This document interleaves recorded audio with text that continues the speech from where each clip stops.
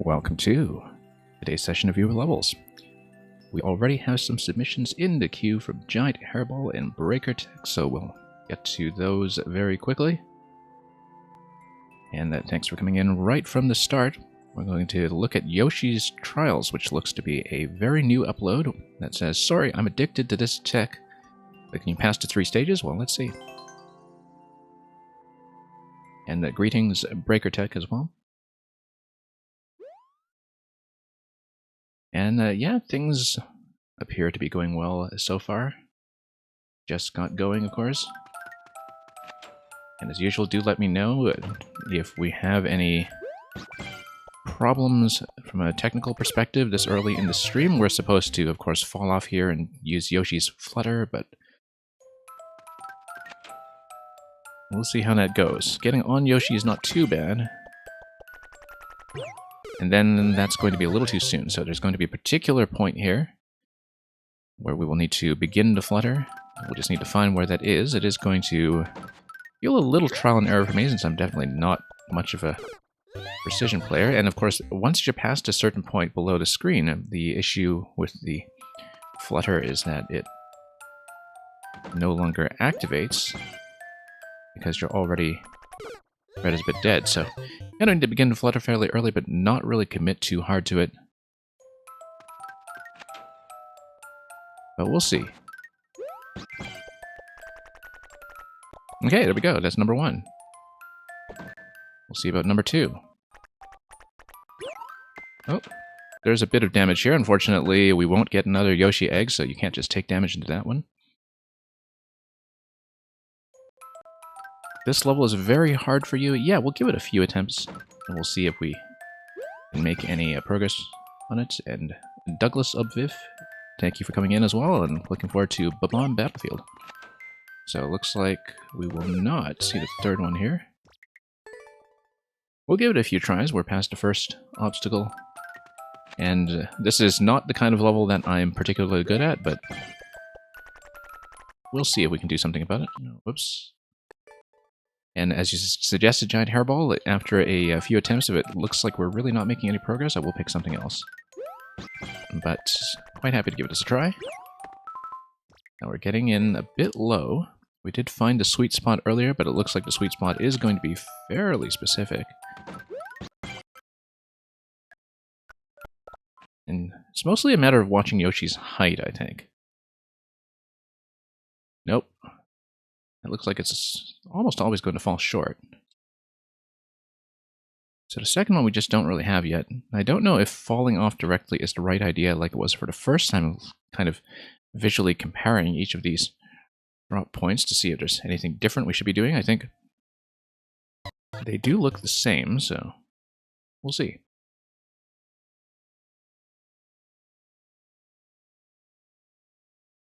Yeah, so the first obstacle is 4 tiles wide at the bottommost point. I see that the sound is dead already, which is usually just a function of some heat issues with my computer, but that's how we're going to identify this and fix this early in the stream before it gets out of control. Just give me one moment. And this will hopefully not bust up the whole stream. Things are running a little bit hot here today. And I foresaw that this might be an issue, but we'll just get the sound back up and running. And we should be good.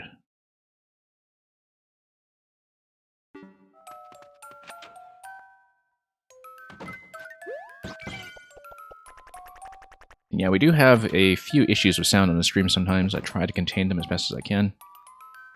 You know, these two are actually identical, so it's actually just a bit of a consistency test, I think. If I'm reading this correctly. No, there are 2 spaces after the obstacle, so maybe it's a little bit more of a stretch, but let's look at this carefully and see if I can just apply the same timing. Yeah, it is actually 1 space wider on the second one, and that's why we are consistently falling off a bit, because the second one is actually just a bit of a longer stretch than what we've done previously. Yeah, that's going to be too late. One issue that I do see with this is that At the whoops, how to do that? At the departure point, you don't actually see on camera how long the obstacle is going to go. So even if you're somebody who's kind of a perfect precision player, you're not necessarily going to know what the landing zone looks like until you jump. And that's a bit of an issue because you don't actually see that the second one is a bit of a tougher challenge by one space ahead of time. You kind of have to run into that and die on it by trial and error. Which people are likely to do anyway, but there definitely are some super precision experts that would be able to at least get the first segment on the first try. And getting closer on the second one. But yeah, the second one, as you can see, is wider than by one space, which is why we're dropping out of that just a little too soon. Choco Max, welcome. And yeah, let's take a look at something else. I do want to take a look at the overall course layout first, though, in this one.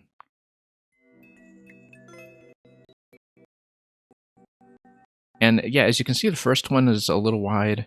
The third one is even wider, but I think the idea behind the third one is that you probably are supposed to take damage and hop off Yoshi the way I've been doing, and while you are in a damaged state, you're able to run up and grab the flagpole. I strongly suspect that's what's going on with the third jump, where you do have a little bit of a height gain from the dismount, even if Yoshi is kind of tapping the spike on the side, which is what we saw in the second segment.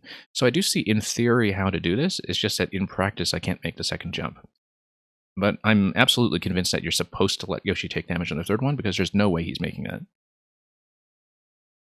I don't mind, since we tapped out of that one early, we can take a look at another one briefly, and then we'll get into the rest of the queue. Also, I see the sound is dying constantly today, so we'll definitely try to keep this under control, and hopefully we won't have too many restarts while we do this.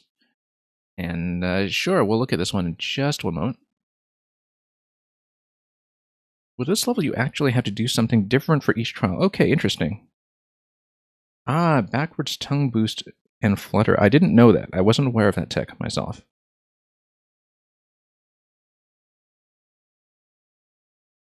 Yeah, I didn't know that you were able to gain the extra tile with tongue. So I definitely had no idea how to do that. But interesting challenge for people who are able to do it, of course, if they can see that that's what's going on. And the third one is a double tongue boost. Okay. But it seems like the third one, even if you don't make it, you should be able to hop over while damaged, right? Unless there was a... Oh no, there is a clear with Yoshi condition. Okay, I forgot about the clear condition. So the clear condition is how you enforce that. I see. I didn't even pay attention to that. Anyway, for J-Man and Marky, thanks for liking and playing all my bad levels. We'll give this one a quick one here, Sky High Parkour, and then we will proceed with the remainder of the queue normally. And we'll hopefully get some of these technical issues sorted out. Although, like I said, things are running a little hot today. And that is the computer problem that we very often have to contend with here. And then here we go. This seems much more within my range of capabilities. Okay. Oh. There we go. And then hop on this, and there we go. And that went a lot more successfully. We'll take it. Nice to have a reminder that I actually can play this game from time to time. Even though we're 4 seconds off of the record. Let's take a look at what Breaker Tech has in store. And thank you for that once again, Giant Hairball.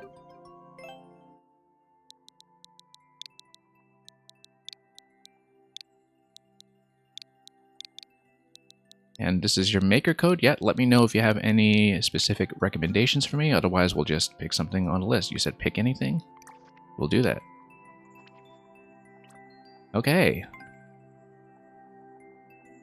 Luke, Master of Flames. Yeah, we've seen Dark Luke around before. Lots of Link levels here, in fact. And we've done this one previously. It must have been a while ago. I don't know. Luca, welcome, and happy belated birthday, if I'm not mistaken. Let's start at the top and work our way down. And see what Dark Luke had in store. A long world record on this one, about a 6-minute clear, but very few clears on it. So, let's see the trial.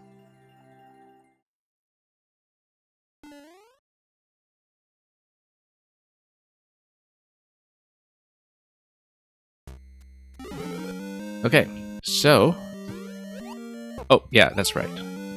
But we get more swords, so that's okay, and we're probably just supposed to get up with the boot and jump on top of the fire to the greatest extent possible while we still have the use of the Master Sword. Now, there's a bit of a problem here that I have, which is that the fire is synchronized like this at this point. I wonder... Okay, there we go. Oh, except I needed something, didn't I? No, I didn't. I can just bomb my way through.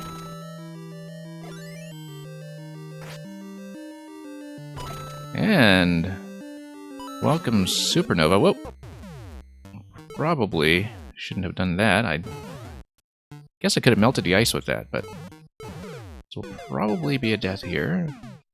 Interestingly enough, when we took damage, we could have ridden the thwomp over to the letter K on the right side, I think. Okay, that's how it's supposed to look. That's how it's supposed to look. Much better. That makes a lot more sense than what I was doing. Now, why would I do that? Because you can send a fire upwards, and then you can use it for another bounce, but we probably need it to cut through Boom Boom, so let's spawn another one.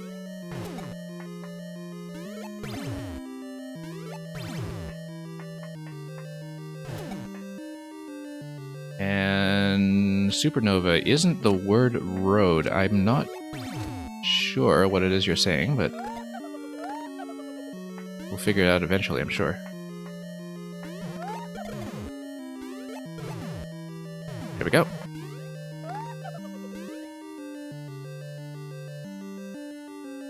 And we've got a Master Sword refresh point over here. The doors are for the benefit of restoring the platforms, by the looks of it. Oh, whoops. And that's why we restore the platforms, in case we've forgotten how to jump.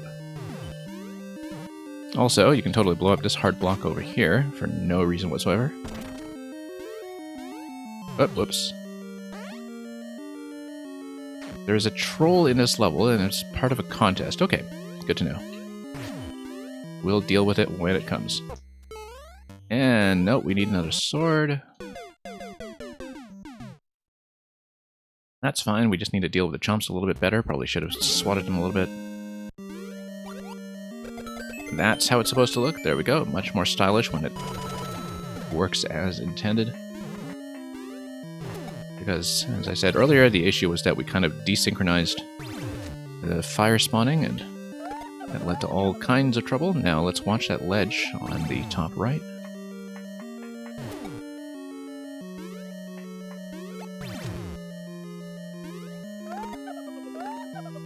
Okay, there we go.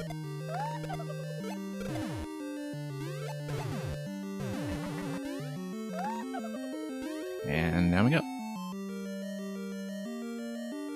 Oh, so Luca, are you and Supernova arguing about verb tense? Is that the issue here? I wasn't quite sure. Okay, there we go. I might as well just bomb this out of the way, and then spike everything all the way down. And that is a checkpoint. Plus, something to allow me to tap the bomb from time to time. I guess we can break through this way, or we can break through the right side with a bomb as well. That seems to be a scroll break in the making. And a Triforce that we're also going to smash eventually. Once we get back over here and lower this as well. Whoop. Oh, sure, we might as well see everything up here. That is laughing at me. Maybe that's the troll. Who knows? It's okay. Fun little segment there anyway. I suppose we're supposed to grab this and move on up. There we go. Now, the boot can only be obtainable there once. Thinking back to the reset points we would have seen before that. Possibly those pipes past the wigglers. Also, you can totally bomb this unless it contains vines. We might as well open up that passage in case we want to come on this way later. It doesn't look like they include vines, so we can just break this and leave it. Not that we're going to be back there anyway. Yeah. There we go. Well, as far as trolls go, not too bad at all.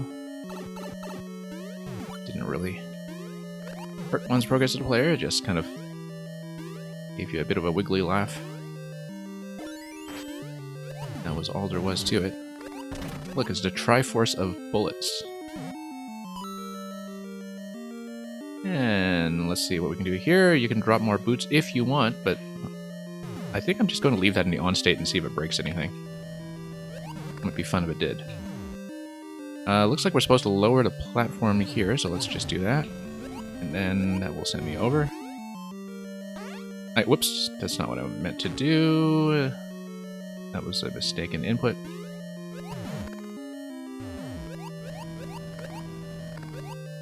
Very nice of that obstacle to not do any damage to me on the way up. I think I may have to jump into the boot, but I'm not really sure about that, given, well, that. Nope. It looks like we're definitely leaving over here.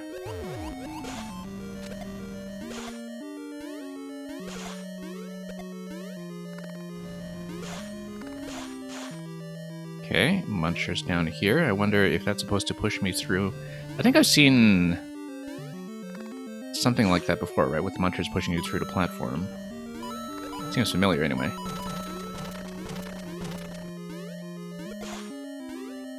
Oops. Okay, that's fine. We'll take it. And we'll take the checkpoint with 50 seconds remaining, which indicates to me that we'll probably have some timeout issues here and there, but that's okay. We'll blow this up. And this. Now, if you respawn at this location, it looks like you'll no longer have access to the Spiny Head, if I'm not mistaken, but maybe I am mistaken, so let's just bomb our way through and see what's up. Oops. You have to stop throwing like that. There we are. We'll scout out here as well. On-off switch. Oh, it gives you a boot. Yeah, we could have just stomped our way through. Yes, and it does give you access to the Spiny Head. We should have just looked at that first. That would have been helpful.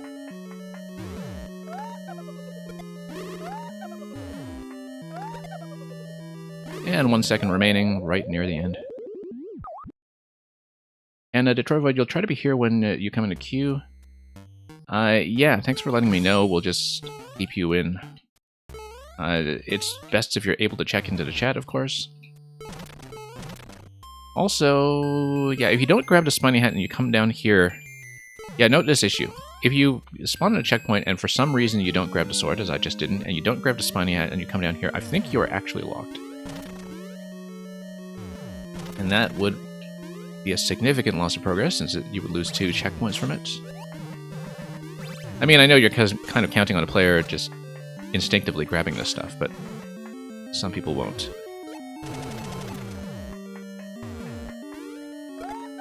So, best not to count on the player when doing anything like that. There we go. Just stomped him quickly last time, too. Notice that the timer is also only 300 seconds for this, which I should have noticed earlier, because sometimes with dungeon crawls, especially with long clear times, I sort of assume it's going to be something that's a little more generous, perhaps. But it's okay. Not a big deal. We will take all this, and we will lose all those power-ups, and then this will be an issue, because I can no longer really bump the P, can I? Let's see. Let's see if we can do it. What do I... you know what? We can just bomb this. What am I doing? Let's just bomb this. And let's hope that not having the P-switch is okay. And yeah, MGM1... Well, I mean, it has very few clears on it, though, so... It just means that nobody has bothered to speedrun it as well. Sometimes it doesn't mean anything much more than that. Oh, no. P-switch is going to be required, so we'll need to go back, and let's see if we can reset this segment somehow. I think we can't. I think we're dead. So, a couple of areas here in this level which are counting on the player to keep their power-ups. Also what are known as self-destruct or SD locks. And of course, I just tend to have the natural playstyle that reveals a lot of that stuff. Because I like to poke around and test things. Chai tea latte, welcome.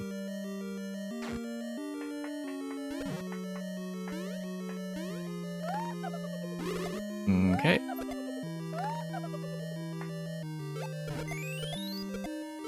Okay, that worked a lot better since we didn't get poked by fire on the left side this time. I guess we are supposed to just bump the P-switch. Whoops. I said bump the P-switch. You know what? We'll just jump on the P-switch. And there we go. We'll only get one shot at this before the P-switch expires. And it says Dark Loop in all likelihood. And we'll lose the boot, but we can perhaps ride the cloud and see what awaits me down below. Oh, 1-up clouds, okay. Now, can we do anything down here? Yes, we can get zapped by fire, and that would be bad. And also lose the cloud, and that would also be bad. So let's just take this, take the GG, and go. Thank you for that, Breaker Tag. And Captain Redbeard, glad to see you back. It's been quite some time. It reminds me of Captain Redbeard, I had something of yours in progress a little while ago that I never actually finished. Because I was busy doing the big alphanumeric decoding or something. Can't remember which level that was, but find out eventually. Okay, Douglas, if you are still here, please check in. And you are, so let's take a look at your code, which is going to be this thing here, C9R. WJPRG.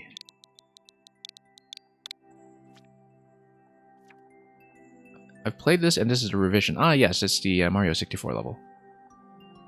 And let's do it again. Kaboom! Thank you so much for the resub, Captain Redbeard.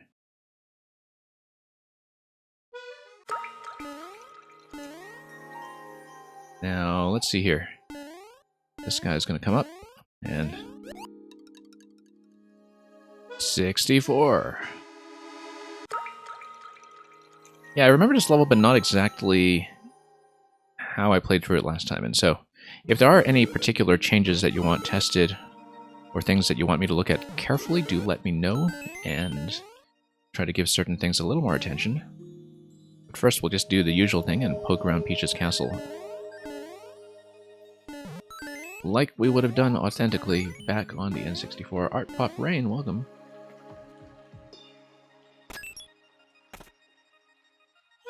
We should have maybe tapped one of the mushrooms in Peach's castle, but that's okay. Couple of key doors over here, and we'll just progress through this door first. And yes, that's right, Bob-omb Battlefield, of course.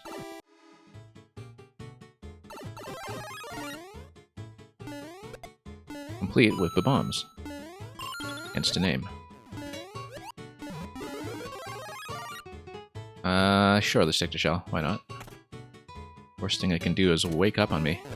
Oh, whoops, or do that. Nope, that was a bad idea. And of course I see the bomb and I'm immediately looking for things that I can actually destroy with it. Not so much here, though. It's hard blocks and bridges all the way. I suppose we can tap that, and that would create something over here. That would create some kind of mechanism that does what? Oh yes, this is the King Bob-omb fight.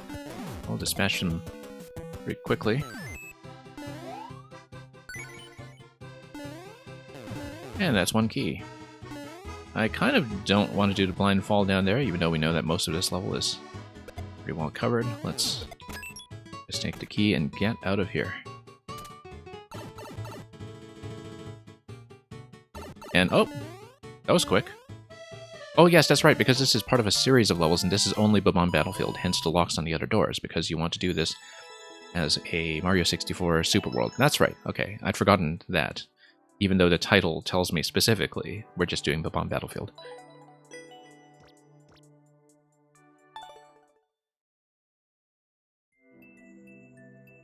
There's supposed to be a timer.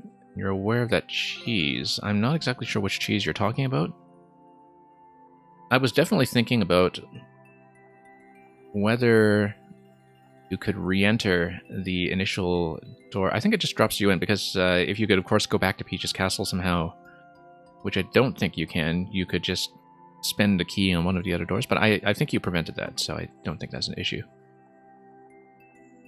But that was one thing that came to mind as soon as I picked up the key, is where else can I plug this in? And Electrodude, welcome.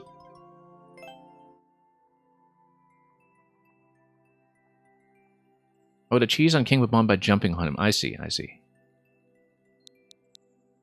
And the dotted line blocks... Yeah, Luca, the on-off switches would blow him up directly once spawned as well. Did I tap in the next code already? I don't think I did I? Am I on my... Hang on. Let me see what I'm doing with the bot. Ah, there we go. Let's clear this first of all. Win, and next.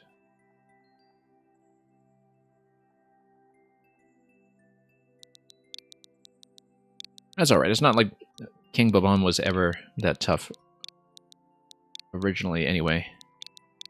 So I didn't see anything wrong with that being practically an instant kill, unless it was supposed to be something a little more spectacular.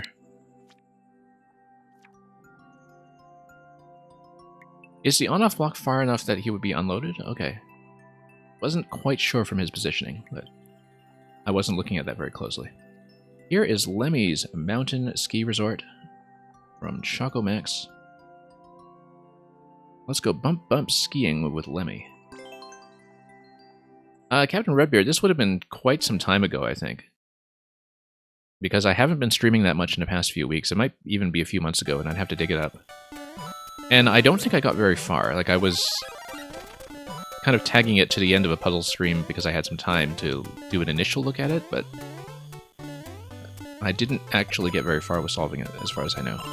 But Redbeard, I'll dig around and I'll see if I can figure out which level that was and when I was playing it, and I'll send that to you if possible.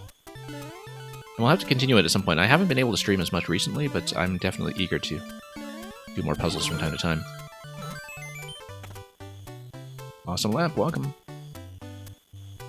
Yeah, I quite like that exit mechanism there. Assuming, of course, that you could get more snowballs. And here's a ski lift, which we're going to miss because that's what happens. This is interesting as well, that the snowballs actually present a bit of an obstacle for once. Also that you can speed through it like this. It's a neat little speed route if you can execute it better than I did. And not get pelted by every snowball along the way.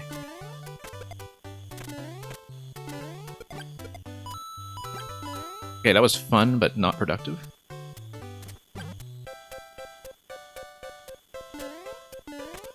And yeah, love how that just shoots you right in the face as soon as you get in position. And we definitely have to be aware of situations where the snowballs get picked up by the claws. And let's see if we can make this. Yes, we can. We're clearly supposed to bump this over here. I think I was supposed to transport a snowball then, weren't I? Oh no, I guess I just come down here. I was wondering about that note block. Because with the one-way panel there, I don't think I actually could have done anything with it, but... No, it looks like I was supposed to be able to hit that from the side. We'll think about it. Anyway, here's Leaf. Let's fly. If we can. I don't actually know if we can get enough height here, but...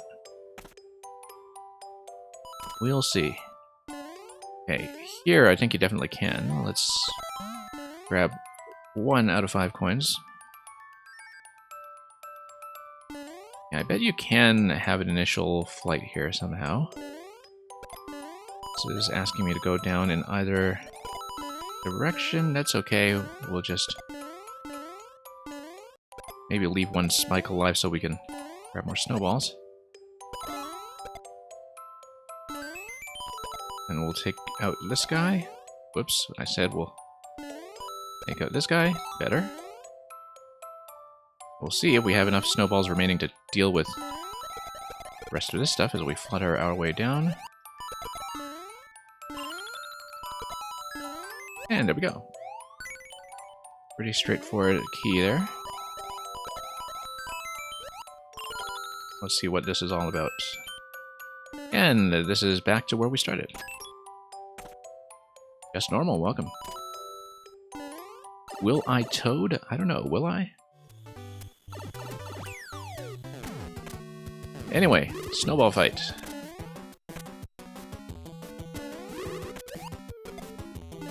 Well, let's get back up there first if we can. I'd like to bounce up to the higher claw if I'm able to. Whoops. I'm absolutely able to, I'm just not doing it yet. A little bit of risk that's possible here. You know what, we just need to get it onto slope as long as we don't hit the ice the way I just did.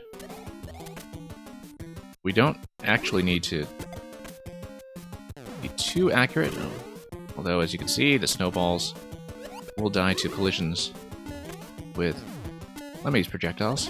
Whoops. This is harder than it looks, considering that it's not really high risk from a perspective of taking any depths, but it is a little tricky to actually target, so we'll see.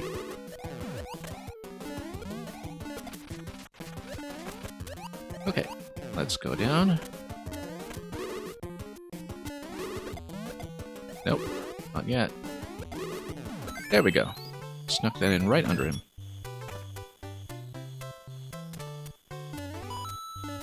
And rides more claws. Of course I'm going to check the ceiling, by the way. I think we've probably seen the extent of the screen already, but no, I think that's already pretty close to the top. Good enough.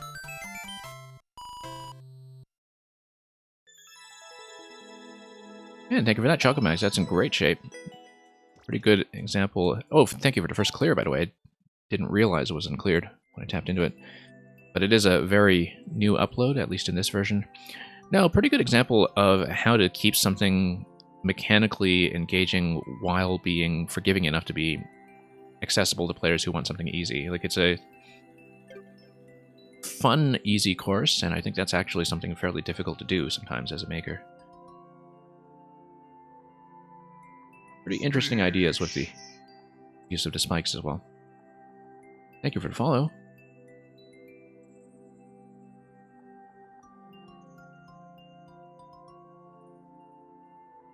Luca.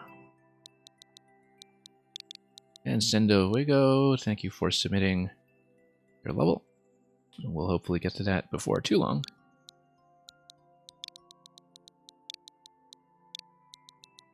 Oh, you need to clear check the level really fast. Luca, how fast are we talking?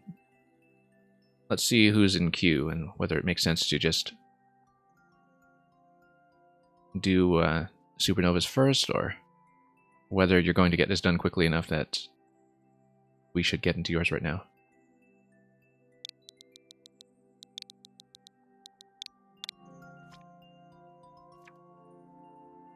So, Luca, how long are we talking here? Seconds? Okay, great, great. Now, I know you're a quick player. You've got all those Mang speed records. And you probably have pretty good clear times on your own content as well. We'll just spam refresh until something happens.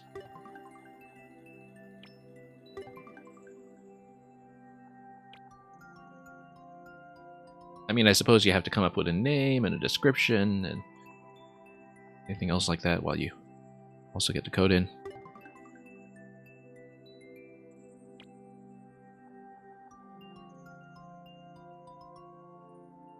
Uploading now, great.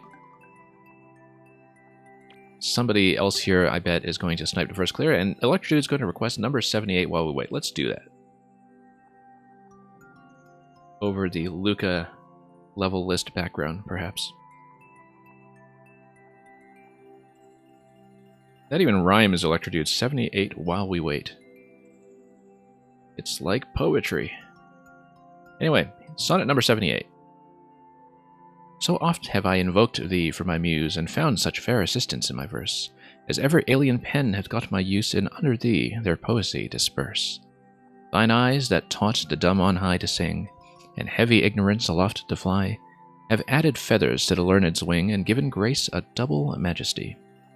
Yet be most proud of that which I compile, whose influence is thine, and born of thee.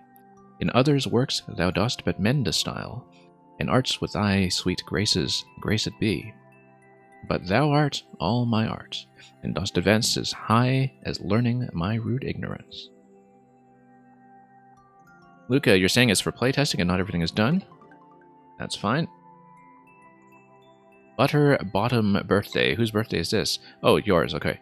Light up candles on your birthday cake, but wind keeps blowing them out.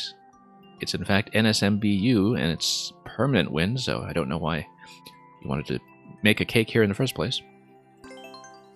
Unless it was for that Meng Cake Festival that was also on a Night Desert Wind level ones. Reached a goal after grabbing at least 69 coins. I wonder if that's of any significance. Is it your 69th birthday? I don't know if it is, but that would be nice. This looks like you're supposed to... Ah, okay. Use your butter bottom.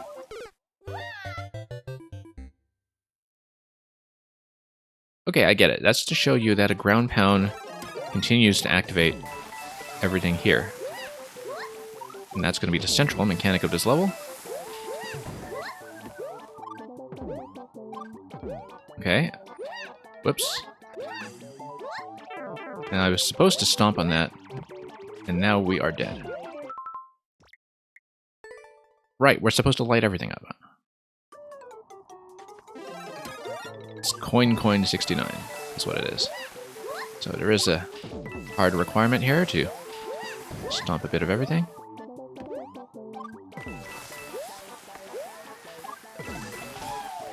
Nope, that's not enough because the wind is pushing me. So we need to enter that about a block in advance.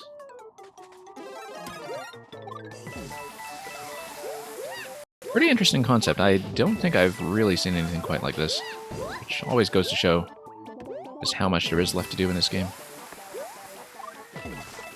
There we go. Oh.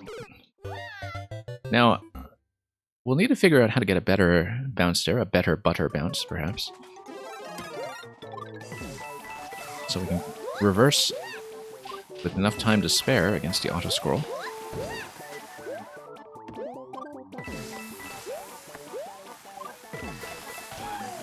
Okay. I'm going to be a little late here. Oh, very nice. I shouldn't have released around that slope. I don't know why I released around that slope. Oh no, I think I need to ground pound again then. I think the implication is that I have to do the loop and then ground pound again because the slope cancels it. The slope cancels my ability to activate the blocks with a single ground pound, rather. Spinning on first thought might be easier, but wall jumping works too. And K2 Hegemon, welcome. I saw you come in.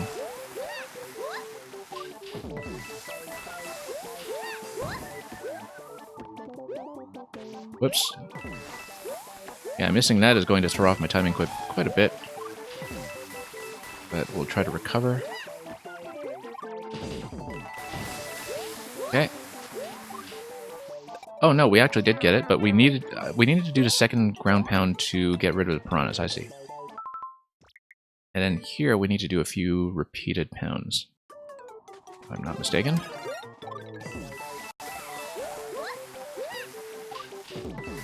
And we'll do this. I see what you mean by spinning, but... Whoops, just not really in the habit of doing that yet, so... Yeah, it did take me a moment to understand what's going on with the slope where you slide into the piranhas later, but I'll look at that again and see if I'm doing it sensibly at all. Yeah, the timing for doing that as a wall jump doesn't seem too bad. Also, the one-way panel there definitely assists if... Oh. Yeah, no, you actually do have to slide in all the way through. Because the second time when you slide down a slope, that doesn't activate. I'll have to see if I can understand that, in terms of what the interaction is for what cancels you out of the slide.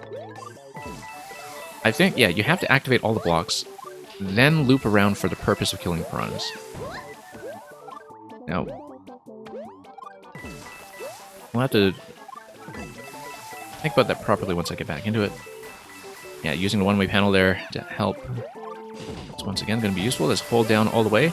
Yeah, so you need to hold through the last question block and then jump up before you hit the piranhas, because your sliding state will not be preserved up to that point.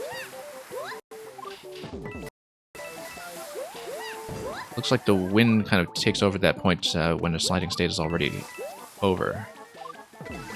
That's something that I didn't quite realize at first, but we'll see if we can get back there and make it function.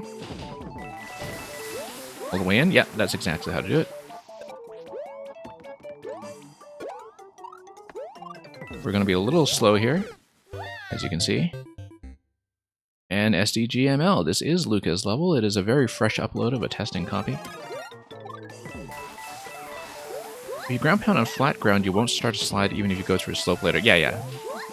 Took me a moment to kind of think about the logic there, because of course I'm thinking about the wind interaction at the same time, and so... There we go. Correct.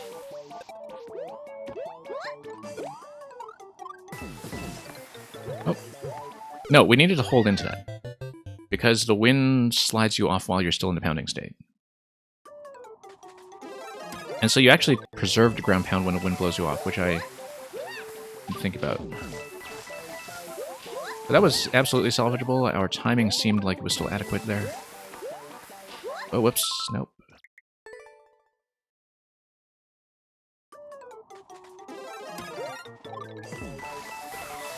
And yeah, that's right. So you never begin the sliding state to begin with, because you need to land on the slope with the second ground pound in order for that to start. That's the kind of thing that, you know, is really easy to reason out when you're not actively playing and under time pressure.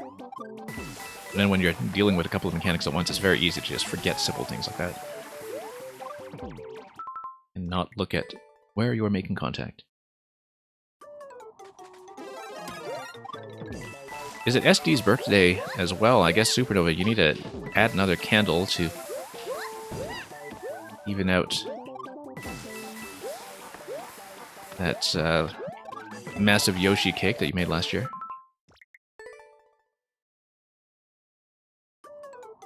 So yeah, happy birthday to SD as well.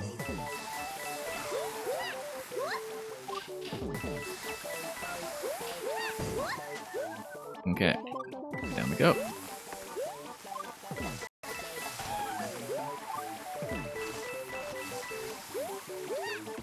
Seems like we have a lot of August birthdays in here.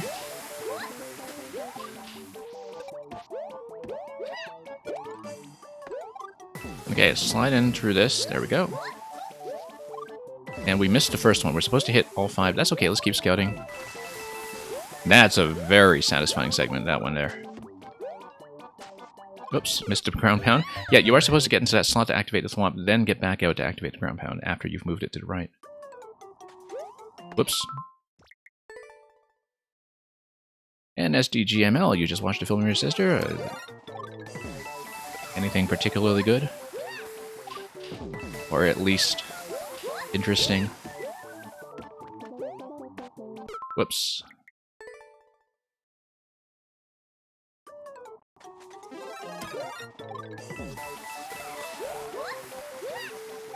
And down we go.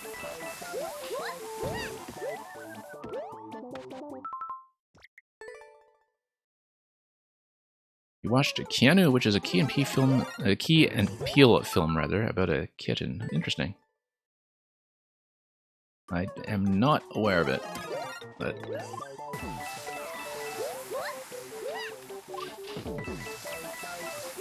no, I know some of Jordan Peele's feature films, but not a lot of their work as Key and Peele, apart from the bit of voice acting they did in Toy Story 4. Whoops, that's the carnival prizes.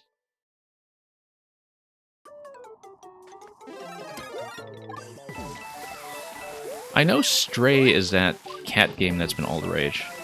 The cyberpunk cat game. That I understand is architecturally based on the Kowloon walled city. Which is something it would have in common with a lot of dystopian cyberpunk. I know nothing else about it, I just know it's the cat game that's, I guess, been all over the place for various cat people.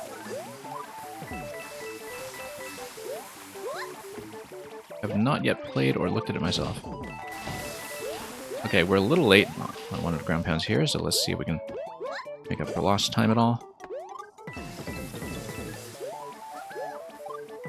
Missed the first block. Like I said, we do have to compensate for the fact that they do have that additional travel speed from left to right.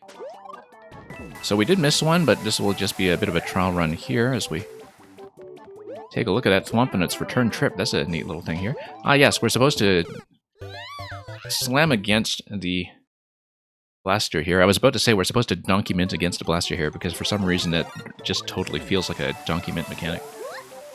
You know, with the blaster offset.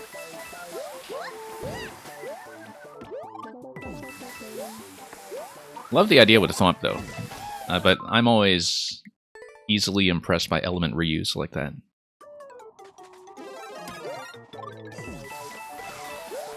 Poor Boo. The Boo's not invited to the birthday party. No booze allowed.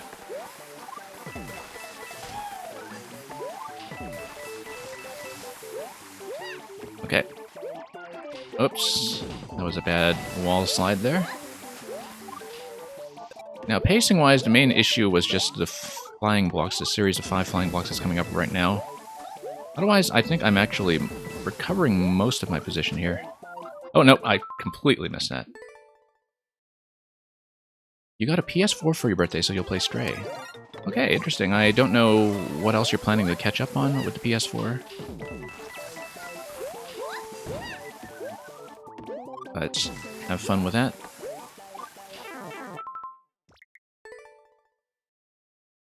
Seems like quite a lot is still being not released for it, but I guess available for it. That is not available on the Switch, so...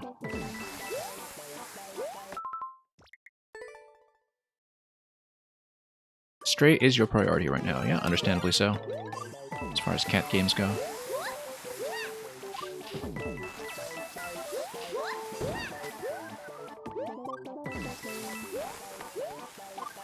Anyway, let's bounce back. I'm a little behind on the chat.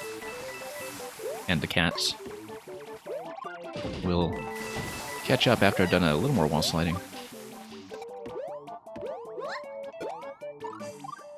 Okay, there we go. That was smooth.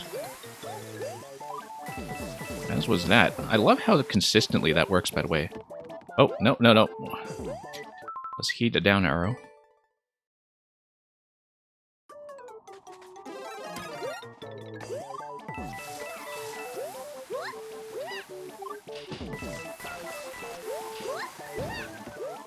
Yeah, the bit with the flying blocks is actually really satisfying because their placement is such that even though they're floating around here and there, if you hit the first one, you're essentially okay, I think. Like, the flight pattern isn't going to go out of alignment in a way that makes that not work, I think. We haven't, of course, played it thoroughly enough to really test it yet, but it looks like it works pretty well in terms of its vertical offset, such that the floating up and down does not become an issue. Whoop. Okay, we need to recover our position quickly when we miss a ground pound like that.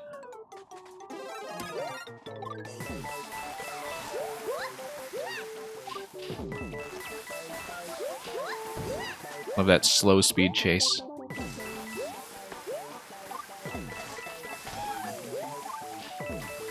And here we are.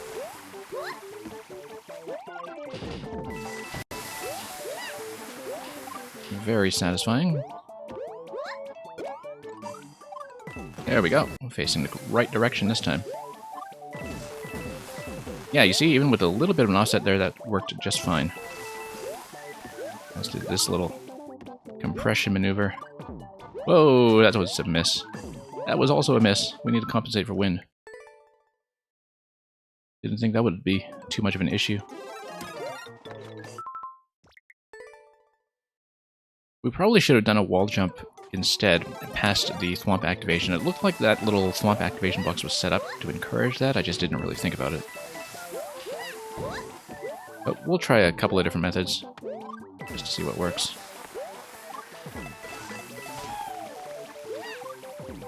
Okay, we're getting pushed by the screen instead, so that was a miss.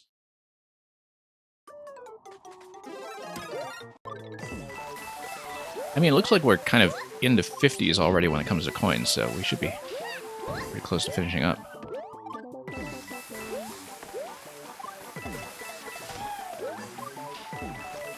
And yeah, we have to compensate for wind when it comes to the wall jumps. I've been maybe overly relying on some of the one-way panels to do my positioning for me. And we're not always going to have those available. Okay, that's stylish. As you can see, yeah, we offset it a little bit differently every time and still it works. I keep missing that. I know the down arrow is just the most obvious thing there is, and we actually did manage to do that blind the first few times, and then I just keep forgetting now. For some reason.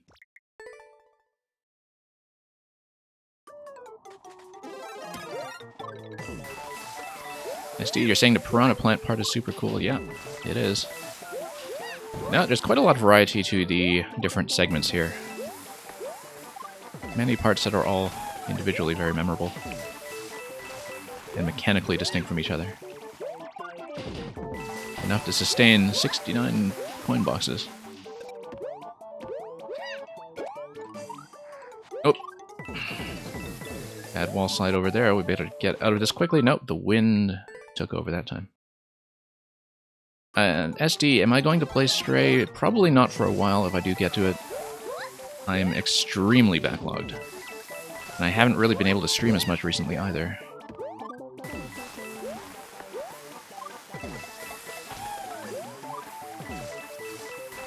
Partly because I've been playing Xenoblade Chronicles 3, that is going to be a lengthy project as well. I've not really been streaming it because I would just never finish it if I turned it into a streaming game. Maybe once I get into some of the late game content, I might do a broadcast from time to time, but for now, that's the thing I'm playing on the side when I'm not able to stream. And that's going to take a while, and then Splatoon's going to take over for a while, and I've got some remaining backlog from earlier in the year. A couple of cartridges sitting around that I haven't plugged in yet. Including some that I was hoping to bring on a stream, but we'll see. And yeah, Electrodude, that's exactly what Xenoblade 3 is saying to everything else. You have time for this other game? No.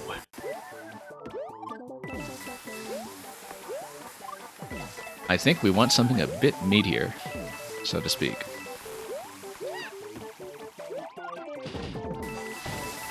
Speaking of which, so Electrodude. I am currently sitting on a party that's level 57.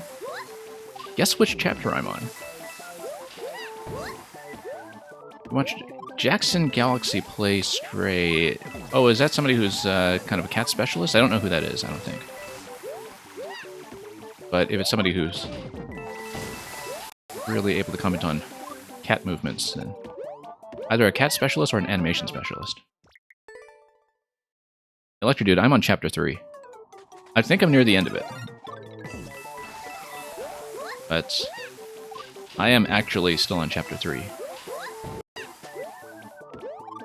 I haven't been able to play very much this week, though.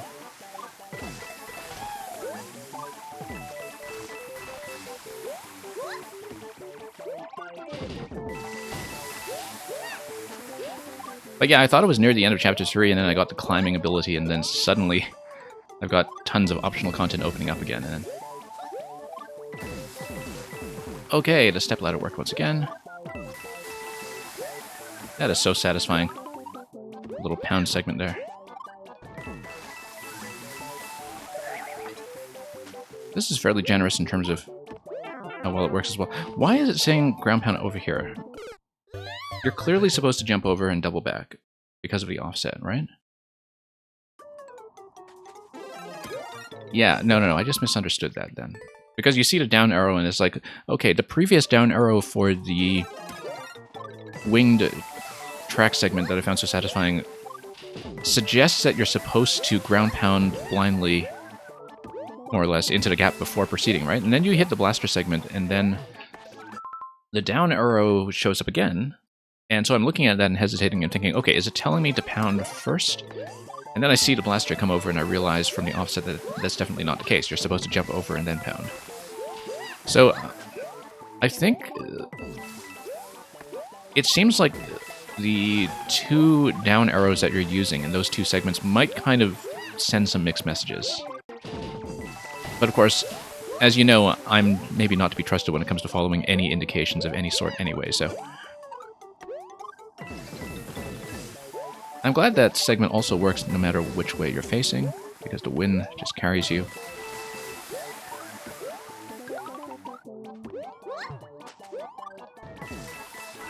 And this works out as well. Yeah, so this down arrow over here suggests something. Whoops, nope.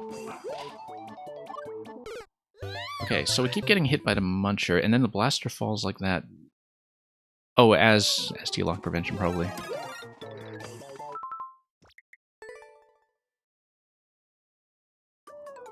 Yeah, the thing is, Electro Dude, I don't really feel like I'm... I mean, obviously I'm over-leveling the main content, but...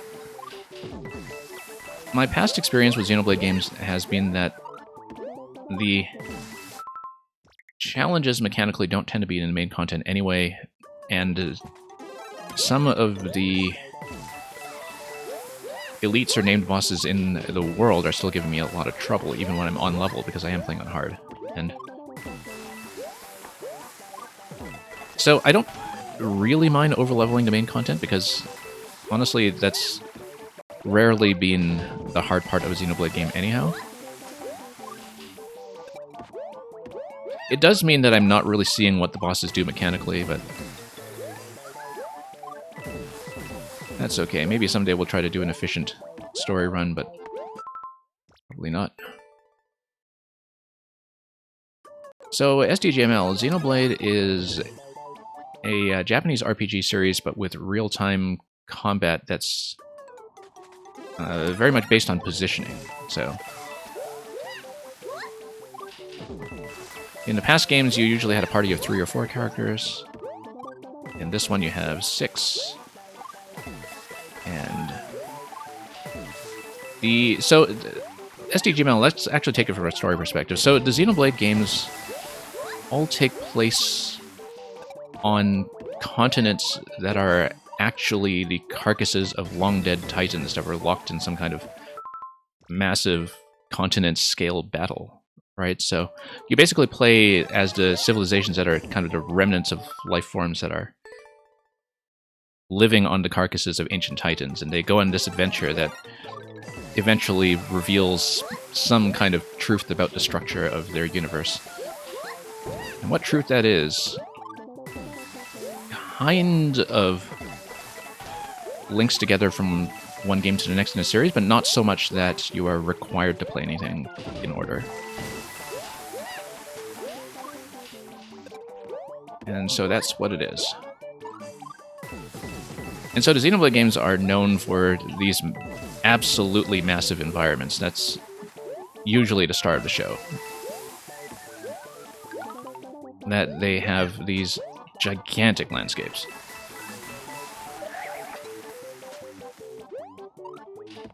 Yeah, you might say... You're saying that you might get rid of the muncher that's on top of the blaster. Yeah, I totally understand why. But is there a required mushroom here? If there isn't, then you're actually okay, I think. Because we already have 69 coins, right? Like, Luca, if there's no mushroom check, you might actually be fine. Because we can still clear, except we don't have a key. Okay. Is the key door part of the finished content, Luca, or can I just grab the flag?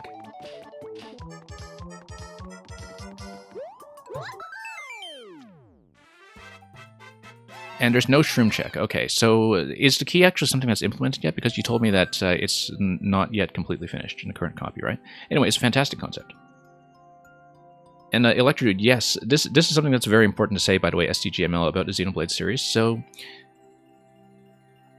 games 2 and 3 are composed by, well, the lead composer is Yasunori Mitsuda, who kind of made his name originally with Chrono Trigger back in the 90s.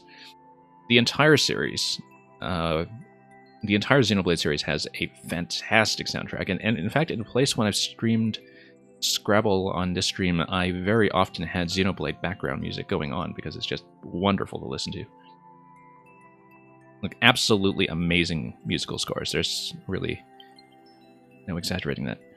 Keydor is partying boom booms, from what SD is saying. And thank you for the GGs. And yes, Detroit Void, thank you for checking in as well, because I believe you are next.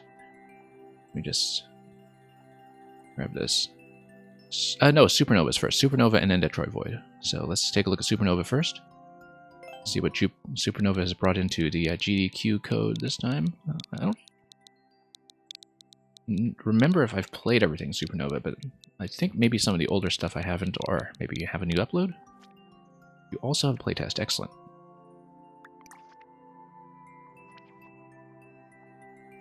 Let me just scroll up the chat to make sure I didn't miss anything really critical. I don't think I did.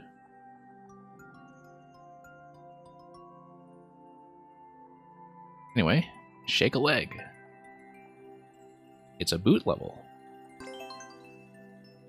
Well, it's a boot time.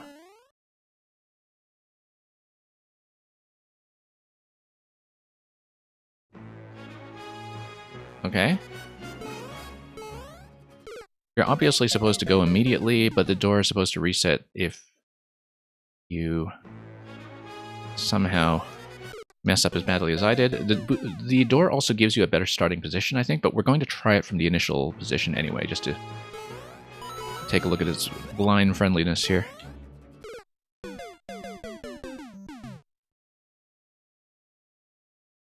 These are very stylish Buzzy Beetles. Okay, now we're actually reading this properly. As long as we don't get dunked, we just need to be a little faster there.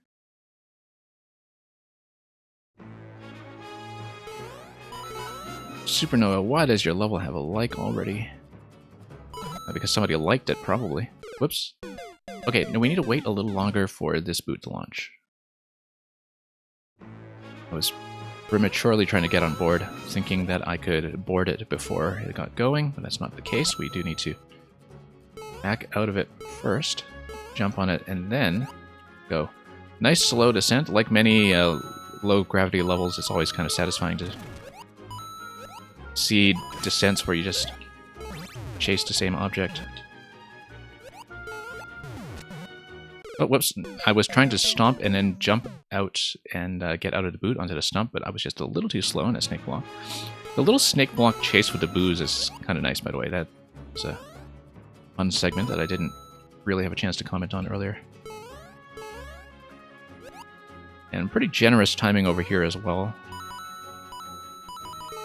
Yeah, this timing works out just well enough for it to feel like the snake block is kind of chasing you down.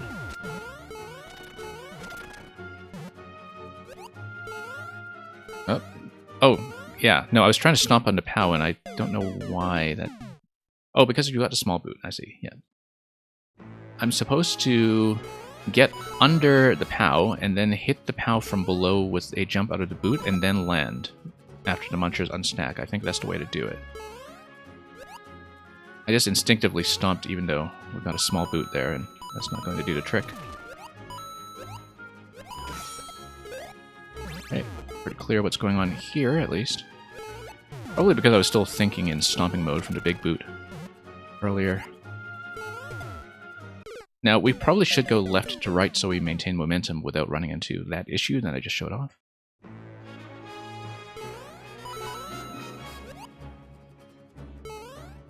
And let's tap this.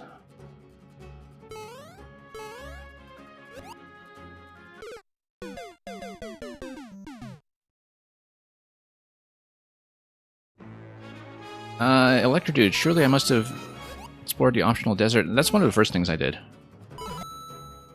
I felt like the level curve actually flowed very naturally into it.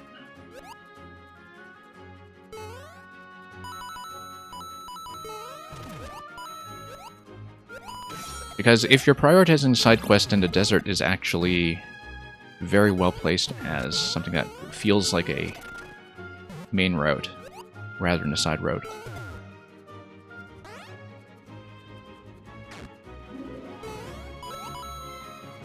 I don't know if I found anything unreachable there. I've really combed over it in detail, except for one cave in it that I'm way too low level for so far. So there's definitely some very late game content there.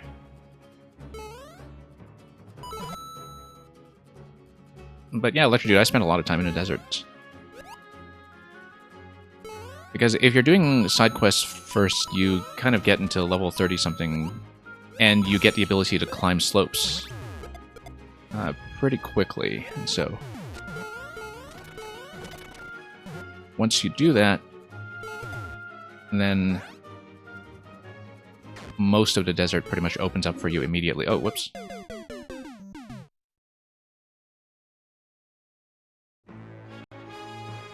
But yeah, Electrodude, I think, from my understanding of the map structure, I think I might know what it is you're missing. And it might be something I've seen already.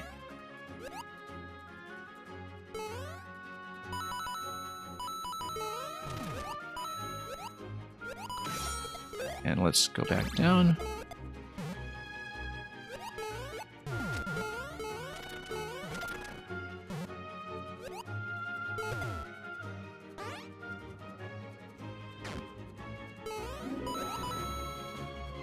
And for those here who have not played Xenoblade, but who intend to, I'll try not to spoil anything, although I'm so early in the main content of the game myself that that's not really a risk. I'm supposed to get up to the Buzzy.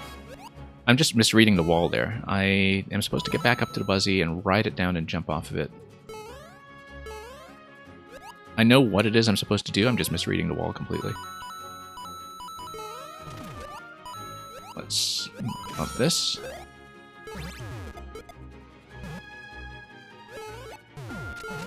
And up we go.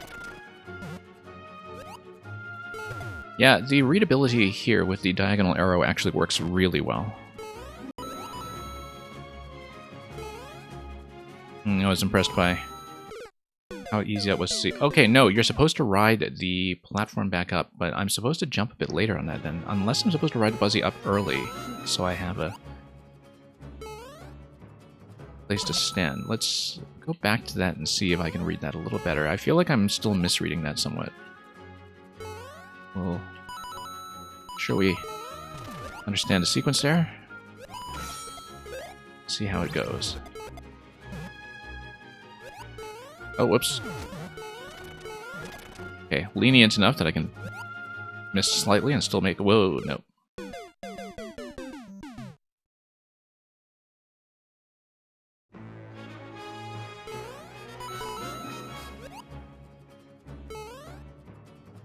And yeah, Electrodude, judging by what you told me about your current level, I've probably seen everything in the desert that you have.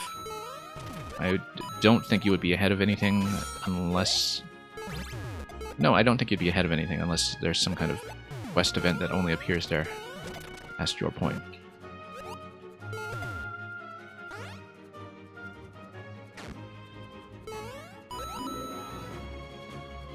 And yeah, SD, there's definitely some interesting footwork going on here with the boots. There we go. I was just jumping a little bit early last time.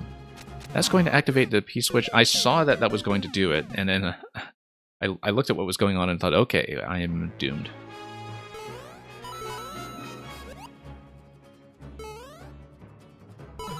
No, that's a positioning test. You're supposed to position things so it activates the correct seesaw. That's kind of neat to have a little momentary micro-puzzle there, in a way. I'm quite fond of that. Even though, like, sort of just impulsively hit the block and only looked at the mechanism after I landed, which led me to think, oh, well, there goes that attempt. And of course, this being more of a platform-style level, I think a lot of people are just going to instinctively hit the block and read the segment itself afterwards, instead of taking it patiently. That's okay, it'll make for some hilarious moments on stream. I'm sure that'll work.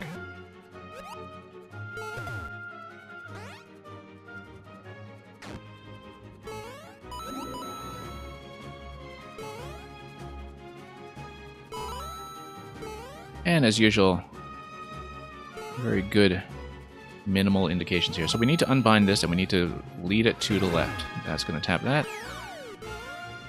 And that's successful.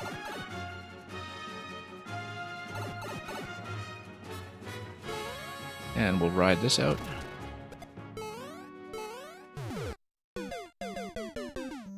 You know, Supernova, in an odd way, this actually feels very Mario Maker 1 in spite of all the mechanics that would not have been possible with Mario Maker 1, like the on-off switches, the seesaws, everything else. Because things like Boot's Muncher stacks seem to be all over the place in Mario Maker 1, to a far greater extent, I think, just because of the greater flexibility in stack positioning that was in the first game. It seemed like a lot of it had fallen out of fashion in spite of the fact that we have so much more tech to work with. Oh, that was kind of weak. Because I went to the left side of the... No, let's not start over. Yeah, I ran to the left side of the stack, and it slowed down the boot because the boot pointed to the left before it took off. So we need to be careful with that. That's one thing that I hadn't thought about, and I don't know if it's something that you would want to restrict a player from doing. But I don't know how you would do that anyway. If there's a good, clean way to restrict that.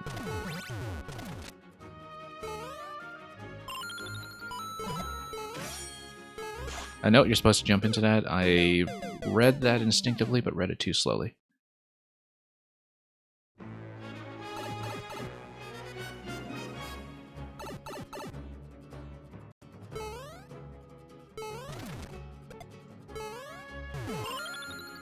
Okay. Love how that other blaster also unstacks on top of you. That's a nice touch. Oh, whoops. Nope, that's not how it's supposed to go. You're supposed to break this. That's going to be the hat check. Please check your hat at the door.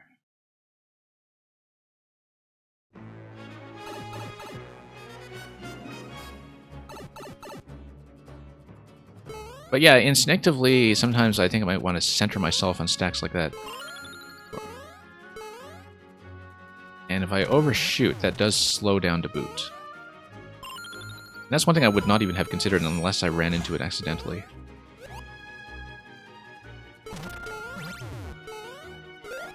Damage over here. We'd better get out of here quickly and onto the mole. And whoop, there we go. That felt like the bomb was supposed to blow that up. No, I feel like I'm supposed to keep the hand at that point then. So we... But we definitely have to take damage, though, right? In order to get past a spike segment. So what am I missing? Oh, once again, made the same mistake. Let's ride this out.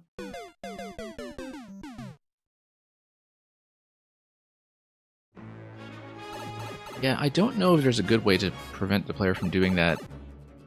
Apart from perhaps having a shorter launch pad area. And even then, I don't know if that would work as a solution, because no matter what, you can always just run left if you want the player to have enough space to work with. From having all three of those sideways trampolines side by side. Whoops. A little late. So you definitely have to take a damage boost on the spike segment, but then what do we do to blow up the ice? The ice is within bomb range, so I think the bomb above the on-off switch was supposed to do something for me. Like with a different, whoops, on-off activation elsewhere.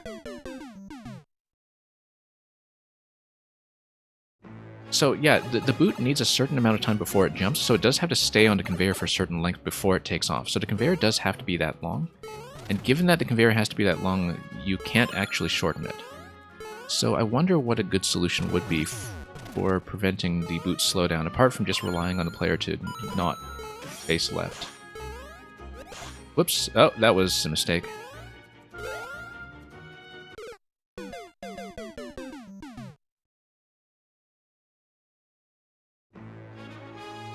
Yeah, Electrodude, if there's some kind of track-pushing object, like a blaster or something that's then releases and allows you to run left and reposition past a certain point, maybe. I don't know if that would be too untidy, but something like a pushing piece on a tracks layer might be a solution, but I'm just looking at this at a glance right now, so... Oops. And that's why you put the part before the checkpoint, yes. For loading consistency. Yeah, because you are kind of encouraging the pipe to be pushing the player, right? And positioning the player on the right side ahead of time so you are on the right part of the stack, so... Like that I understood, that you are already doing what you can to make sure the player starts on the right of the stack rather than the center. Mr. Games All Day, rating with a party of 16. And thank you for coming in, Mr. Games All Day. I hope you've been having tons of fun over there. And thank you, Electrodude, for giving that shout-out. Since I'm a little busy falling into pits right now. Be typing in the chat. Okay, let's run this. And let's see if we can figure out how this one's supposed to go. You see, I made the same problem here. Last time I just instinctively jumped over the spike in the middle and landed safely on the muncher. This time I ran left again to reposition myself, and I again slowed it down before it launched, which was the same issue I had before. Last time I didn't encounter that simply because I jumped that obstacle, and it's kind of nice to know that you can go both ways, both high and low. Oops, wasn't watching. Too busy reading the chat over there, playing some Keen's World tonight, I see. Hope that's been an enjoyable experience, Mr. Games All Day. And you liked a Xenoblade reference in the title? Yeah, I've been playing a lot of it in the last 2 weeks, although I'm not very far in the main story. But when I'm not streaming, it's been a lot of Xenoblade. Or rather, a lot of Xenoblade side quests, I should say. More accurately. Okay, so we need to stay on the right side. We just need to understand that I need to stand on the right then. Now, so you can reposition the boot on the conveyor by leading it left or right. But I feel like we need to then go... We need to skip that segment, we need to hang right, we need to pick up a spiny hat and lead the boot back to the left. I think that's the idea, is that we're supposed to understand that we can, in fact, control the boot and which direction it's facing, and that we have to use that in order to pass that particular moment in the level. So we'll see if we can make that work. Because I'm beginning to understand what it is I'm supposed to be looking for here, I think. We'll hit this. Oh, we're supposed to double tap the on-off switch. No, that's what it is. We double tap the on-off switch, and then the bomb blows up the ice. The bomb blows up the ice and also reactivates the on-off after that. Okay, I see it.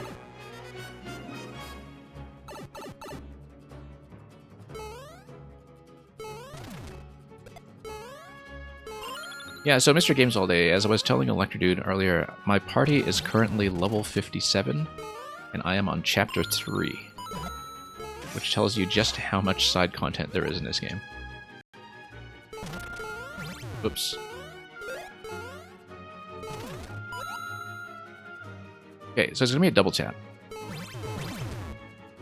But if the bomb is dying to the second tap, it's not reactivating the on-off switch and turning it back to off, and then I would run into problems with wall, so maybe that's not it. Maybe it's not a double tap. At least not in that moment. We'll have to figure that out. You do like to have back and forth setup, Supernova, and that's why I was looking at the conveyor and thinking, this is likely a back and forth, but I haven't seen that yet. Yeah. But yeah, no, I should have remembered the priority on the bomb, that it would not activate the switch when it dies to the other switch. Oh, whoops. Backed up a little bit too much here. Unfortunately. Pamino, do let me figure it out first. So, one thing that I noticed just a few minutes before I got into the stream is that Twitch had once again changed their tagging system without telling me. So you no longer have tags that say viewer levels or backseating allowed or things like that. and you just have to enter them on your own and hope that your spelling matches everybody else's spelling. If you actually want to use the tags for any kind of searchable category information. So, like, Twitch basically just scrapped their whole existing tag system without really telling anybody. And I think they only did that a few days ago, because I only noticed it about a minute before I went on stream when I wanted to tag this as a viewer level stream. I'm only reminded of this because you mentioned the backseating, since there used to be the backseating allowed or not allowed tags. Okay, it looks like we're supposed to ride this over. No. Conveyor's still going to send it back, so... we're missing something. We are missing something. And yeah, Pomino, no worries about that. It's always nice to have people who ask. But I do a lot of puzzle streaming here from time to time, and so I generally try to figure things out myself for as long as I can. And if I can't, I usually just ask the maker targeted questions. So we have no Spiny Hat available here for sure. We have this on-off switch here. Maybe, yeah, we need to go back like this. That's what it is, that's what it is. And then we need to jump this. That's why the jump is set up there, as we noticed previously when we were going forwards. Okay, I understand now. It is a slow back and forth reactivation sequence, and that's what the state block walls or stalactites dangling off the top are supposed to indicate to you.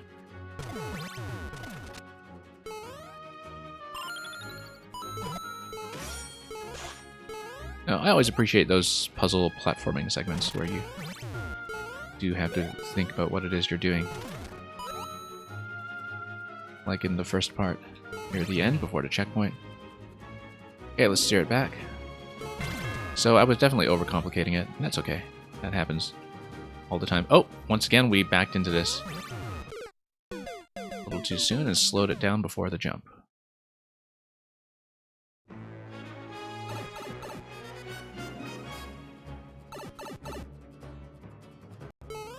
Yeah, it's kind of too bad that Maker 2 is not more flexible with the offsets like Maker 1 was, because I almost feel like having 2 trampolines rather than 3, which would have required something like the Maker 1 style centering tricks, I think, would have mitigated that issue somewhat in terms of discouraging the player from running around side to side quite so much.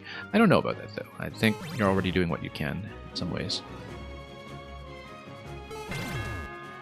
But it's an easy mistake to make, because you do have to position yourself pretty quickly to get it recentered.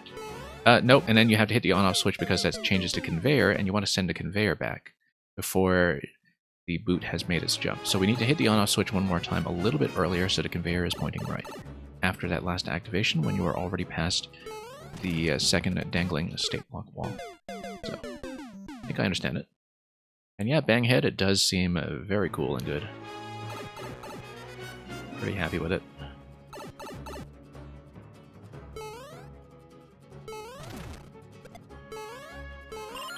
Whoops. That was a very unfortunate death.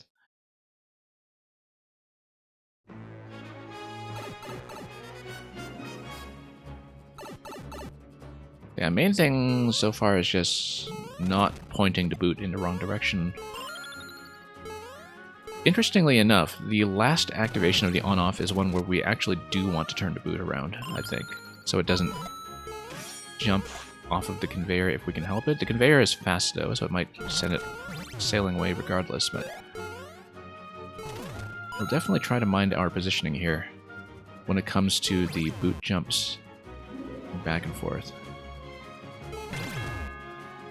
So let's recenter ourselves, go right ahead of time. And then the conveyor will send itself over like this, and oh, once again, we landed a little too far to the left. Except, we can still make it, except we were supposed to have the boot survive longer, so we can eventually make it down to that question block. So yeah, it seems like everything I'm doing to myself here has largely involved pointing the boot in the wrong way. So we just need to steer it properly, and I think by the time you reach that point in the level, perhaps the player will just understand that. Whoops. Whoops.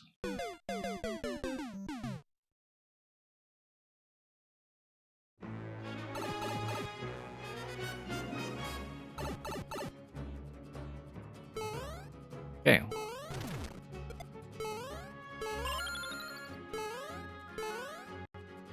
Let's take this and try it again.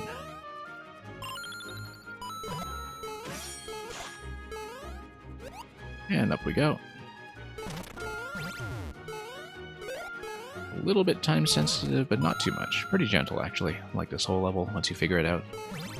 Nothing here is mechanically very demanding. It's mostly just paying attention to your own positioning. Landing in the right location. You see, I'm trying to stay right on that stack, and it just means I totally flubbed that jump. Because I was trying not to position myself to the left of the boot that time, but I also wanted a bit more of a run, I think, going into that jump over to Spike. So we'll see if we can do that. I can see why I positioned the boot poorly and got it to jump to the left off the conveyor. It's because the Spike was encouraging me to back up a little bit and create a bit of a run, and I did that with a timing that unfortunately positioned the boot to hop left rather than right at the end of the red conveyor. Whoops, too early. So.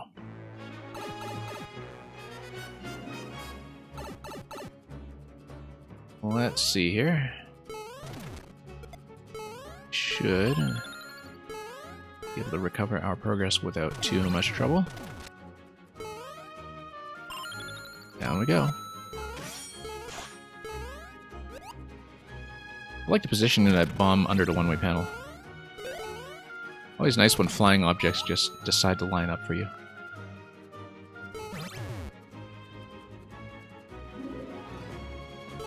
Okay, there we go. Let's loop around. And once again. Okay, there we go. No. It's supposed to jump to the right, which means that I have to... It definitely needs to land on the platform, but then it needs to jump right after it lands on the platform, which means that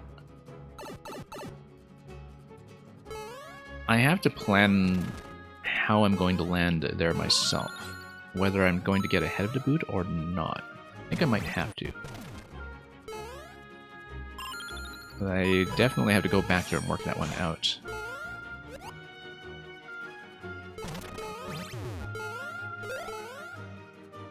And let's see. We'll stay low this time, under the icicle. Once again, do a bit of a hop. Yeah, at the end of this back and forth segment, I think it's a reasonable expectation that the player will have to understand the boot position by that point. So let's get ahead. I see. So you don't need it to land on the blue platform because it will not actually have time to do a second hop. I want it to continuously go down, and so I do want to get ahead of it. Maybe not that far ahead, but I want to lower the blue platform ahead of time before the boot makes contact with it, and that's clear. Whoops. Once again, just tipping off the diagonals, as we so often do.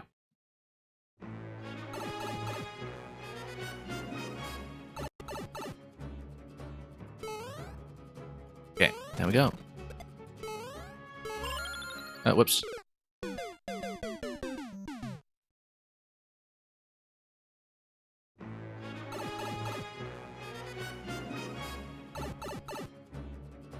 Alright, up we go. And back.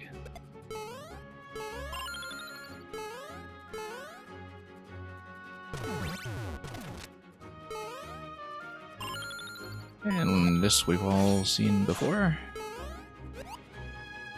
Beautifully timed bomb as always. Whoop, I'm glad that works every time.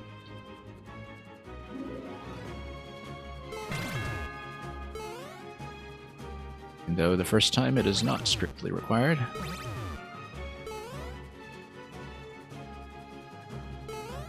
There we go.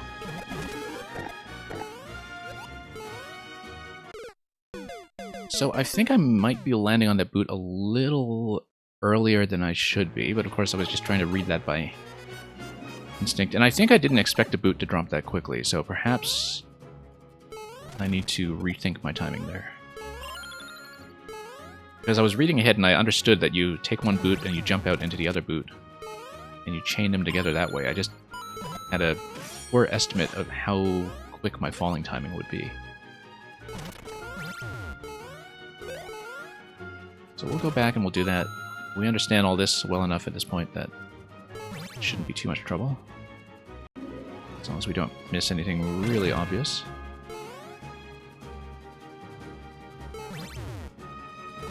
There we go.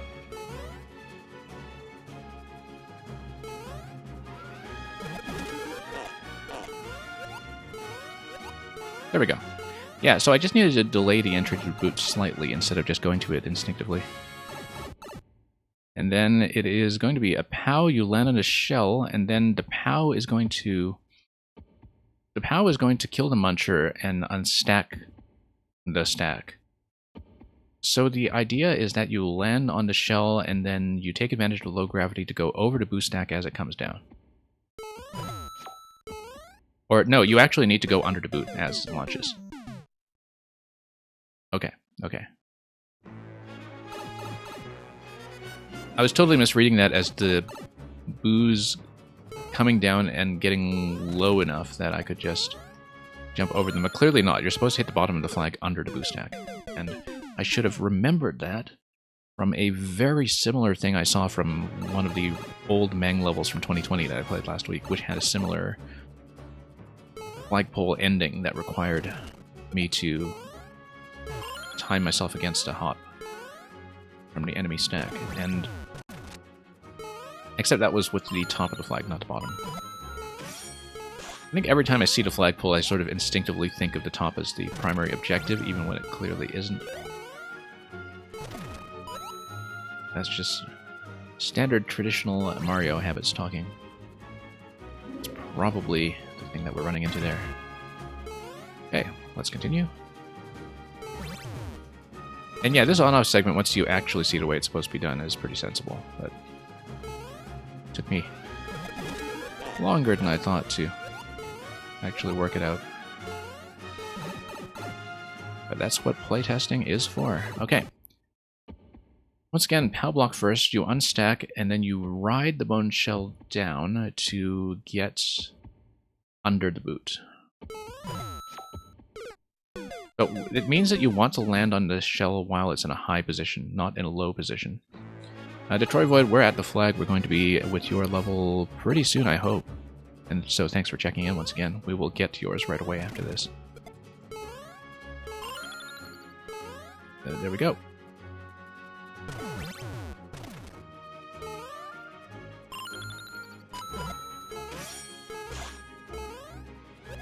And down. Oh, whoops.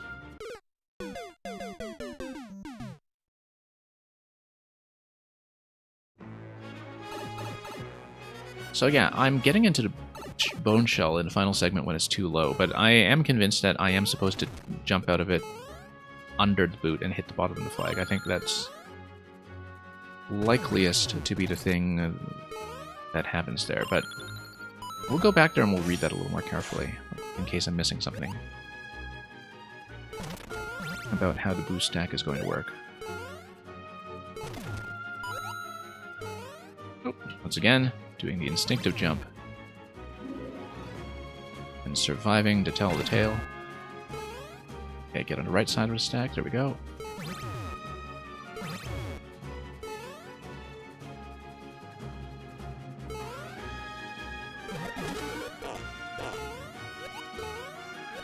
Yeah, the shell launch mechanism is quite nice.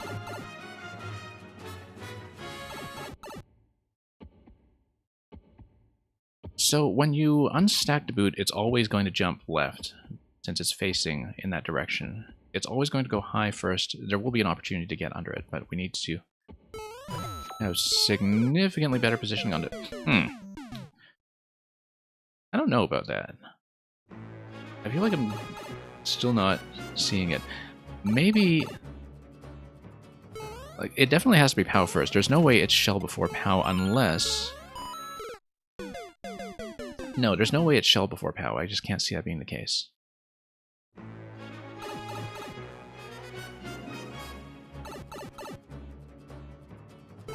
Unless you're supposed to hit the shell and... No, I don't think you can, because even if you unstack the boot by, say... It's not going to be some kind of shell kick anyway, but even if you did, the booze would remain in place. It's definitely supposed to be a jump out of the shell, it's just that I don't currently have a good understanding of when I'm supposed to do it, given how long it takes for the Goomba to get jumping, so... I think I'm supposed to... I know I'm supposed to be probably holding the jump button into the shell to prolong its descent for as long as possible once I get in. That may be the issue, is that I'm just doing a fast fall there when I'm not supposed to. But we'll go back there and we'll see. This definitely have something to sort out there that we haven't quite determined as yet.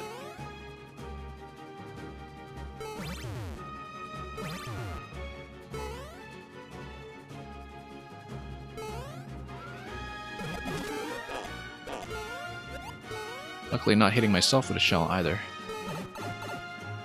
It looks like a close call, but it's probably not that close. So we want to hold jump into the shell, as if that makes any difference, and jump out at the bottom once the boot jumps. So maybe I should hold right so I can fall as close to the flag as possible. No. No, it takes too long. It does not jump. I'm supposed to get off the boot much earlier, I think. Or rather get out of the bone shell much earlier. So I can survive and then gradually fall into position.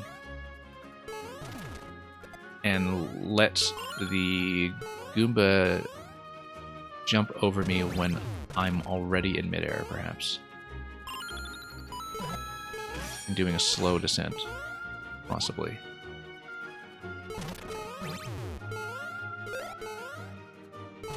I think I'm definitely spending too long in the bone shell, and that's one of the issues. Green Heroes, welcome.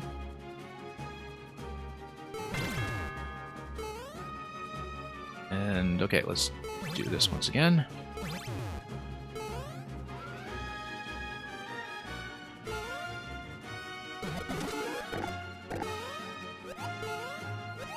Yeah, very satisfying once you do get this, especially with all the big Goombas falling out of the way. Okay, so the idea this time will be to jump out of the shell early and do a slow but high descent towards the flag and hope that I can actually sneak under the Goomba with it jumping high enough. I don't know if it will.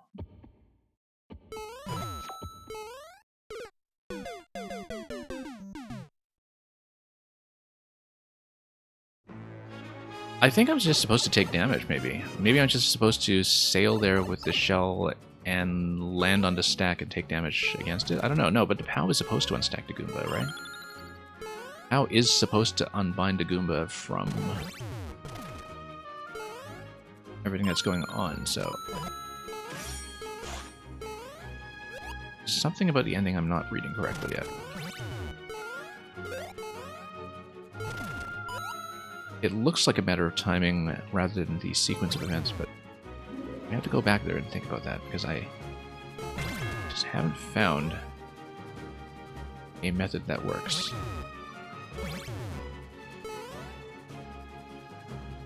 Oh, whoops. A little late on that this time.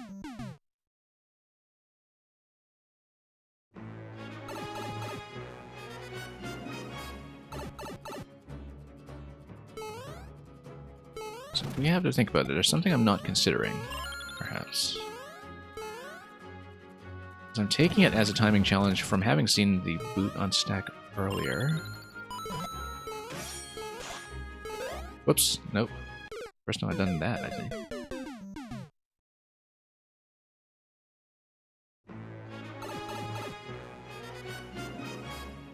Let's try it again.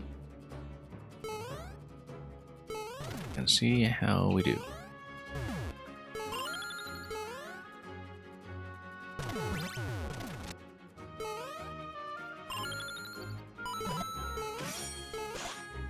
We'll unstack that. This once again.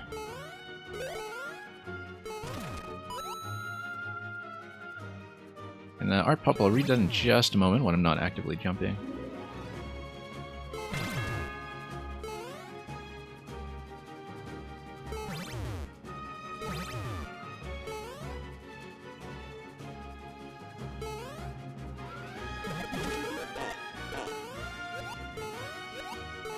You're saying, just guessing, but maybe it's a dry bone stall, like in and out over and over. In low gravity? I don't know about that. Because the bone shell is falling pretty fast. Yeah, I guess maybe it's a slow drop. It totally is. It totally is. Art Pop, you got it. Well done, Art Pop. It's not a ground pound cancel, obviously, in this style, but it actually is just taking advantage of low gravity to sustain a bone shell. That was staring me in the face. We should have figured that out ages ago. But that was absolutely the way to do it. Thank you for that, Supernova. Take a look at Detroit, who assures me he is, in fact, here. So... but apparently can only type in chat every so often to confirm that. So we'll take that as yes. We have 5 in queue currently. I'll be remaining open for a little while longer, maybe for another level or 2. We did this one already. We'll just go down the list and do another one. Can I playtest your top level? Yes. Snowy Outback. Roy Root introduced you to this competition, all the others who judge. Oh yes, that's right. The there and back again. Right, because this is the one that we kind of smashed up last week. And yeah, Supernova, that was pretty satisfying in that the execution was pretty simple. But that... you did have to actually stop and think about the interactions from time to time. And yeah, we did the early version last week. This looks new, maybe? Or, no, that's just a 1-up. Things are actually the same here. Let's check here. And yeah, Art Pop, that was just a playtest copy. Understandably so. If we let the thwomp back up all the way, no, that's pretty much the same kind of interaction. Now, if we let the thwomp just jump... no, that's still fine, I think.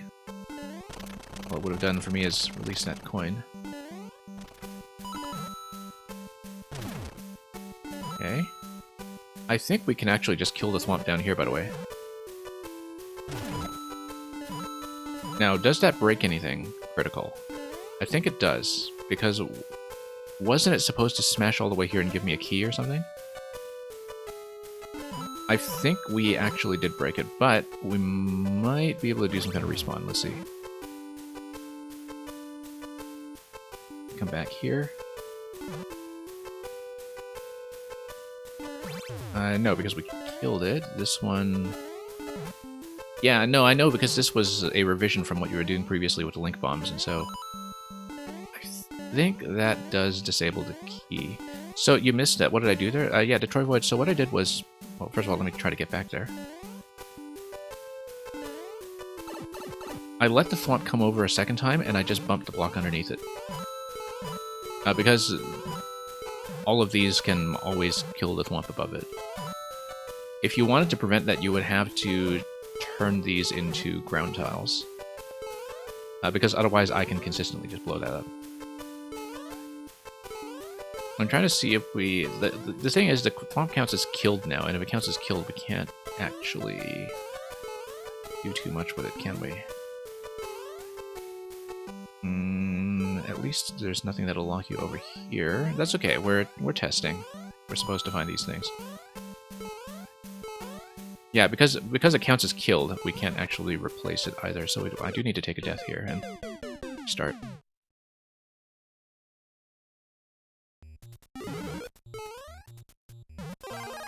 Yeah, because it is supposed to come as a surprise to the player that you put a key there, some people are going to instinctively kill the swamp because there's no particular reason to believe that it's required.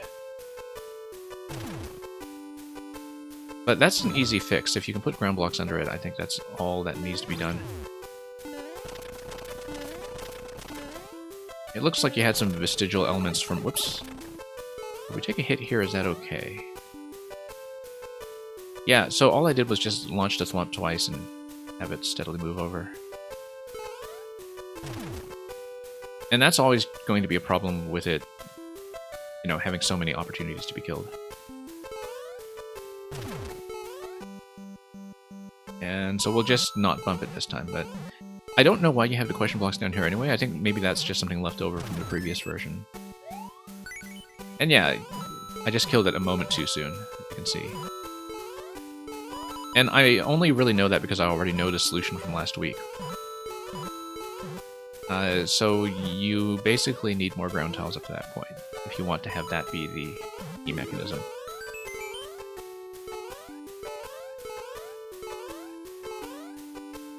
So we'll plug that in, match up to this door over here.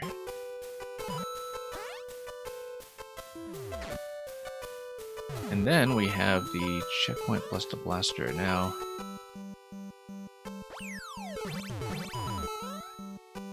if you spawn... Yeah, so the reason that you have this is because if you spawn at checkpoint, you want to enforce that you leave this room with the state set to off. That I do understand.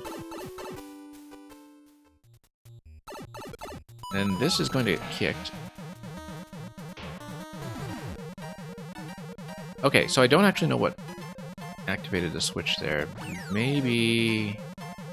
I wasn't really paying attention though.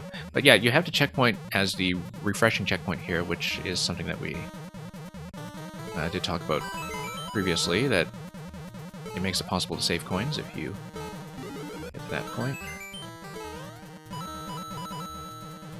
One thing that would be worth checking then is if you have a certain number of coins. Right, so you do need a P-switch here. Let me reload back into this room and see if we can get the P-switch going once again. Yeah, so smashing that displaces the Muncher and does activate the P-switch. That's a nice mechanism, actually, to get the Muncher to stop with an offset. Notice that you can totally get trapped here, but that's what the spike is for, I guess.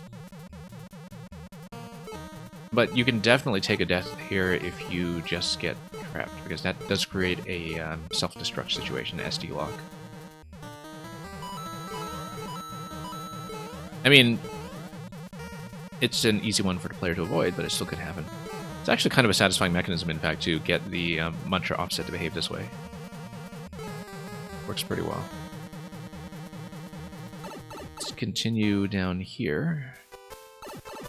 See this room. Okay, here's Link. Once again, Link can just blow up a ton of stuff in this level, probably. We can always go back and get another helmet as well. Oh.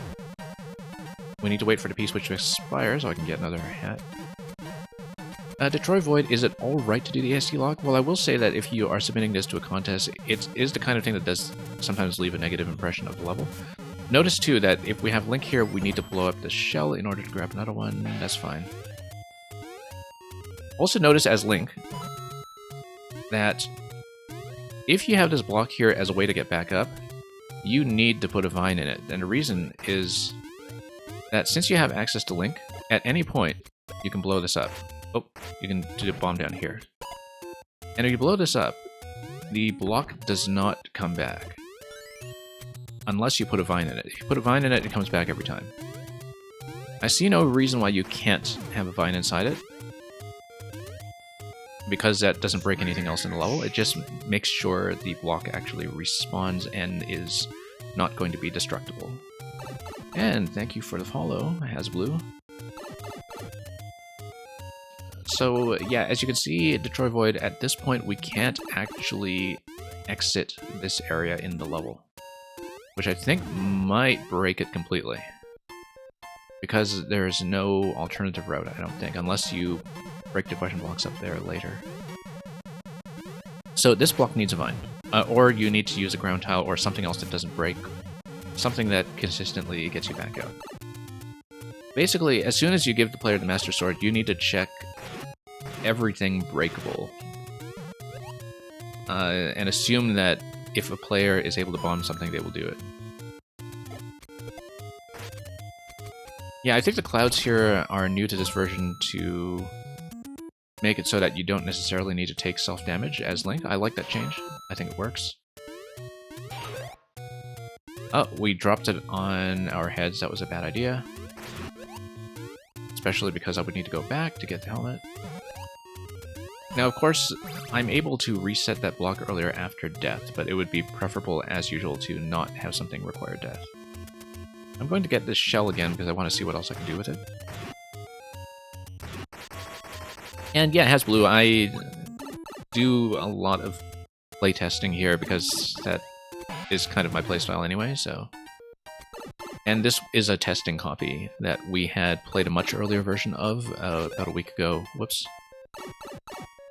So it kind of made sense to go back here and check it for other issues.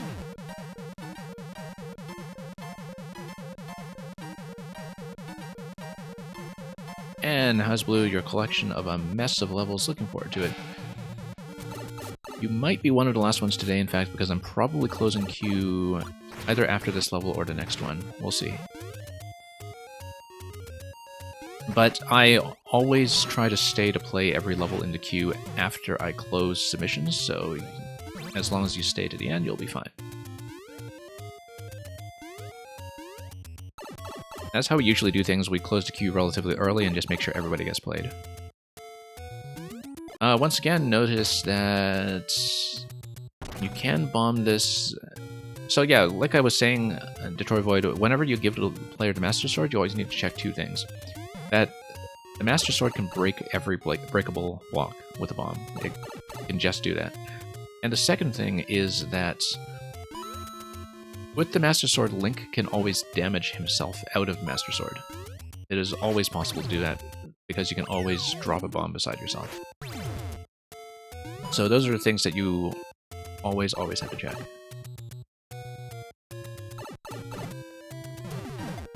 And yeah, you're obviously supposed to... Ah, okay, no, I see a potential issue here. So let's say you are Link, and... So notice how as Link, I can change the on-off state with the sword here. As soon as I take damage as Link, though, I can't do that. As soon as I take damage as Link, I completely lose access to both checkpoints. We have 70 seconds, so I can just show it to you anyway, and I'll just take a death after that. No, let's refresh the checkpoint first, and then I'll show it to you, I think. We'll do this responsibly.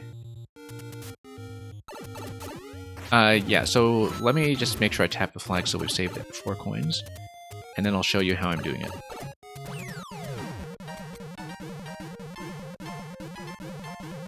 Once we wait this out slightly.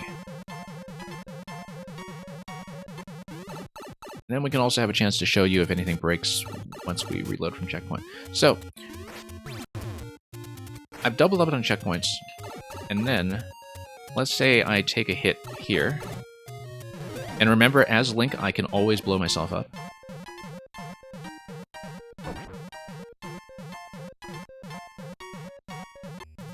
So, since I can always blow myself up, I now no longer have access to the checkpoints at all, because the only place where I had access to an on-off switch earlier in the level was on our way to the whole key door loop with the Thwomp. Now, we can go back, but I don't think we can go back far enough to do the on-off activation, because the on-off switches are down below. These are the only other on-off switches we've seen so far, and the only ones that we're allowed to activate. So, if I lose the Master Sword after switching the state back on, I no longer have any checkpoints.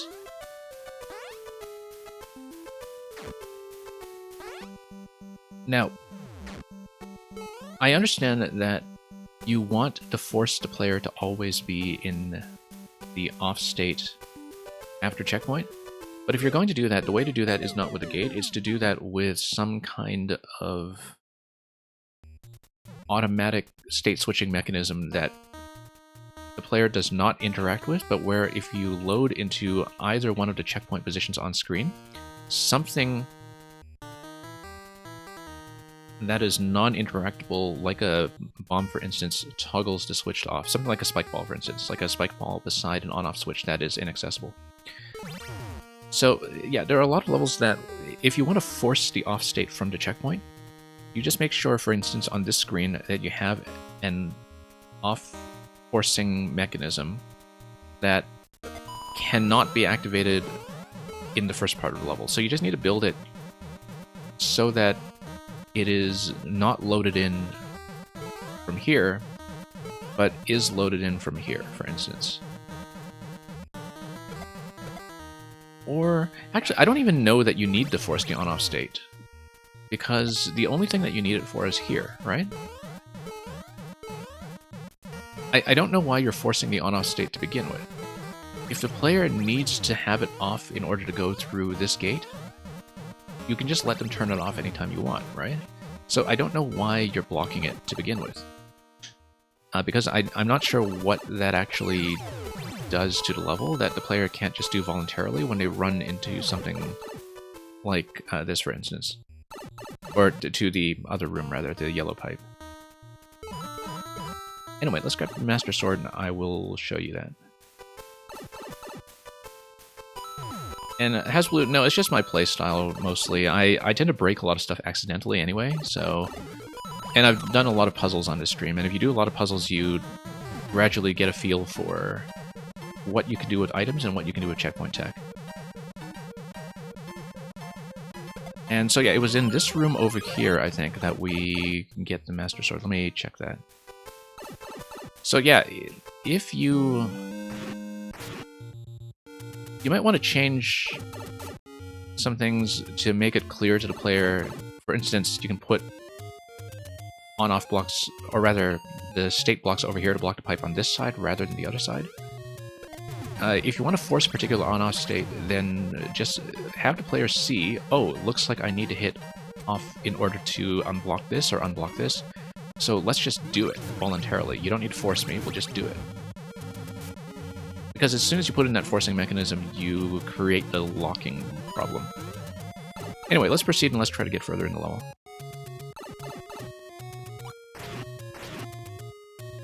And Hasblue, you saw an automatic on-off setup forever ago, 1x3, muncher on top of a parachute bomb on top of an on-off. Yeah, I'm trying to visualize what it is you're describing. I think I know what you mean. Whoops. Anyway, that's okay. We didn't lose any progress. We were already here on 4 coins. Let me just continue. And let's just go down. Yeah, once again, this block needs Divine, or needs to be replaced. But that's pretty simple. Let's just proceed and let's try to finish up the rest. Now, I know that there's one coin that's the safety coin on the locked door. That's probably fine. Oh, also, I think there's one more issue here. Let's go back and let me show you. So I know that the purpose of the on-off switch in this section is to prevent the player from going back to the earliest part of the level with Thwomp Sequence, right? Because you don't want the player to be able to do that.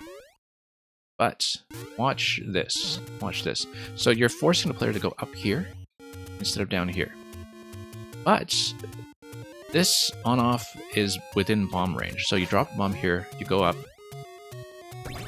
and look at that. You're able to go back to the front of the level, which you're trying to force the player not to do. There's a fairly simple solution for that, which is to just raise the on-off switches here by 1 slot. So you just have an additional vertical space of room. So you ensure that the player can't place the bomb in a way that's going to trigger the on-off switch remotely. Because the bomb is always going to have 2 range. So for example, if you have an extra row to stand on here, or if you just raise the on-off switch, although that'll be within range of the bomb on the other side, so maybe you don't want to do that. Yeah, you probably just want to lower the ground here and make sure all of these mechanisms still work. Because if you allow the player to drop the bomb here, they can definitely lock themselves back on this side, and you'd have to do the whole loop with the thwomp.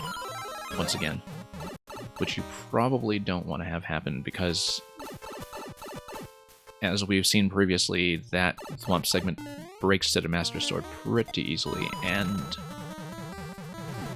at that point it should have been done anyway, right? At least the issues with the key door, there are all kinds of things that will come up.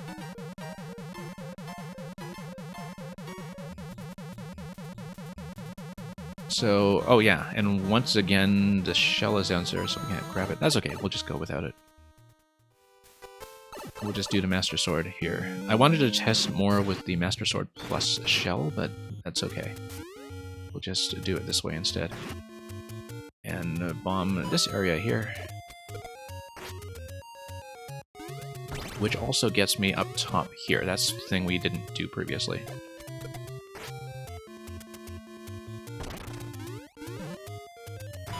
Yeah. And then now we look for the safety coin, which is going to be in the final area on top of that other pipe.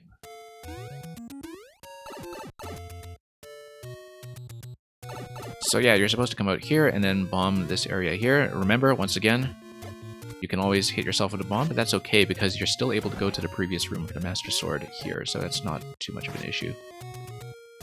Because at this point, you still have access to the Master Sword by going backwards, I think. So now we come through here, and we need to find a way to the key door, which I honestly don't remember. I think it was... Let's see. And Redbeard, you're doing a new escape room. Great to hear it. Looking forward to that. Still have some old ones to get through, but it's nice to know you're back to building. So we will definitely see you around.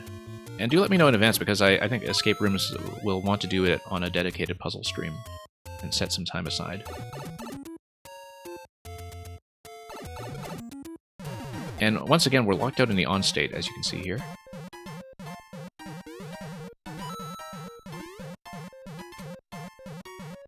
So we have the same problem here, where if you take damage as Link, you lose access to the checkpoints if you're locked out in the on state, I think. Pretty sure that's the case.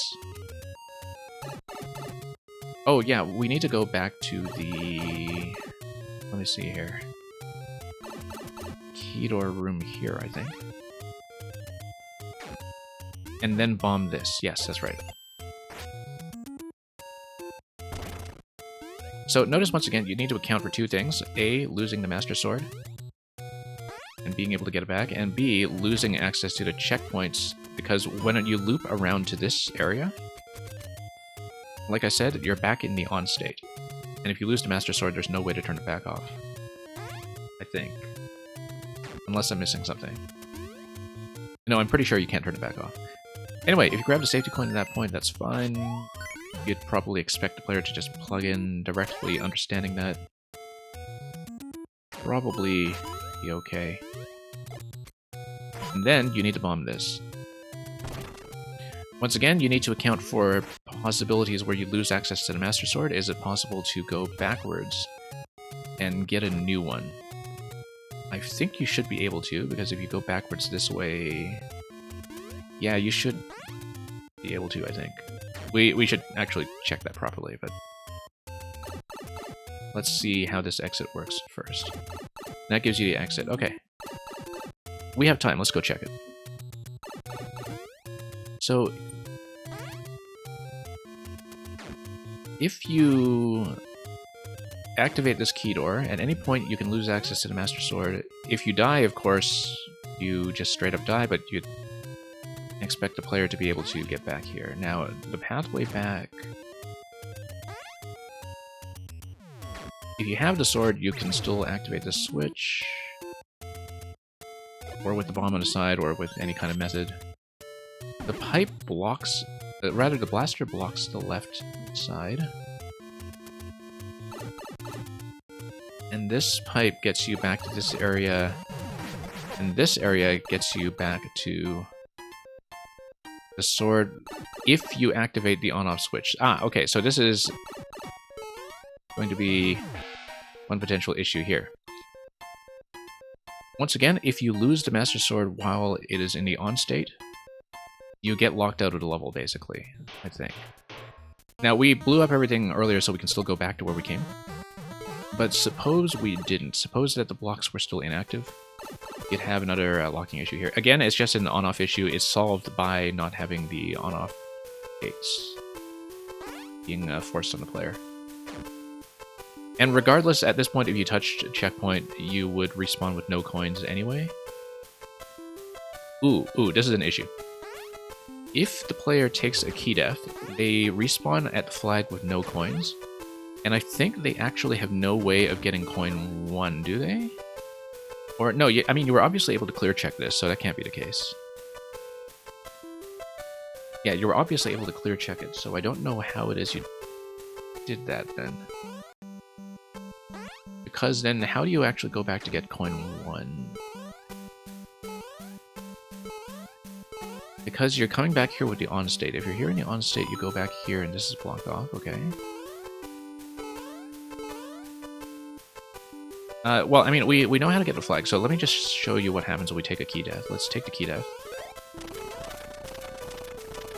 Since this is a test anyway, we don't care about the clear, we've shown you that. And yeah, Detroit Void is the same fix as the other locking problem, so that's something you can deal with. So this blocks you here. This forces you forward. And if you're in the off state here with no sword, then how do you get coin 1? I'm trying to reconstruct how you did the clear check from checkpoint. But how to go here?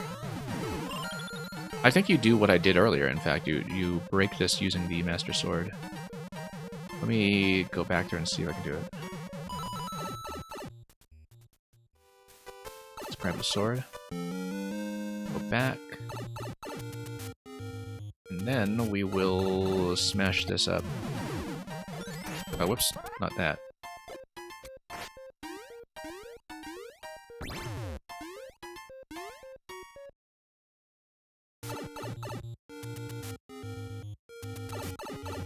Ah, okay, and we've got 1 coin already. How do we have 1 coin already? Oh, okay, no, I see. You can easily get coin because it's past the key door in the central area. So the way you did it was that you just went up here and through the door, and then coin 1 is accessible from the checkpoint. Okay, so that's not an issue. That's actually fine. Because this was coin 1, so it saves your progress, essentially. Okay, that's the only thing I wanted to check. So I think that's all we really need to look at, since we did complete it. Yeah, I still am not too fond of the SD lock that's on the coin that you can see on the main screen with the spike and the P blocks. Like I said, often SD locks are not going to be great. I think you would actually want something like a maybe donut block plus one-way panel, or maybe just one-way panel. So the player, as soon as they get the coin, they're always able to get out. I don't think the player should ever be trapped there if they successfully get the coin. I think if you are able to reach the coin after activating the P-switch, you should always be allowed to get out safely. That's my opinion on it anyway. So yeah, it's mostly just a lot of the on-off fixes and some of the other link issues we identified, and of course that one vine block, or the block that should be a vine block, in order to get you out of the pit.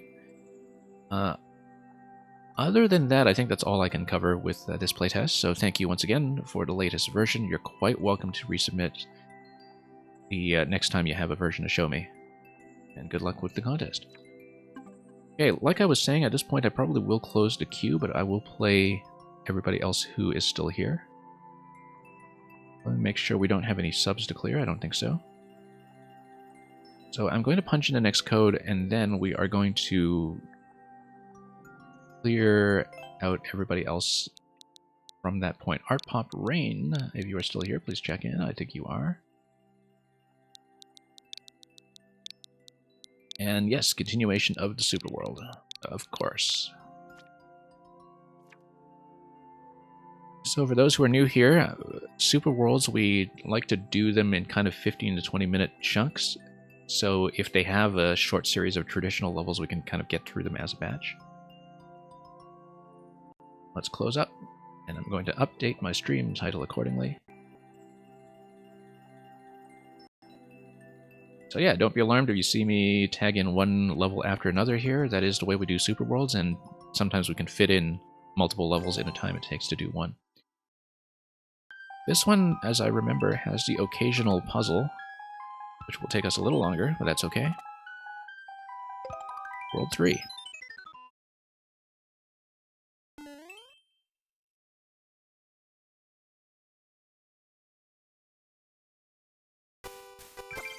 Reach the goal without taking damage. And we'll just need to, whoops, not slide in so much.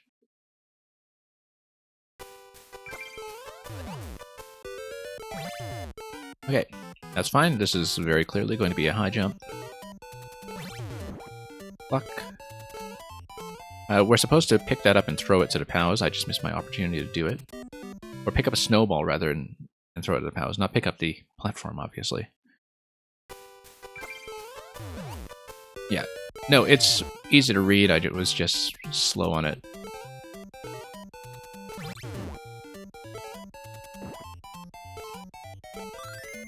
Oh, no, that's a miss.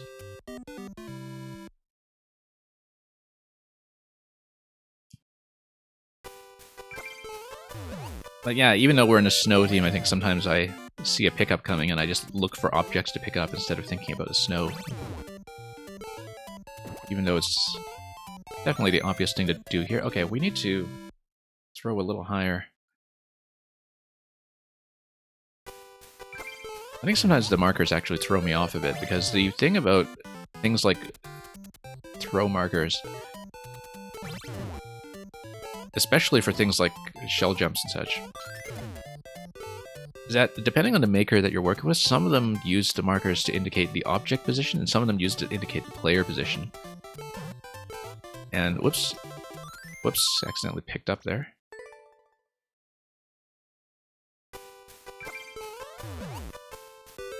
And so I was going a bit low because I was kind of interpreting the marker as the snowball position rather than mine, especially when I'm already tall. If you read it as Toadette's position, though, it's absolutely accurate. I feel like I actually would have taken a better shot without the throw marker, to be honest, but that's just me, because I would trust my own estimate much better. Okay, well, you need a snow over here. Let's scout ahead anyway. You'll need to do a snowball throw over here and then continue to ride over. Pretty clear. Copy of the peace treaty. I also noticed, Art Pop, that we are now in the part of the super world that I've not seen before. And this is kind of a jampy level, hence the team jamp tag, rather. Pretty fun one so far, though. We'll just have to be a little more careful. And do every slide accordingly. And come out of here carefully. Nope, that's a miss. Once again, we probably should jump a little bit. Yeah, I should just not pay too much attention to the throw markers at this point, although I think it's pretty clear to me that you're using that to represent the player's position, not the snowball position. And I just need to understand that about your building style. Because like I said, I don't think makers all follow the same principles with that, so I always have to kind of decide that on the fly. This is one of your favorite levels? I can see why. It's a lot of fun. I actually don't see snowball throw platforming levels all that often, to be honest. In some ways, I think it's a mechanic that still has a lot of life left in it, in terms of things you can do. Oops. Okay, we need to be more careful about the icicles here.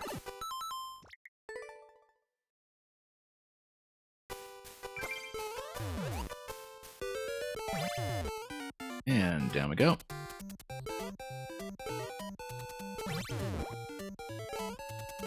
Oh, whoops. Let's pick up. I was looking over at chat at that moment.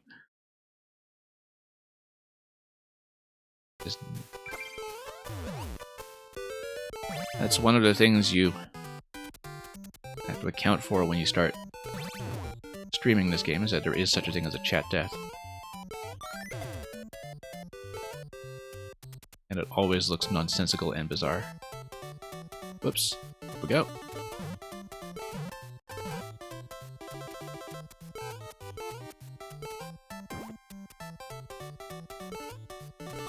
Okay, a little bit of a jump there on to this location, and then at this point, we go up, we do a throw, short and sweet. Oh, we missed a pipe at the end. I think that's just a decorative pipe, though, from what I'm seeing here. As I disappear, nothingness.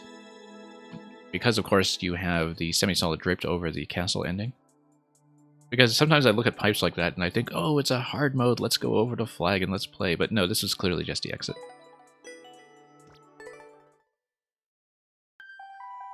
Okay, let's keep going for at least one or two more, I think we can do.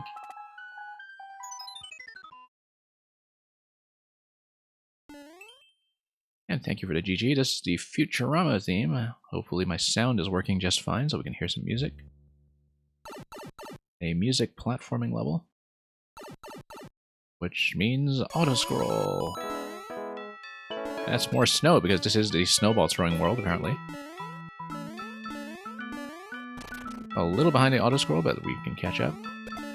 Oh, too high. Now, when you're just holding the snowball to the side, the throw markers are, of course, a lot more understandable because your vertical position is only ever going to be one tile. And regardless, the targets are pretty easy to see. I just had a bad throw.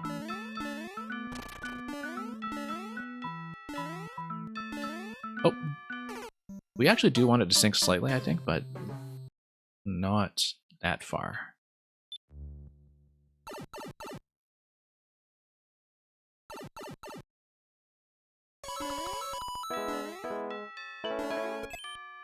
Alright, let's keep going.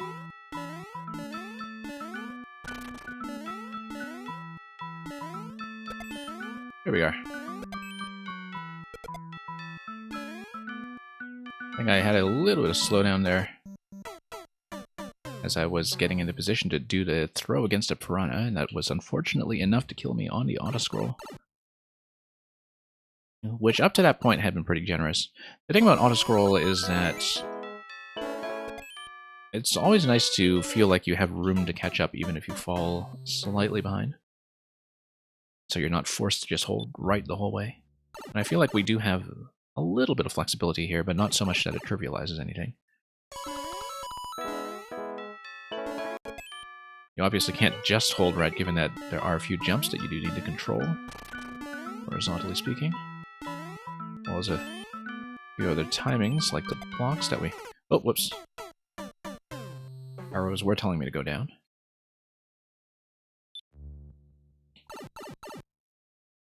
I think I looked at that and instinctively thought, I don't care about the arrows, let's just make the jump, we can totally do it. We couldn't do it.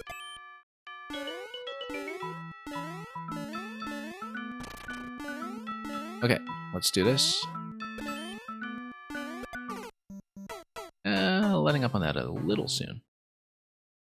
That's not too hard to repair.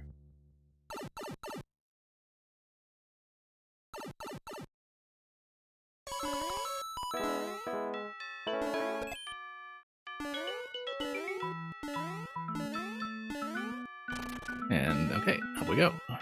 Feels like I'm falling behind a little bit here. But no, we're doing fine, except I missed the on-off block because it was too far to the left of that platform when I landed. I just didn't get into position as I was going down along the diagonal, so that's an easy fix. And yeah, my timing versus the auto-scroll seemed to be in much better shape that time. Mostly just due to a nice smooth throw in that piranha. And we can get in here right away. And here. And from here, things are going to be pretty readable, except I bumped my head on the ceiling because I was reacting to the Mecha Koopa bit. I was reacting to the snowball and the Mecha Koopa, and in the time it took me to understand what was going on there, I unfortunately hesitated and backed off a little bit, and that was enough to ram me right into the ceiling slope. Not the best idea. for me. Okay, let's go down. Oops, too quick. Didn't account for the acceleration when it falls off the track. Luca, that's fine. If you're still here at the end, we'll see if we have time. I'm just closing for now to keep things under control, but if we have some dropouts, Luca, I might be able to make some room for more. It always depends on the difficulty and who stays and who goes. Generally, though, I find that the viewers who have stuck around on this stream have been actually quite good about waiting extremely patiently for their levels to be played, so I always have to assume that people will stay given the opportunity. Okay, so here's the issue, was that I was too far to the left, and upon picking up the snowball, it collided directly with the mecha when it was supposed to land on top of the mecha. Again, it is because I'm pulling back slightly upon picking up the snowball, which I shouldn't be doing. I should be jumping directly into the mecha. Something is making me instinctively back off. I think it's because if you look at how I'm playing, I do instinctively back off on a lot of jumps. And that's something that kills me on a lot of more sensitive platforming levels. Because this is just a traditional Mario habit, I think, that Nintendo has always gotten me into the habit of doing controlled jumps unless it's very clear that I just hold right. So as you can see, I'm always kind of overshooting and backing off, and it does get me into a lot of trouble. It's a problem that I definitely have with Kaizo levels as a player as well, that a lot of my deaths are because of some platforming habits that have been baked into me from the beginning. Yeah, Green Heroes, to be honest, I think I've only ever seen very little of Futurama myself. And I also recognize this.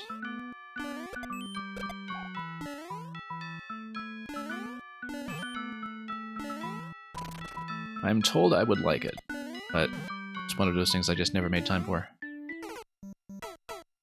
Okay, I am backing off a little too soon before hitting this snake block.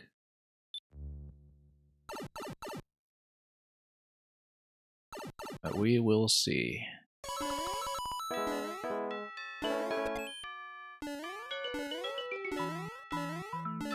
And the instrumentation is definitely kind of a good fit for this Ice World theme here.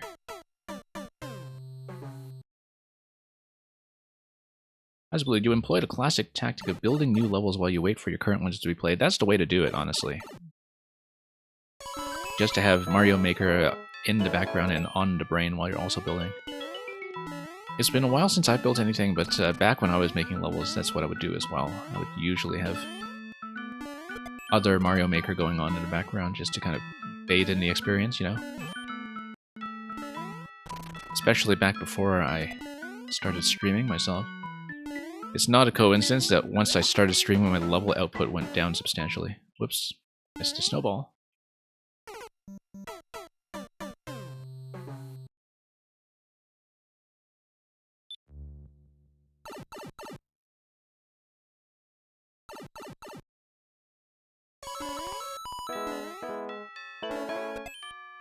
And let's go.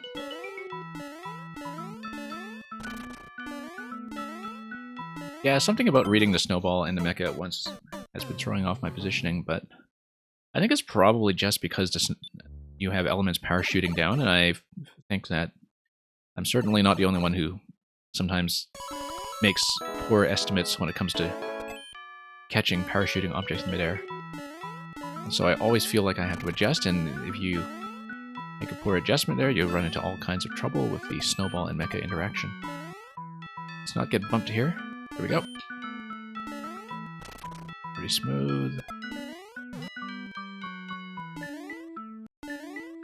Oh, I guess if I don't stay on a snake block for long enough, that also is a little bit blind because of the fact that I get onto snake block before the snowball and the mecha have actually scrolled in, so I should actually maybe hesitate a second there to watch their positioning.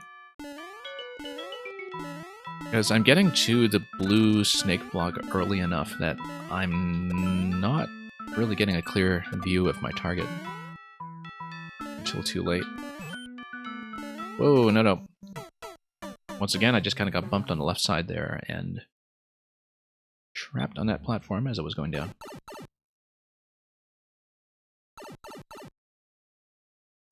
Green Heroes, the episode you saw was something about a tentacle god. Yeah, that sounds like Futurama to me, from my very limited knowledge. Whoops, slowed down a little bit here. We need to catch up. There we go. That's okay, having a little bit more visibility on this element is a good idea. And everything's going to blow up at the end. Very good. Yeah, so the Mega Koopa plus Snowball area seemed like it might have been a little camera sensitive, but we made it in the end.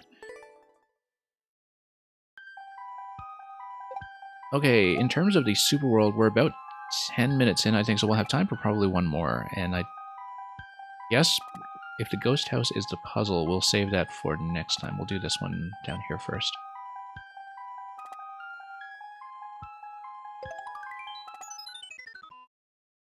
And next time you queue it up, we'll probably prioritize the Ghost House puzzle. So we start that in this session. The next one is pretty hard. That's okay. We'll deal with it. Yours truly, Winter. Seems like a very well-liked Team Jump level.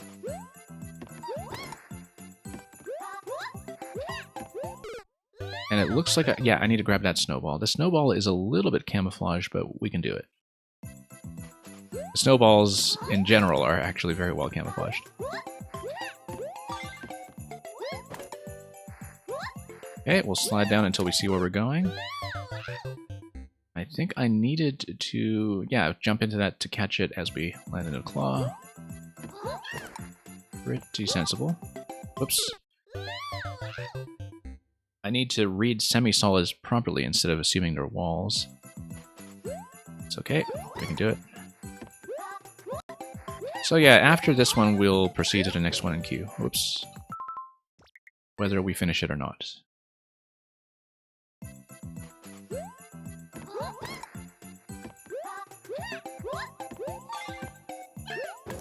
Okay, drop the muncher down here. And yeah, we mostly need to work on the throwing accuracy. Once again, I should just try to ignore the markers and trust my judgment about the target positioning. I feel like that's probably going to work out better for me, just given my habits. Whoops. And we need to get a little lower for that wall jump, maybe down to the base of that pipe. Those very prominently marked ice blocks.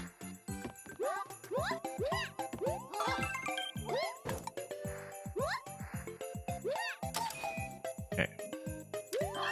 Nope. Too early.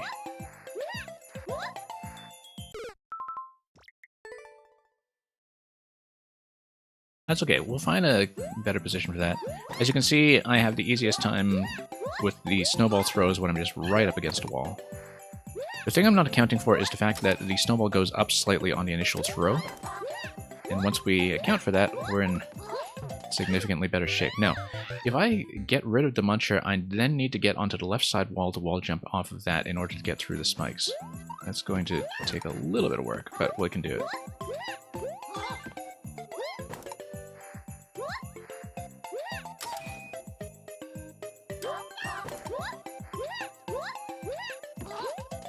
Oh. Yeah, I can still wall jump down there and hang around. I just need to find a power release much better. In terms of jump difficulty, World 2, and the first two levels of 3 are 1.5, and this is 2 rating. Okay. I don't really know much about the jump difficulty system. I played a lot of Team Jump levels in the past, but not using the website, but just from individual makers sending things over, so I don't have a good perspective on what that means. Yeah, if we fall in directly and just do a wall jump after that, plus a twirl by the looks of it, we should be fine. I just don't have a good power release timing down yet.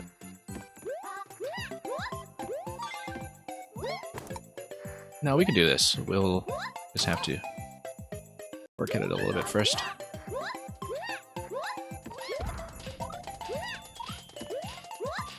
And then... oh, no, we just need to slide on the left side by the looks of it. One of the things about this level is that since we're going up and down so much, sometimes as I'm going down, I do need to be aware of the fact that I don't have much camera visibility, and so we should take wall slides whenever we can. Also, oh, whoops, I just failed to pick up. I was thinking I should do the POW release as quickly as possible, and that time I just released before I even picked up the POW, so that was not great on my part.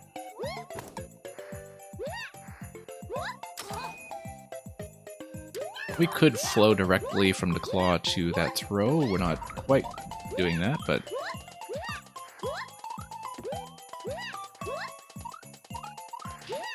nope.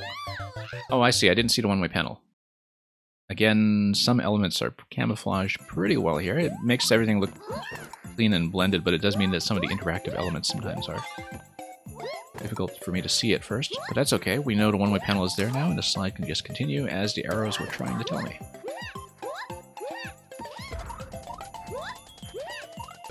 Okay, too low that time. Now the thing is, we can always reposition that wall jump just by sliding on other walls. Either wall, rather, so that should not be a problem.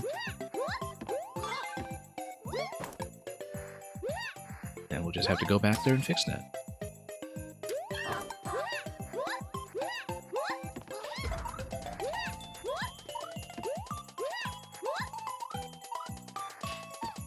Oh. Now. Oh yes, throw to the left and then spin jump. Okay, I didn't see the on-off switch to the left. Like I very often say, I'm not good at reading markers. I'm kind of in the habit of reading the destination elements instead, and so...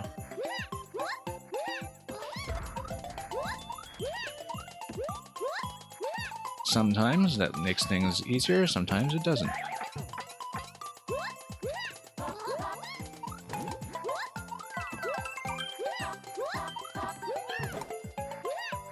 Yeah, that's not really an up throw, it just feels like one. Oh no, you're not supposed to throw it, you're supposed to just jump into that, I see. Okay.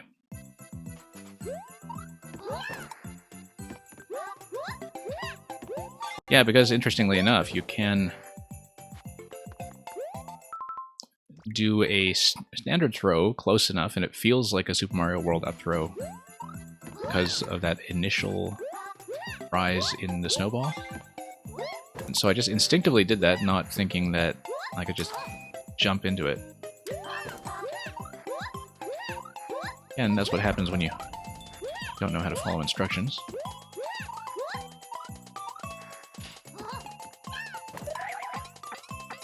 We made plenty of progress on a blind read that time, though. Oh, failed that. And unfortunately that is a problem because we will not have a wall jump available. You're saying this translates to this is the hardest level of the Super World so far? Yeah, no, we can do it. I feel like it's actually pretty readable, pretty doable blind. Progress has come in leaps and bounds. It's mostly the throwing accuracy I need to work on. Oh, whoops. Let's reposition this.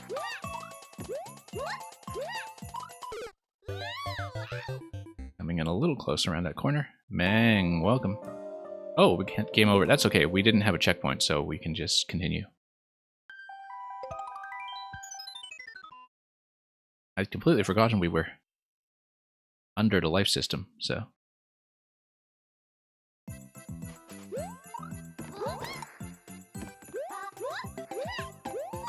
Oh, Mangy, hope you're doing well.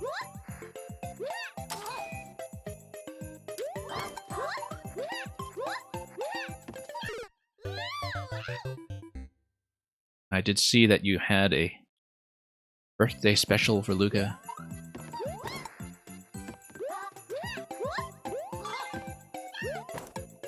And, okay, let's get in here.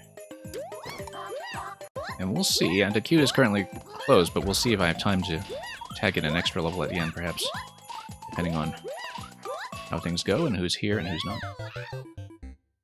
And also how we're doing for time. This level currently has a minute record and doesn't have too much flexibility in terms of time, so it's not too long to be able to Get it done in fairly short order, I'm sure. Seems pretty manageable.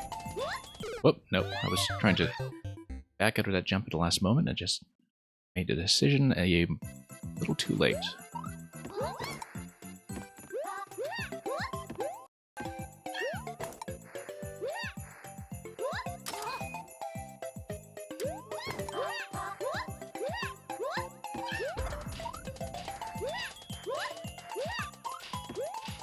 Okay. Nope, that's a miss. For some reason, I hadn't even noticed earlier that the snowball was coming from a snow pokey. Probably because by the time I thought about it, the pokey was already dead. Because I would just see snowball and I would use it accordingly. Whoops.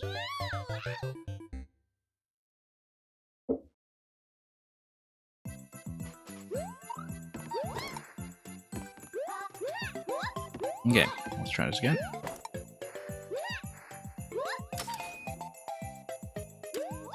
Nope, wrong way. That just happens sometimes.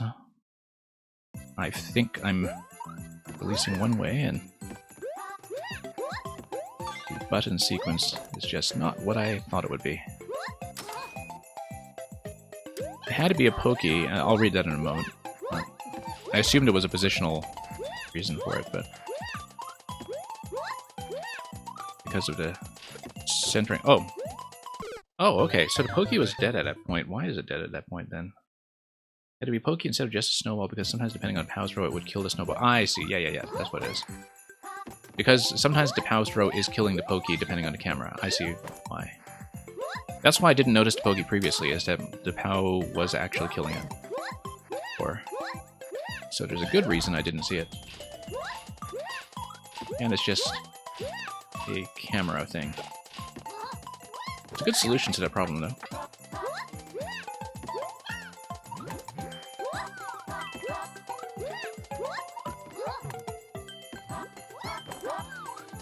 Nope, just a little late on that, but that was nearly record progress so far. That's about 35 seconds in.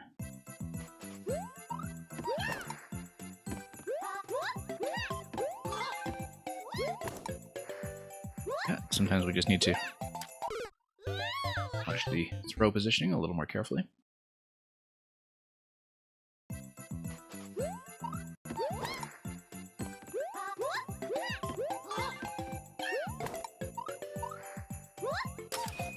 And let's try this again.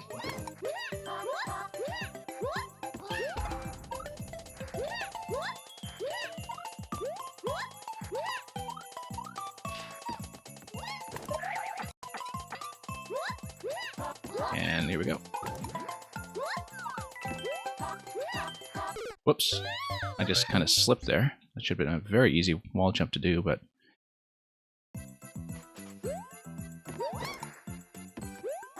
just had a bit of a slip of the thumb. Doesn't happen.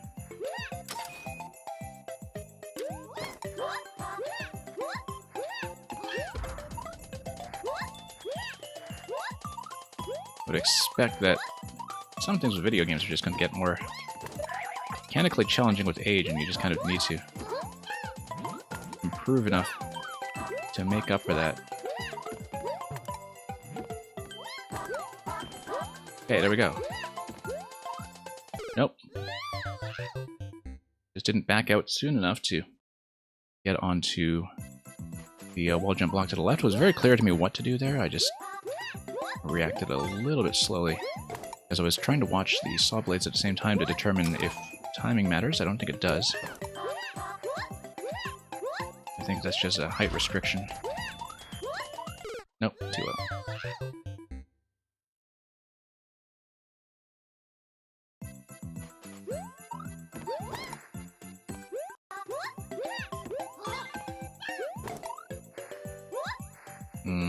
Now let's do this.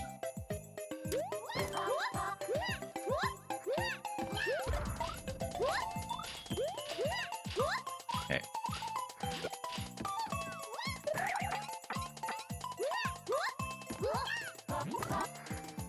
Luckily, it has a generous set of panels to hit.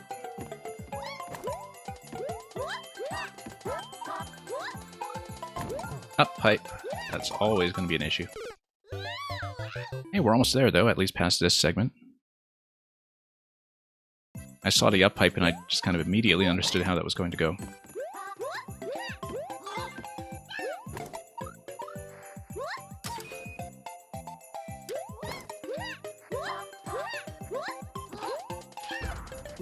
The methods definitely exist to do things like cognitive studies into reaction time when it comes to when you decide to make a certain decision, like when you decide to press a certain button and when that mechanically actually happens. I kind of wonder if you took Mario players and kind of gave them a controlled test, what you could determine about that in terms of just how much of a performance gap there is between players of different skill. You know, just hook you up to an fMRI or something and have some kind of synchronized reading of our controller inputs. There are definitely studies like this that already exist for other video games.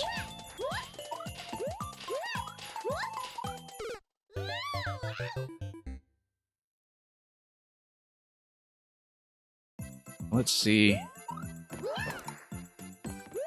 We can do this, though. Yeah, because I've definitely realized that more and more I've got situations where I realize what the right thing to do is, and I think about the correct button, and I'm actually just late on the press. And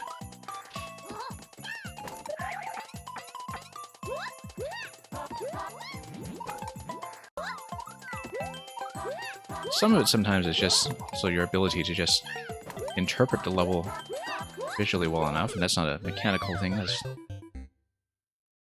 just going to come from experience from doing a blind read of a platforming level, and certainly scales with practice and experience.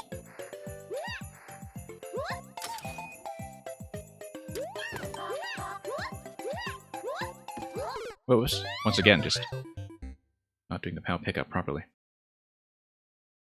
Now, tell you high in language, wouldn't that just be high 69?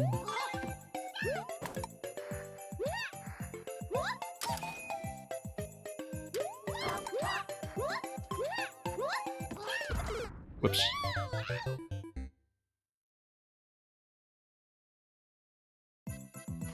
Yeah, Mang, I'm not going to try to pronounce that on stream, unfortunately.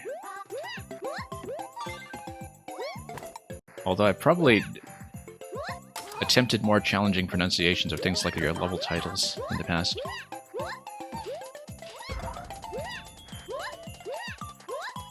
Whoops. Whoa, way too high.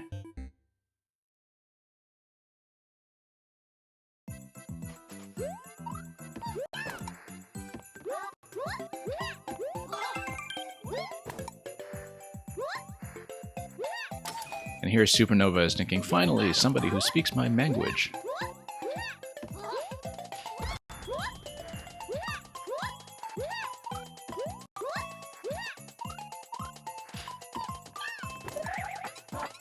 Okay. This isn't too bad.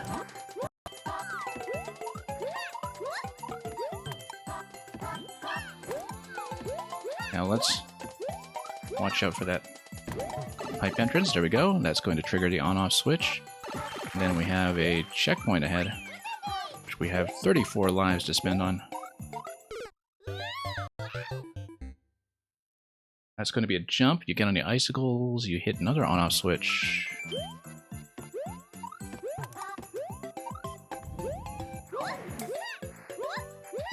Oh, I see. You need to get there quickly enough to hit the other on-off switch. Understandable. And then you need to toss this over to the other side. Okay. I got it.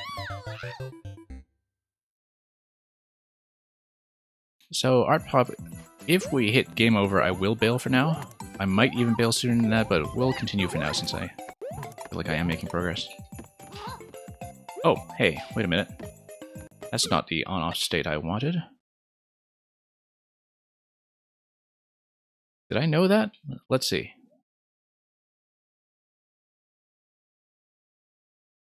How did I miss that? Or did I do a double tap? I wonder what happened there. I thought I hit the switch. There's 1-ups. Yeah, I assume... Oh yeah, that's right. The 1-up just falls on you at the checkpoint.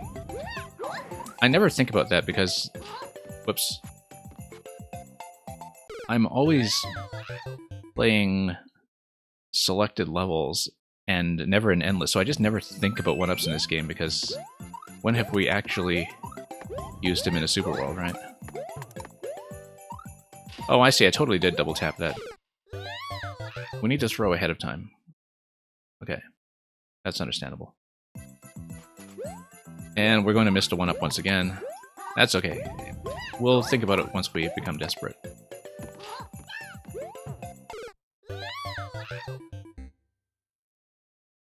I know the idea should be to do the throw plus landing, but... Yeah, imagine that 1-ups is something that's actually... Oh, I see. Yeah, that's where the double tap's coming from. I keep doing it accidentally. I should remember to fall off, then. Or just triple tap. That works too. Or just fall off. Yeah, just fall off. We should, yeah, get a little lower first and maybe twirl over.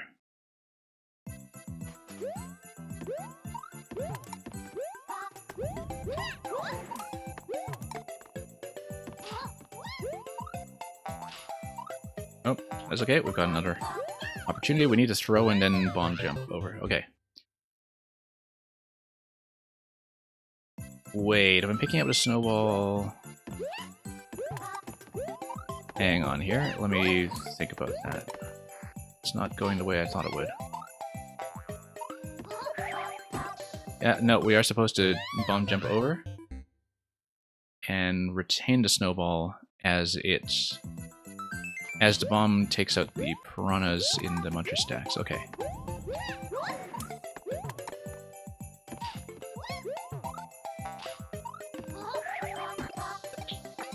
Yeah, okay, so it's going to take out each successive stack, and then it is going to bomb the on-off switch on top of the pokey. So we just need to be a little more precise about the bomb kick. Should be out of here in no time.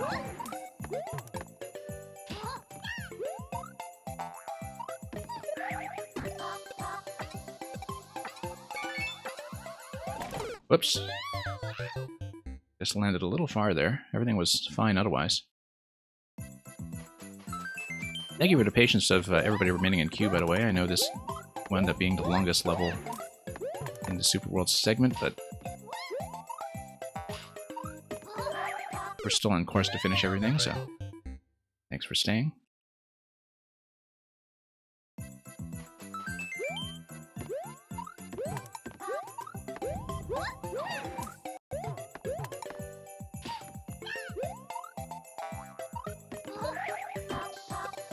Nope. Yeah, it's the bomb stopping at the muncher that slightly throws me off all the time. I mean, it's a nice bomb kick mechanism. I just always make this mistaken assumption about how far the bomb is going to travel and without thinking about the momentum cut that it's going to undergo. So I have been overshooting the bomb a little bit every time just because of that. It's from expecting it to clip right through its target. Whoops. Hazblue, you're just a building away. Good to know. Let me just check the current state of the list so I know who we're holding up. Oh wow, that's more than I thought actually, but that's okay. We'll deal with it. I'll be on for a little while yet, I hope. Sometimes emergencies do come up and I need to leave early, but we try not to get into too many of those situations.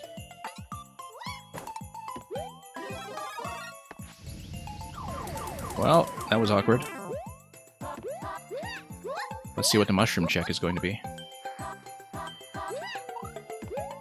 No mushroom check yet, okay. Ah, that's the mushroom check, yes. You land there, you take damage. And then you go down and you throw. Just lost too much momentum going into the icicle slide. That's okay. We can do it. Kinda took me by surprise on the blind read, but we can definitely fix that without too much trouble, I think.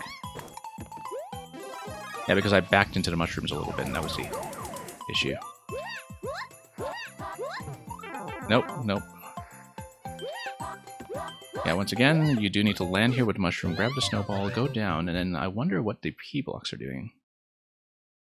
That's interesting.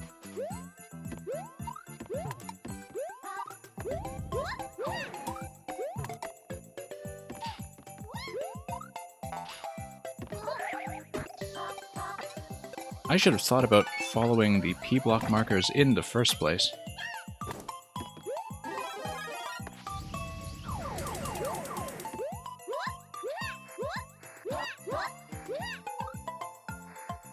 Stall over here.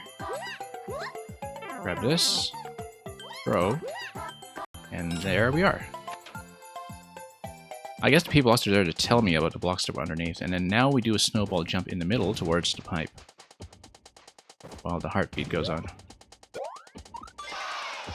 That's a yay. And that's a flag. Let's recover some of these lives here. And mark that as a win. Thank you for that, Artpod. Good set today. Bit of a snowball fest. Maybe a little out of season, but...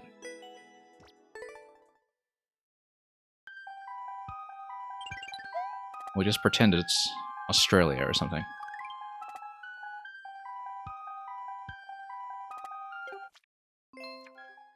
JMSK28, if you are still here. I think they might have left a while ago. I don't see them on the chat list, so we'll just give them a quick chance to check in before I proceed to whoever's next, which looks like the Awesome Lamp. The Awesome Lamp, if you would like to check in, I can certainly do yours. I think we have a bunch of people who have Super Worlds in progress, in fact. But that's okay. Some of them will hopefully be quicker than this one. Let's remove JMSK and check in Awesome Lamp. There we go. So Awesome Lamp, it's also Super World for you, isn't it? That's okay. We'll try to keep things going at a regular clip. Like I said, my usual target for Super Worlds is maybe 15 or 20 minute chunks at a time. That time we just took a little longer to do that last level, and that was pretty manageable though.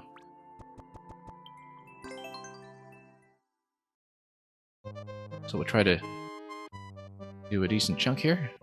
Where am I? Ah yes, I'm here. Let's do the ghost house.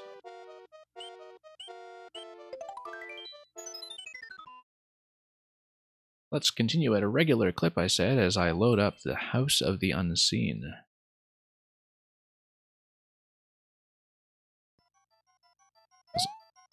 Ah, yes, this is the one that has the House of Oob mechanic. I played this before because I remember noting that this has the same kind of concept as a really famous Kavik level from early in Maker 2. It was actually the level that originally taught me some of the screen loading rules. I'm going to go down here. One-way panels are going to be showing me where all the platforms are, because the boo positioning gives me everything I need to know.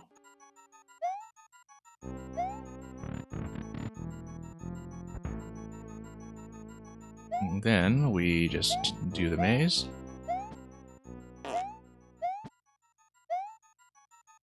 And, right, because the maze also tells me where certain objects are going to be, I think. We just continue down here and try to grab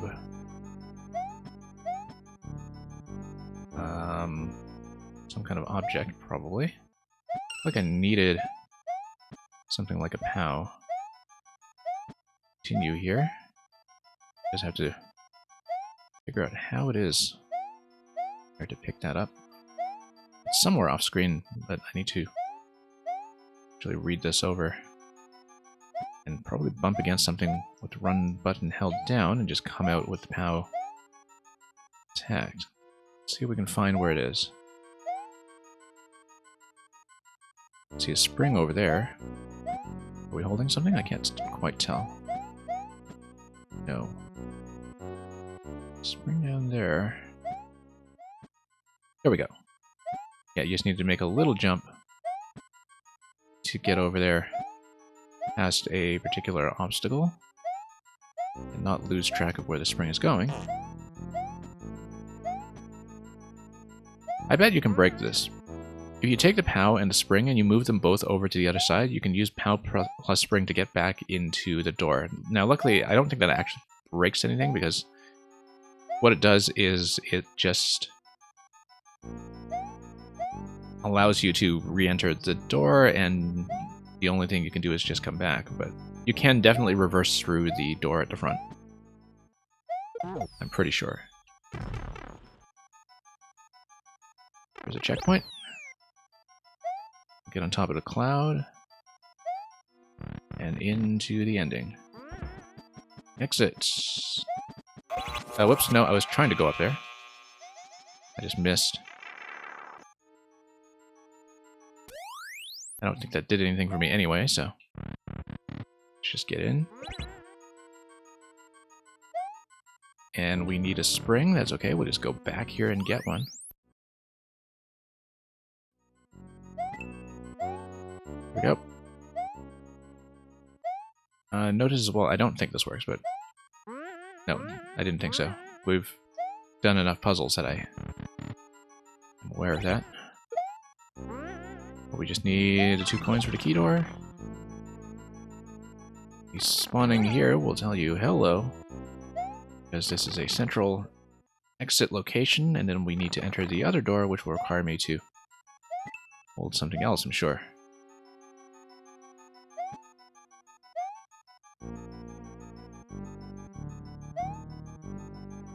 Now we are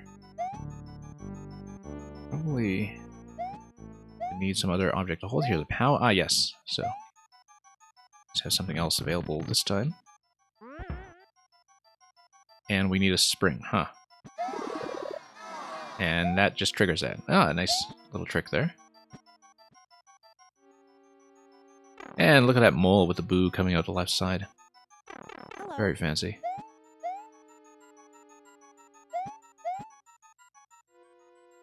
Okay, we have a POW over here. I think we just need to...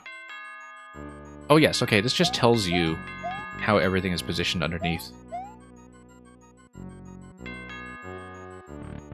So that's actually just a visual clue to the central room. Given that, we just need to grab both items and use that to enter one of the pipes. I'm pretty sure.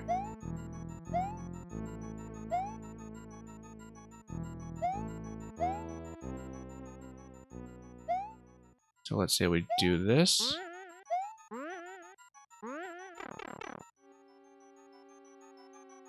Oh no, wait, no, that's where I came in. We are going to do the other pipe, obviously. I was not paying attention. So yeah, that tells you how everything is positioned. We do it on this side. Should be pretty straightforward from here.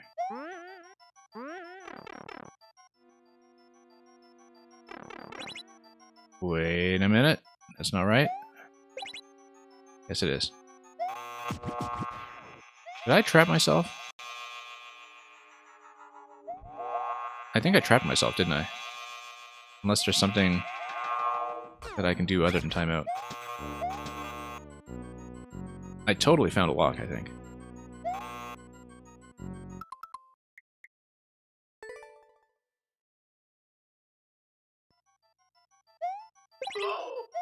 Well, we'll just need to get back there quickly. Yeah, I guess... I mean, you're not going to fix this until it's time to nuke the whole super world, so...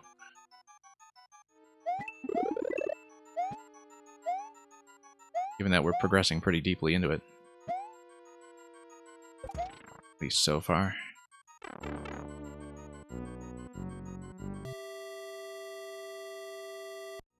That's okay, pretty easy to get back to where we were once located, as long as I make the jumps. And yeah, like I was saying, no particular advantage to coming back through the door. Whoops.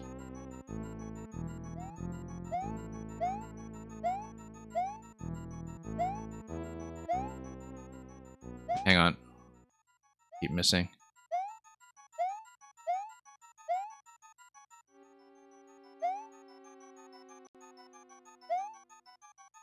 Nope.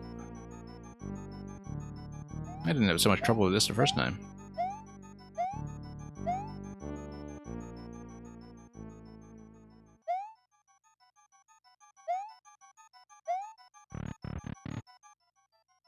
Anyway, let's do the maze. Once again, it's just a spring on the bottom over here. We'll just scroll over. Collect a coin. Nice big fat coin by the looks of it.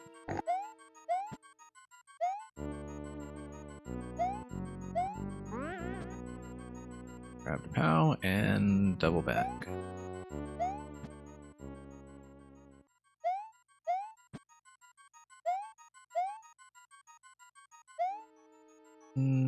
That should be pretty sensible from here. Oh, notice that you could actually grab another spring there and bring it with you into this room. And have 2 springs available, which wouldn't actually help you, I don't think.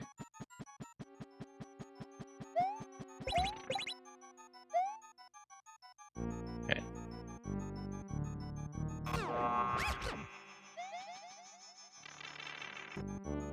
So we need to not go through either pipe. We need to take objects through here instead. Probably drop a POW here and then take the spring through, yeah. You know, why didn't I just do that in the first place? I ask myself that a lot when I overcomplicate things and find locks and such. Oh, because the POW isn't available yet, is it? Until I do the first room, because I think there's something about the way that you position the reset that allows the POW to spawn. Okay, okay. So I think we do need to do left first. Because the POW is not in that stack. Currently. Hello.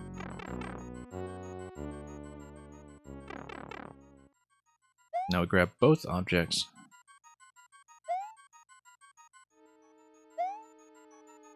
Yeah, so something positionally is different down there with... Oh, it's probably a spawn block the first time you come in. That's what it is. So we did see something blow up earlier, didn't we? I was going to say aw, even though we got it right this time. And we're going to exit.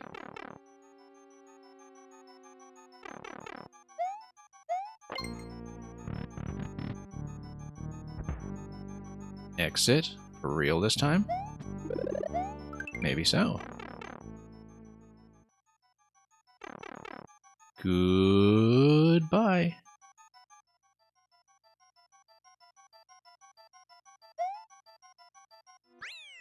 And I missed. That's okay. That's a yay. Now we'll probably have time for one more in the Super World.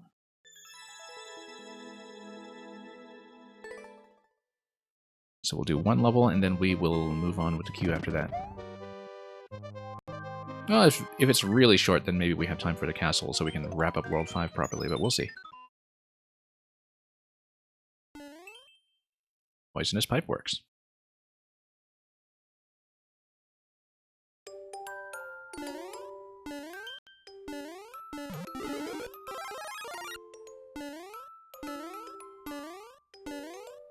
And whoops.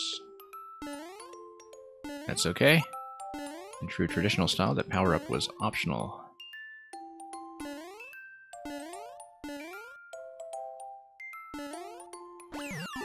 And you've got a checkpoint. And I'm going to bump my head again, because that's what we do.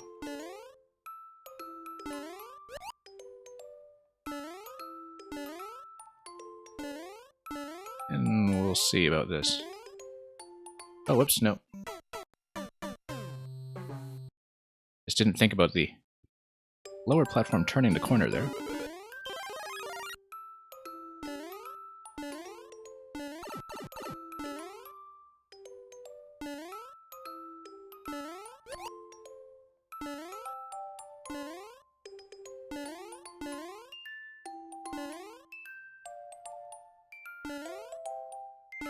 And we'll just have to take that on trust, and we managed that just fine.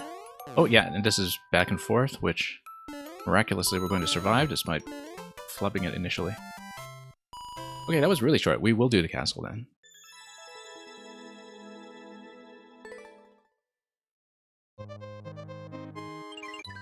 And we will definitely finish up there before proceeding. Thank you for all the GGs along the way, by the way. Snake Block Spire.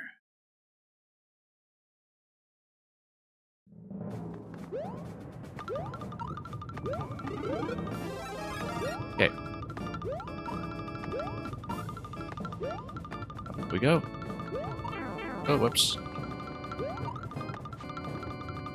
Sometimes the mushroom is just causing me more trouble. Bumping my head everywhere.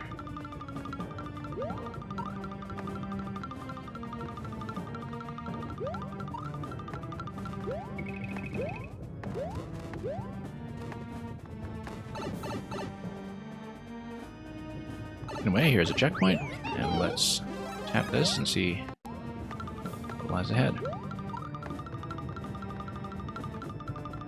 Might have been in my interest to delay the second platform for as long as possible, just to give myself a little more space, but we'll see how the synchronization goes.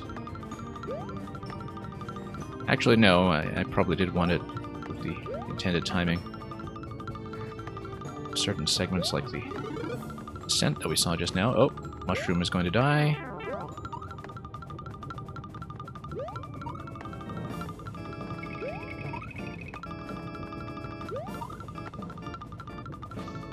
Oh. There we go. I like the crouching method better than the jump there, I think. MazBlue, you're a fan of this level? Yeah.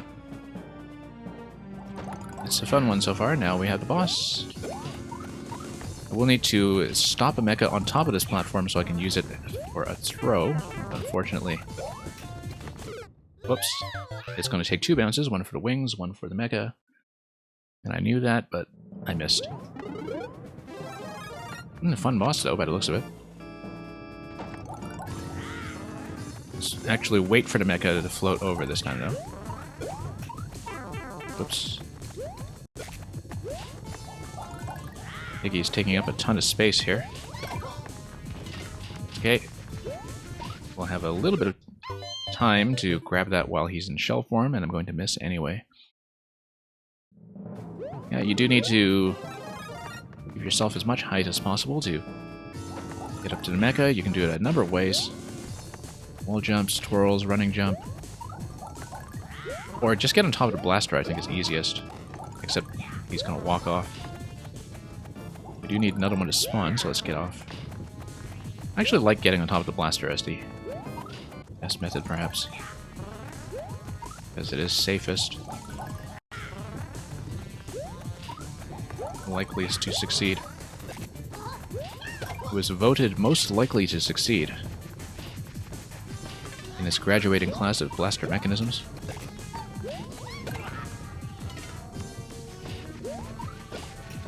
Whoops, that's gonna walk off.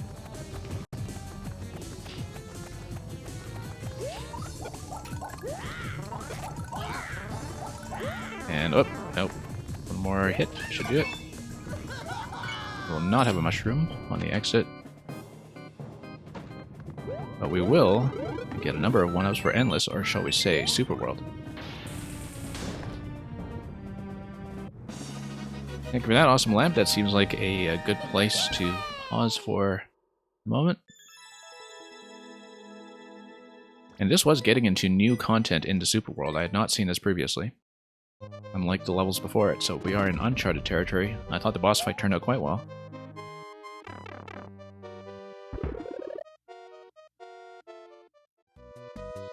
It's a simple Koopaling fight, but with a lot of simple interactions combined with timings that do keep you on your feet. I thought it was reasonably successful. Just normal. I believe this is also a Super World continuation, if I recall. An awesome lamp, yeah, my pleasure to get into new content right after I discovered that lock in the Woo level. It's okay. You can withhold any kind of update on that until I'm finished, so I can at least see all the new stuff. Let's keep going. We've been doing this at a pretty good pace so far. World 5 out of 6. Let's see how much we can get done.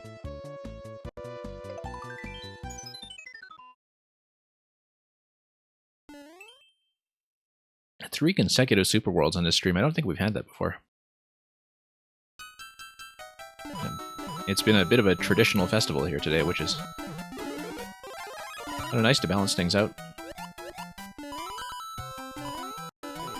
As I've often said, I think traditional levels, and Super Worlds in particular, are where there seems to be this huge gulf between Twitch Mario Maker and a more general audience for the game. Anyway, we're totally going to try to hijack the cloud, of course. I missed. And I got hit by the bomb. Okay. I was trying to reach for the cloud off screen, but unfortunately didn't find where it was. We are definitely going to try to hijack it, though. That's the point of having the cloud.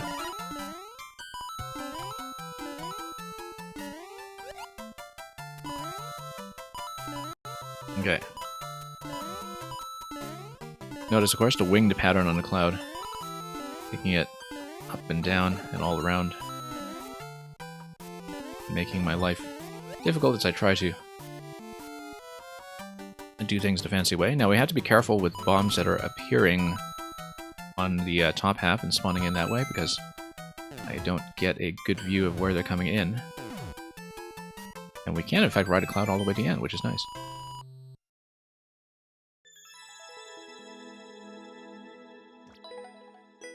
You can see where that 20-second record is coming from.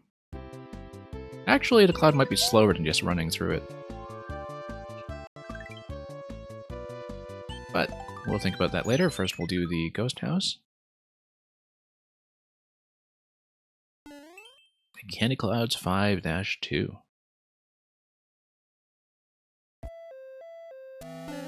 And this door is going to make faces at me. Very rude.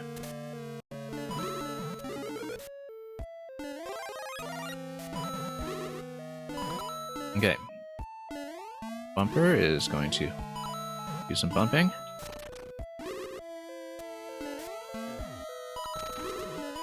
And, nope. We'll just turn around here. Yeah, I mean, we can always let the Mecha... Or not the Mecha, the Magic Koopa do some work for me, too, in terms of breaking down walls, but... That was probably a progressive power-up, maybe? But now we'll never know.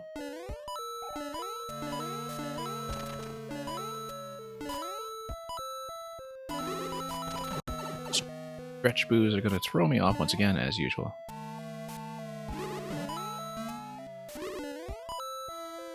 And we're going to miss the Mecha. Not the Mecha. I keep saying Mecha when I mean Magic Koopa. You're just a little scrambled today.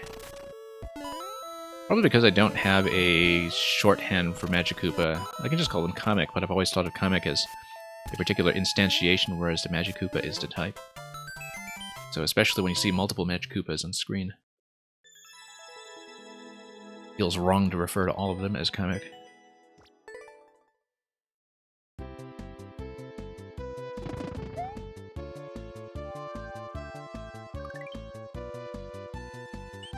But let's go on. Just blasting through this so far.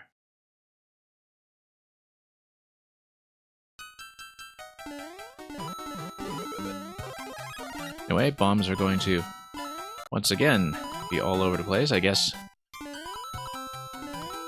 As far as candy clouds go, this world is just full of exploding gumballs or something. Oh hey, it's gonna be a leaf, and we have absolutely no room to do much flight, because... Oh, yeah, because we're just gonna get dunked. Totally gonna go for him. Against my better judgment. Well, I mean, we're going to get a mushroom from the former leaf block right away. Makes sense that it would Just try to go for the hijack. Here we go. And let's ride it. And there's a Boo here. Trying to pretend to be a cloud. That's nature of the fake out, I'm sure. And let's skip the hammer. And look at this big creature of some sort that is signaling the castle to come. That's definitely some kind of creature. I can't really tell what it is, but it devours clouds, perhaps. Like their candy. Oh, it's just the prow of the airship. I think that's actually just supposed to be the figurehead on the airship.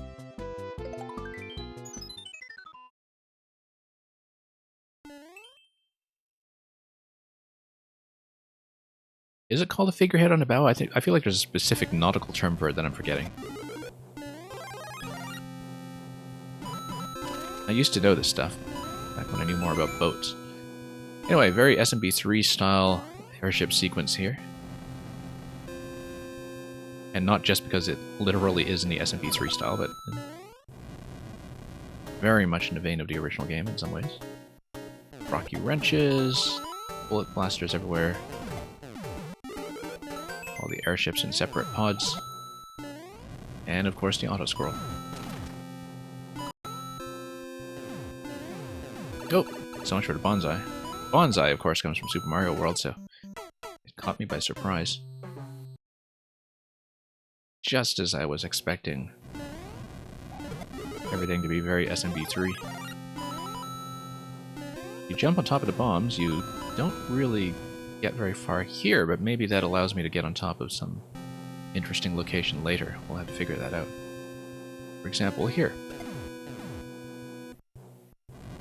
And we can just skip this area here. It's actually kind of fun, even though we will not have an opportunity to see whether that power-up was progressive. We can even come back. And here, I can't quite see where I'm going, so we should maybe back off until I have more visibility on the camera.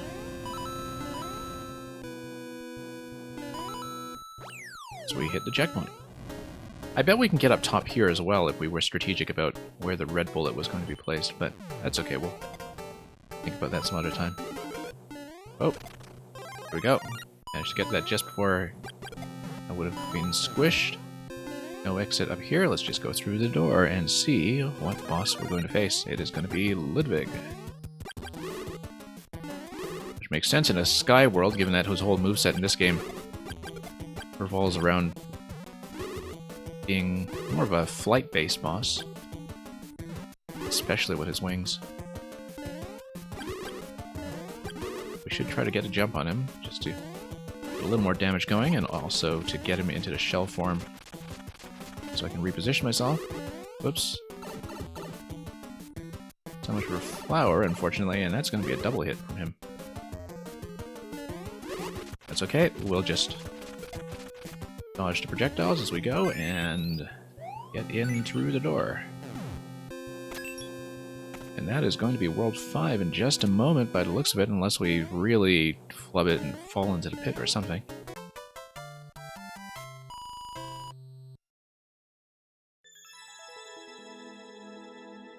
And thank you for that. We're making good time. Let's go on to World 6.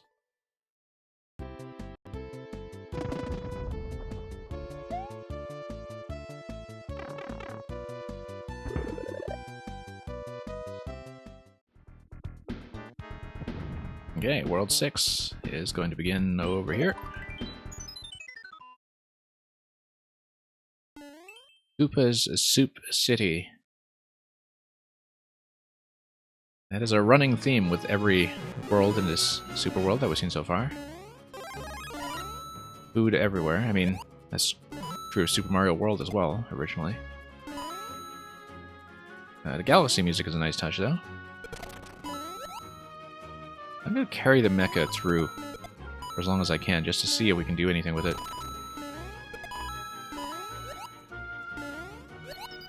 I'm going to carry this mecha through as far as I can to see if we can do anything with it, because the missile might actually have interesting consequences. Oh, whoops, nope, lost it. Okay, let's not get hit by the stun lock. That's the most important thing against the sledge. Well, we didn't get hit by the stun lock. That's good news.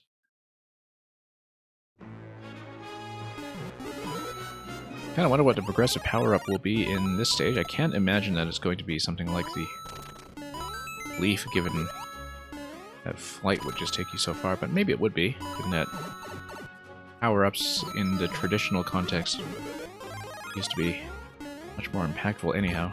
Whoops. Oh, lost a mushroom too.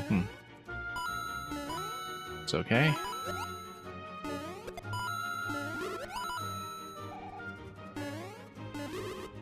Wow, that's a lot of stuff to deal with at once, so let's get out. Totally run it over this hammer. And take the, whoops, mecha through with me through the red pipe, perhaps. Now, the thing about using the red mechas with the missiles is that hopefully there's nothing that's too sensitive to breakage here, because given that you can take the red mecha anywhere you like in the level, theoretically it means that you can also break anything you like using the missile, if you just position it accurately enough. So far I'm not seeing anything that would be vulnerable to that in terms of any kind of functionality we need to worry about, but that's because it is a traditional level. We don't have to deal with sensitive contraptions so much. Definitely we're going to be watching out for any platforms that could impact.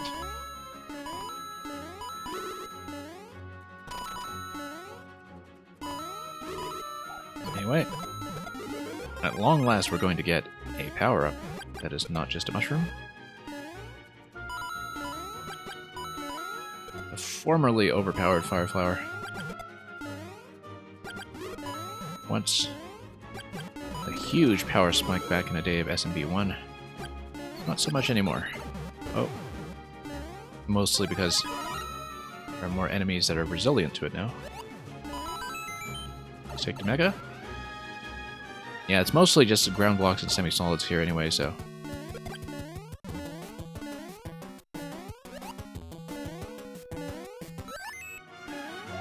Nice little Boom Boom fight over here. I see that in the final world we're getting into the mini-boss fights right away. Oh, poor Boom Boom.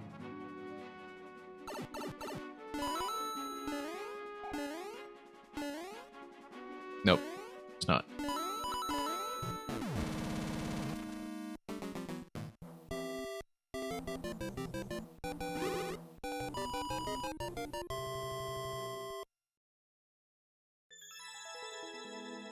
Not only did we stomp Boom Boom, he came back just to be squished by his own Thwomp. Betrayed by his second in command.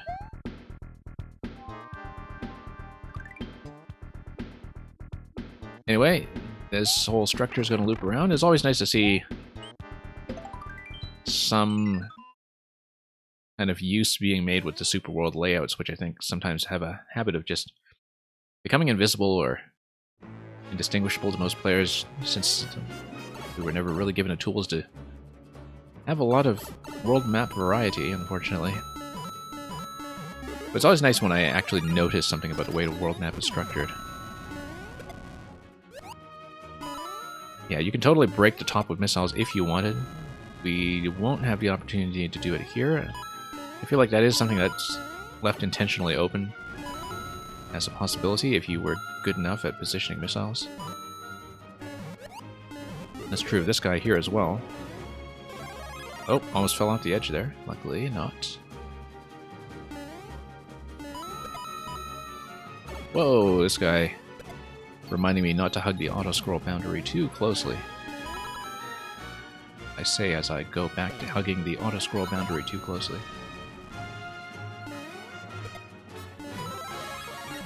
Anyway, checkpoint. Yeah, you could totally just run across the top if you break it open. I should have used the Fire Flower. Wouldn't that have been an idea?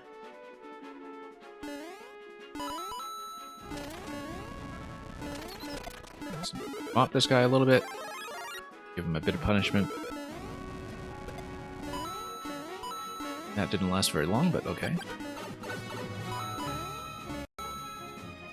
And looks like we're going to be in for another World 6 mini-boss. Kind of like that concept for your World 6, just having mini-boss sequences all over the place. You know what? We can totally wear the helmet. Watch this. Unless I die inadvertently. Yeah, we can wear the helmet. We're at the end of the level, so it doesn't matter, but the proof of concept was important here. Oh, and the Thwomp is totally on my side.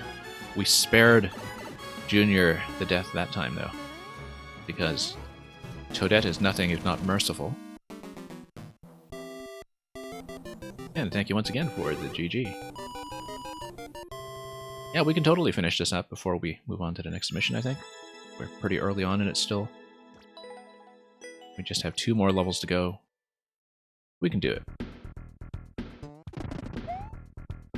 Might as well take a few extra minutes to wrap this up.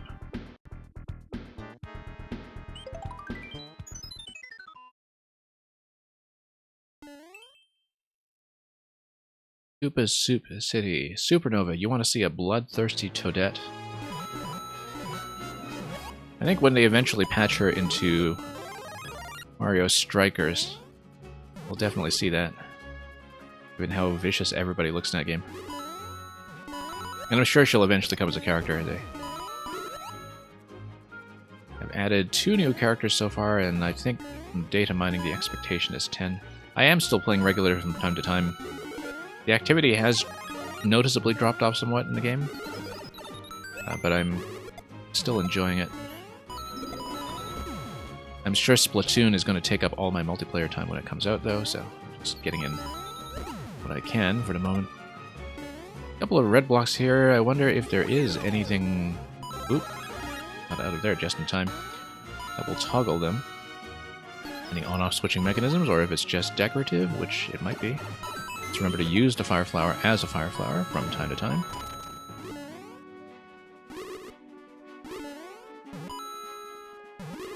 And also keep an eye on where the lava level is going to go here. HazBlue Super HazBlue World 1-3 is done. I don't know what state you were in at the beginning of your maker session here, but well done regardless. Anyway, we're going to release this guy from immobilization only to die.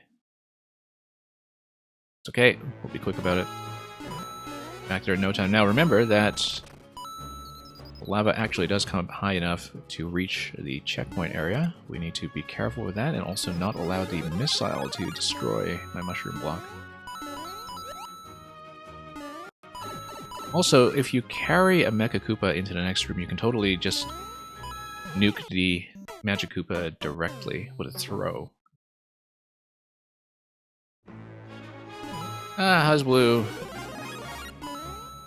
If you're taking your time to develop a very basic looking level, it just means you're being thorough. The thing about traditional levels in particular, if you are making something traditional in the Super World, is... Oh, we need to not rush this part.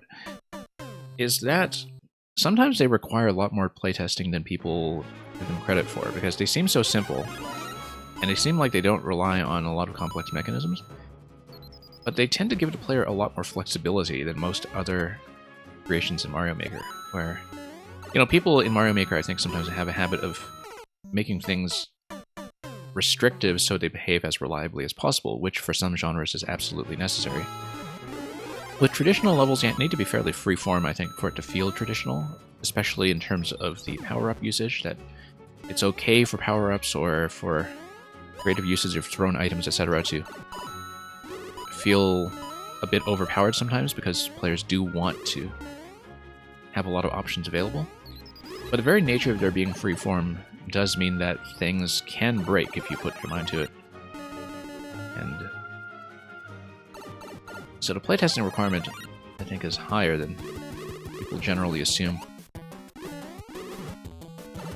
Whoops, oh, didn't realize I was going to get zapped there.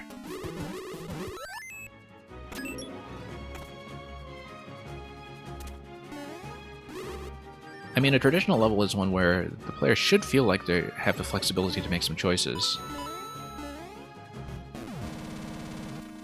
It does mean occasionally that you need to check a lot of possibilities, check every power-up that's available, check every backwards path that's available. Anything like that. Okay, one more to go from just normal, and then we are going to move on to the next submission after that, which currently looks like it's going to be Zendo Huego if they're still here, otherwise it will be Hazblue, who is definitely still here. And we should be able to run through the remaining queue just fine, and we'll see if we have one slot available afterwards. Because I know Mang and Luca are probably eager to see that birthday level. But we'll see if we have time.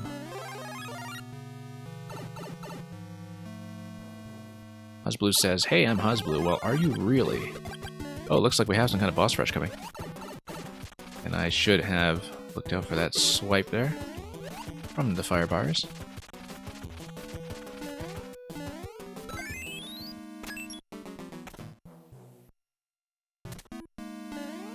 Oh, whoops. Let's come down here. Oh, rushing this a little bit much, perhaps. I can totally take Mecha with me into the next room. It might be helpful. It might just do 1 point of damage, depending on the boss setup. We'll see how it goes after we take out this happy-looking mole. Very end. Okay, it's gonna be Roy. So I think this is a boss rush from your Koopaling fights from earlier in the Super World, if I'm not mistaken. I would think this is in recent memory, given that I've been playing a little bit of this every week, but I do kind of remember the Roy room, so with the moles coming everywhere.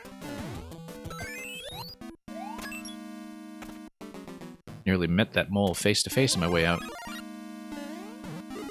And here's another cavern. Fire and ice, always a very good mix. Oh yes, using a fire flower, we should remember that.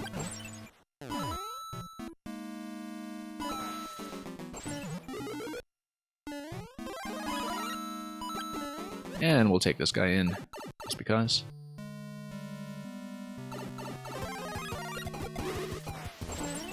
Do anything except smashing up the thing he was riding on.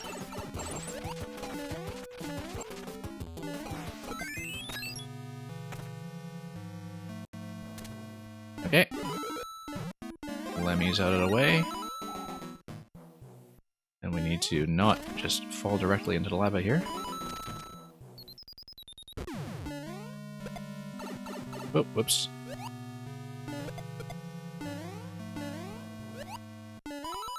And we're almost through, almost hit the checkpoint, except the hammer decided to have a particularly accurate shot.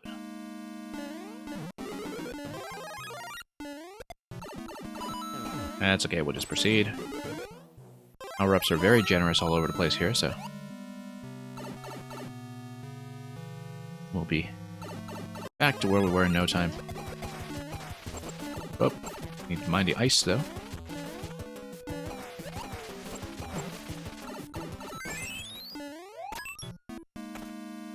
I like how this level isn't just a boss rush. Yeah, has a few interstitial segments we've managed to fit in. As someone who plays a lot of levels that sometimes have very complicated contraptions, I always find it remarkable just suddenly how much room you have to work with in a traditional level. It's always interesting to see that you have so much budget available to you. Because, you know, you go back to a traditional level either as a player or a maker, and you're just thinking to yourself, wow, look at how much you can do with all these elements in the game. How am I ever going to spend 100 enemies? Whereas, if you build anything reasonably complex, you just run that out instantly. And yeah, it is segments from previous castles, despite the palette change here to get it all to look like World 6 with the red streaks everywhere. I didn't notice the boss tweaking that much, actually, but then that's because it's been long enough since I played the original form. Oh, I got the first hit with a mecha last time. I will not have that benefit this time. Yeah, I guess you have the 4 piranhas here, plus the flaming clown car on Wendy this round. Okay, let's get out of here while she's in shell form. Whoop. Shot in the face. Yeah, it's a good way to tie the Super World together. I do always like it when I see Super Worlds that kind of lean into the fact of there being a Super World and that, you know, they take advantage of that sense of continuity and of callbacks between levels. I find that a lot of the strongest Super Worlds do take advantage of that. That are not just a series of levels that could just as well have shown up in Endless.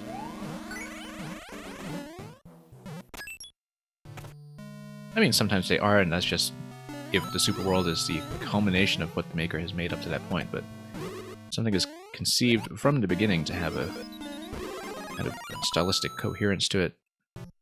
It's nice when the level design reflects that as well.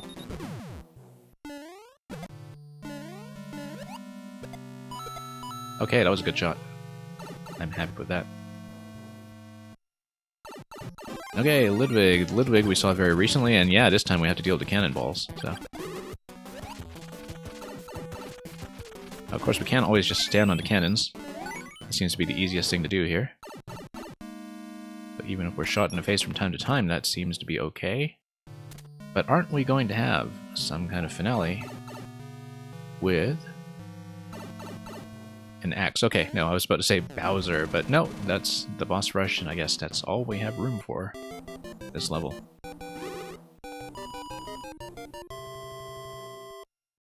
Thank you for that. I believe we are finished here, but let me just take a look.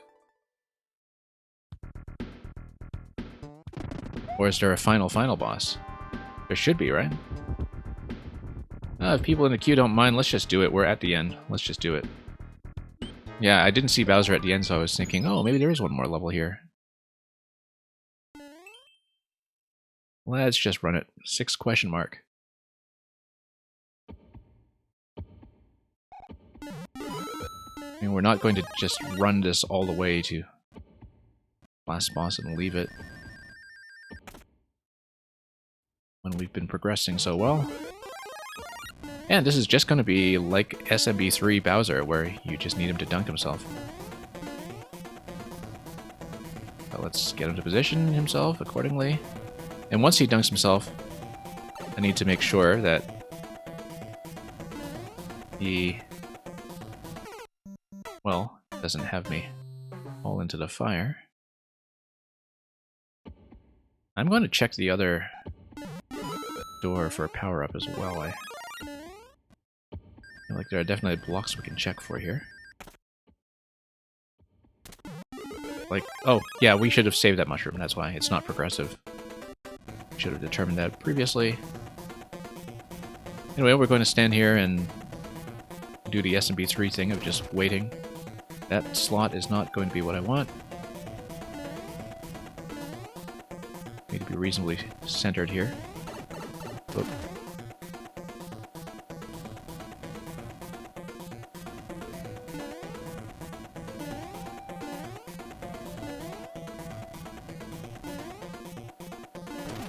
Okay. Repositioning here is going to take a little bit of work. It's going to get risky. Next time, I have to remember to save the mushroom.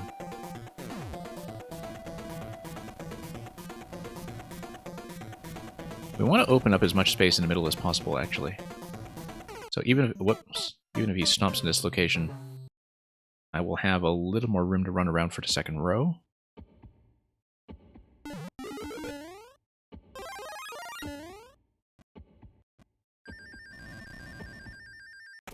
And we'll just duck in there.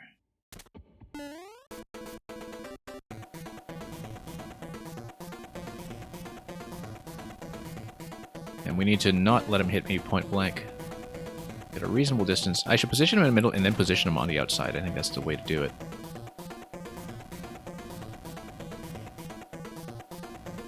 But he's currently all the way over there anyway. Hey, good, good, good. Oh, no, not so good. That's okay.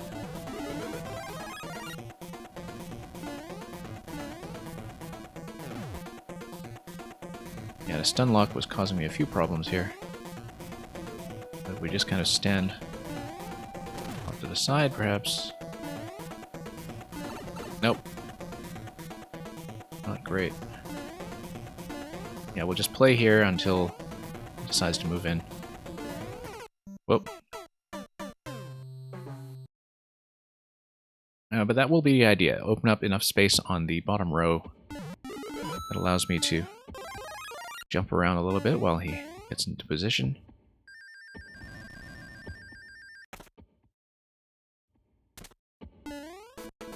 We'll try to get him dead center if we can, just to get as much room as possible on the fireballs. Okay, we're going to try to just enter that area. A little zoned out here right now. Particularly with a stun lock, but it's okay.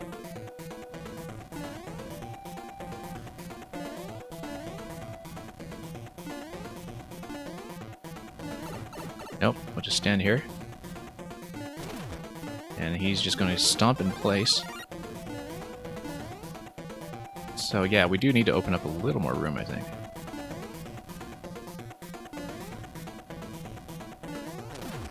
There we go.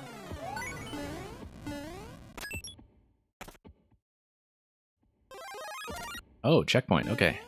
But wait, there's more. I feel like the bombs are supposed to blow up at some point. Probably upon P-switch expiry, but let's see what happens here. Okay, so he's going to light things up and then it's going to be a chase. He's going to light up tonight. Not stand too close so we don't die to bomb detonation. I should probably fire at him too. Except if I fire at him and I successfully kill him, wouldn't that lock me out of completing the level? So we don't want to be too aggressive about that either until we are further along, because the Fire Flower can kill him, just it would take a while, that's all. I feel like conceptually this is breakable.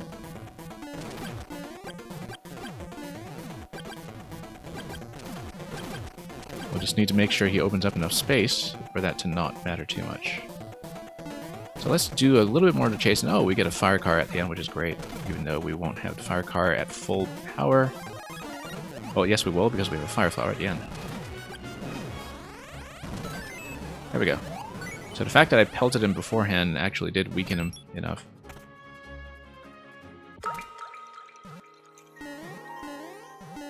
And Sergei Smirnova, you hired at the same of predictable destroyed lift rides. Okay.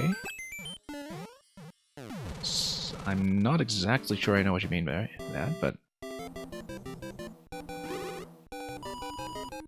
regardless, thank you for the GGs, and just normal, that is, I think, a full completion of the Super World over the course of a few sessions. Thank you for the GGs. Let's win and move on. And yeah, that was fun. Like I said, it looks like Bowser is breakable at the end there if you fire accurately enough, but the players should understand, I think, that they shouldn't do that.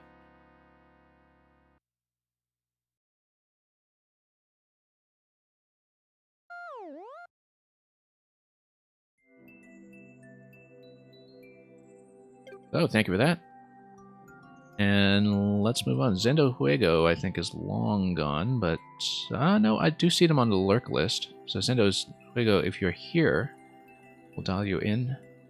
If we don't get a check-in, then the usual policy is if I see someone on the lurk list, I just bump them back one spot, and I give them a second chance later. It will likely be Hasblue next.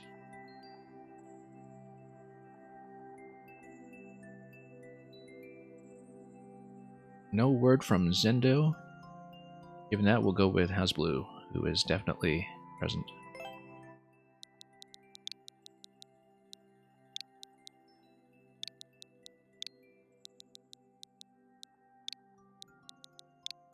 Sergei Smirnova, I don't know if my going theory is if that is a broken automatic translation engine, a bot-generated series of strings, or a song. It might be a song. Okay, your house blue. Which one would you like me to test today? The newest upload or something older?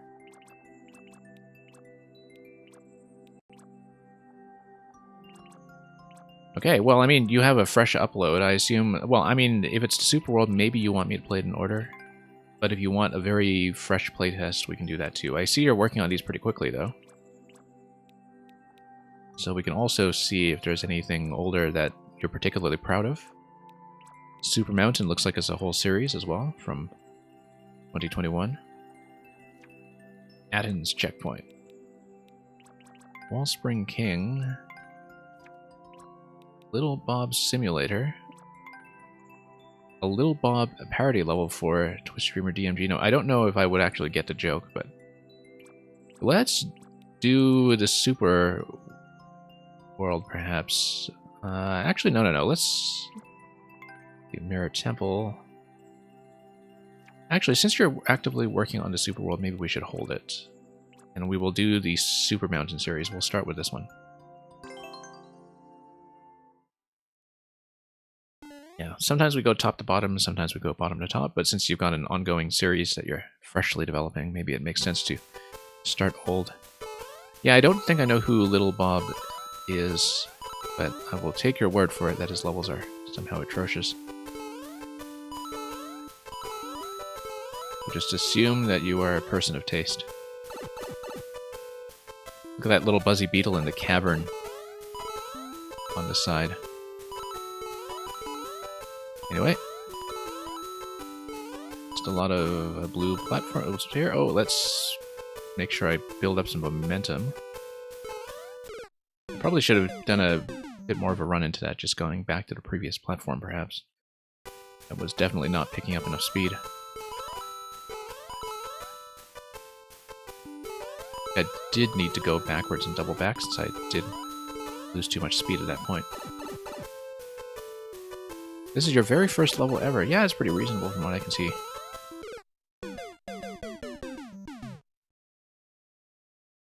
Blue platform sequences are pretty popular in this game, but there's still a bit of an art to them when it comes to balance and readability, and seems to be going well so far.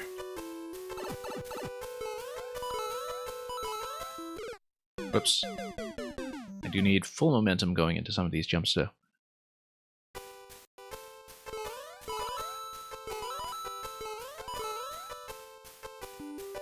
Just normal, I actually have no idea what they're trying to tell me.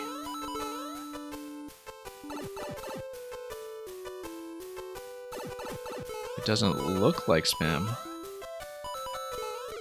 I think there's definitely a bit of a communication breakdown.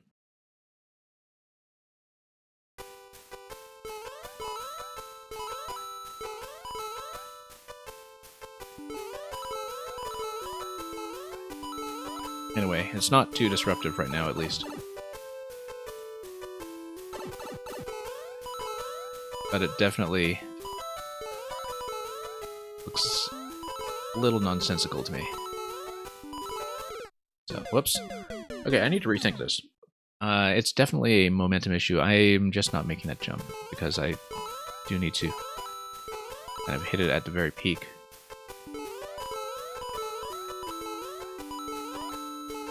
The Little Bob thing is a joke level that is handcrafted to mimic the style, but it has blue flare. Okay.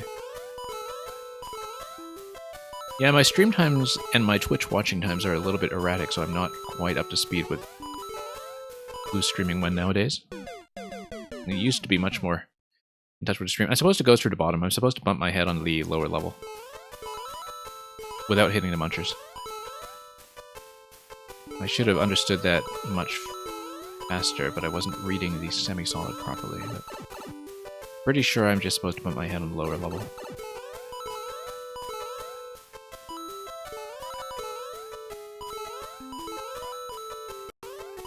Yeah. Yeah, and then a bit more of a controlled jump there. Yep, that's clearly a solution. Then we have a checkpoint immediately after.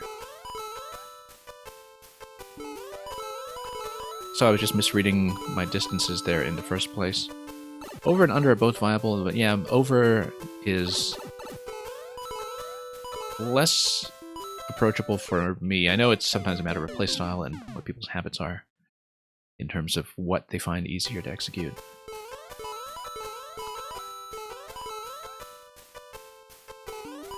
You'll find that I'm not the most precise player when it comes to things that have limited error margins. But that's okay. For the most part, this is a pretty roomy level. You need to go right off the edge, though, to make that. So, it does feel like a little bit of a difficulty spike relative to the error margins earlier in the level. That's all I'll say about it, is that it's one jump that I think takes me by surprise a bit because it's suddenly much tighter than everything else that had come before. Whereas I've got a lot of headroom to work with previously. And here, try to make it through. Yeah, both of these segments here, in fact, right before the checkpoint, they are reasonable, but they feel like a surprise given that the level had been pretty relaxed up to that moment. So, definitely a little bit of a jump there. Just normal, you're going to hit the sack. Yeah, once again, thank you for that Super World. I hope revisions on the Hollow Knight level are going well, by the way. This is a result of the day you got the game. Yeah, everybody starts somewhere, and this is not unreasonable at all for day one. I don't know how much time you had spent watching the game from afar up to that point, or if you had any Maker 1 experience, or if you had been watching very much on Twitch.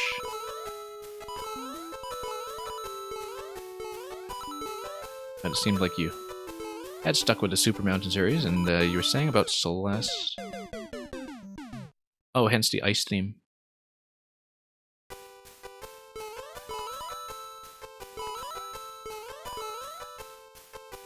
Yeah, because this is the Forsaken City, of course. I should have actually recognized that. I did play Celeste pretty much when it launched onto Switch. Back in early 2018, I want to say. So it's been a while. I haven't really returned to it since, but... Oh, no. Oh, I was thinking of going over.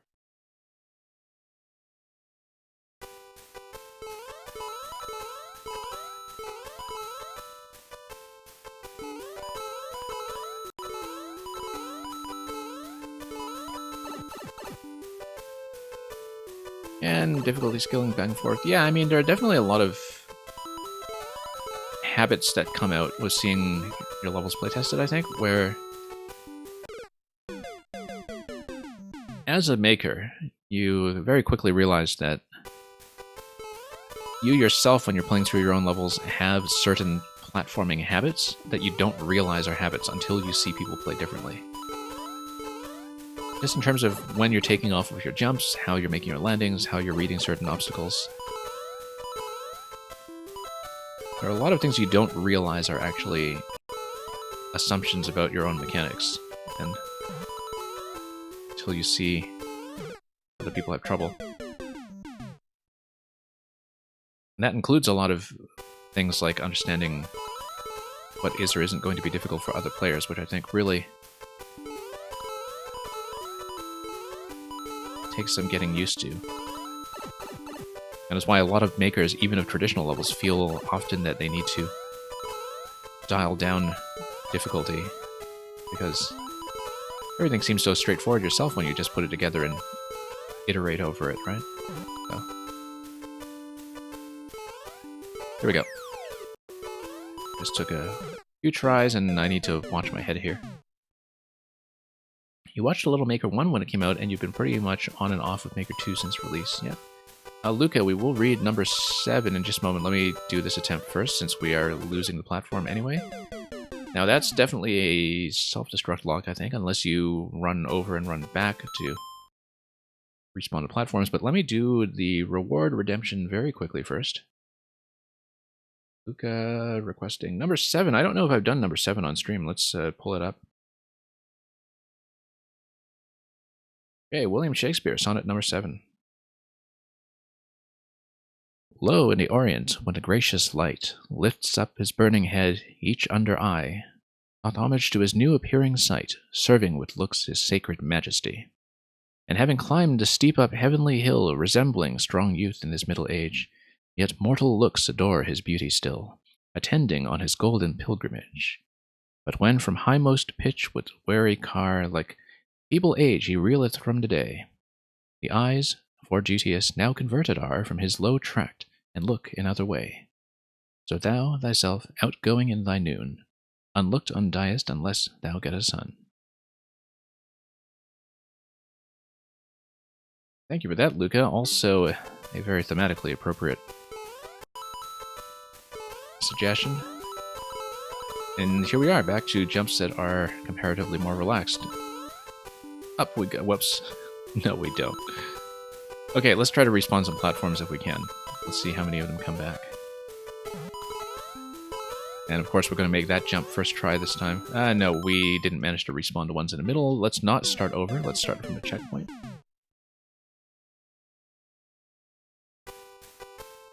And yeah, my level uploads have been very on and off as well. Basically, I was very busily making levels when the game launched, and then once I started streaming this game, my making completely fell off. Because I was spending so much more time playing than actually fiddling around in the editor and finishing anything. I have a whole bunch of unfinished things. I needed to jump off that area, that's okay. Get back to it. I have a whole bunch of unfinished things sitting in my editor that really do need to do. Get handled at some point. And yeah, as a track platform, I just noticed that as well. You probably noticed by now, having had much more experience as a maker, but with things that kind of feel traditional,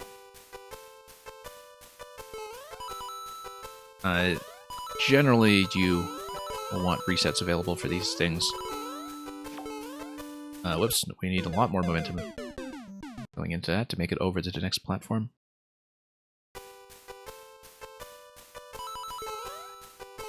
Mostly because things like self-destruct locks, SD locks, do not feel very in tune with what people generally expect of the traditional style, where, you know, when they're playing the level in this style, they don't expect to have to make a decision over whether it is possible to resume. I know that the P-block markers here are also telling you to kind of aim all the way to the point past the shell to exit. It's probably fine. Let's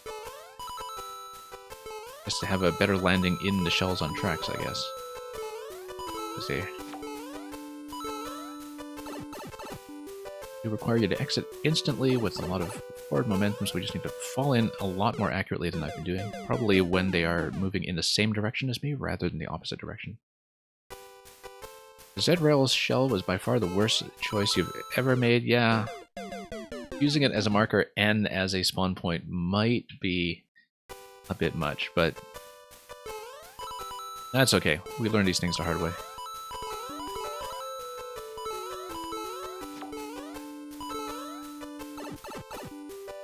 And I'm making it now, so...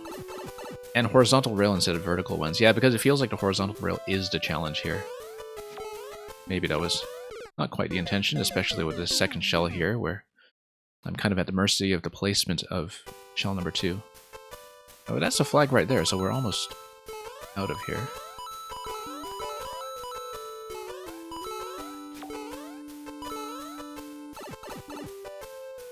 Well, we're learning a few things from experience. Maybe not much, but...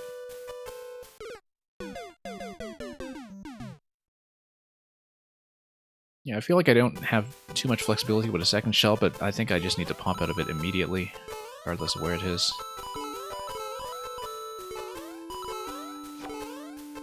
Can't really plan my landing towards it, I don't think. Midair. Nope.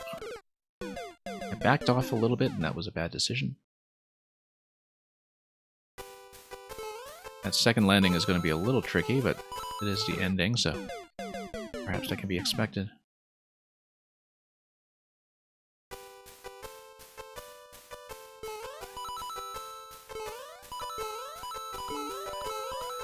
And let's go again.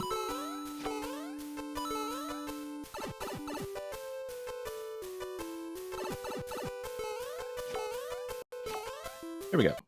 Didn't quite make the top of the flagpole, but we made it. And yeah, HasBlue, the first levels... I mean,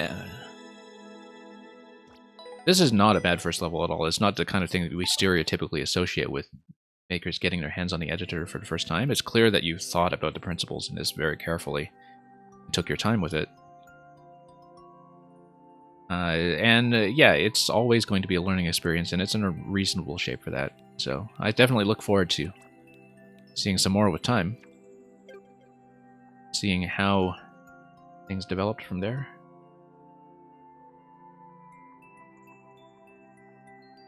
But yeah, it seems like you haven't had the game for that long, comparatively speaking, compared to those of us who have been sitting on it for years since day one, so constantly a learning experience. That was, once again, in very reasonable shape. This is second and final call for Zendo, if Zendo is still lurking. If Zendo is not still here, then I believe the next one will be Green Heroes, I think? Let me check. Yeah, Green Heroes and Supernova, and then we'll see if we have time for maybe one more after that.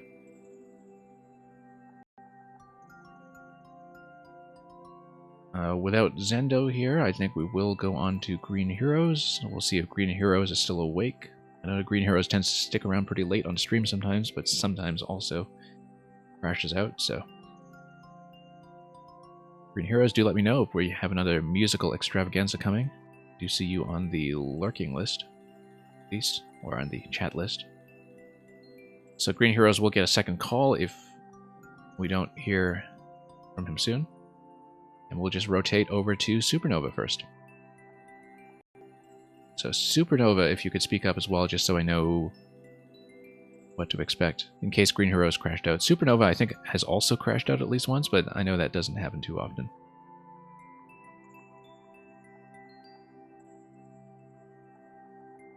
I think I put everybody to sleep. Let's rotate to Supernova quickly. If neither Green Heroes nor Supernova is here... Oh, you haven't fallen asleep. Great, great. Everything's back to normal then. Okay, we'll rotate you in first. Like I said, if we have time for one more afterwards, we'll... Oh, okay, no, this is the one I was about to say. If we have time for one more afterwards, we'll do this. So we'll probably just finish with this unless Green Heroes comes back. Anyway, honey bees on pizza. I'm pretty sure Kevik will have something to say about its authenticity. But he's Italian and he's allowed to have opinions about pizza. Anyway, happy bee today to my sweet honey bee. Hey, I've got a bit of trivia for you, by the way. You know that game I was playing a couple months ago on stream, Babel Royale, which was kind of like a real-time PvP Scrabble combat game? So, the winners, the top 10 ranked players in the first season, which I was not part of because I didn't really continue to grind the ladder, were able to pick their own words to add to the dictionary, and that was the prize. Yeah, Supernova, I mean to get back to it, I just haven't had time to stream it. So the Babel Royale top 10 in their first season, before the season reset, got to choose their own words to add to the Babel Royale dictionary. And I know that Wanderer 15, Will Anderson, who is the former national Scrabble champion, he placed in the top 10 in Babel Royale because he was constantly kind of in the top 2 or 3 and streamed it all the time. He picked the word UWU. So that is now valid in Babel Royale as of a couple weeks ago. Thanks to Wanderer 15. So that's a bit of trivia for you if I ever go back to stream the game. Happy Beef Day.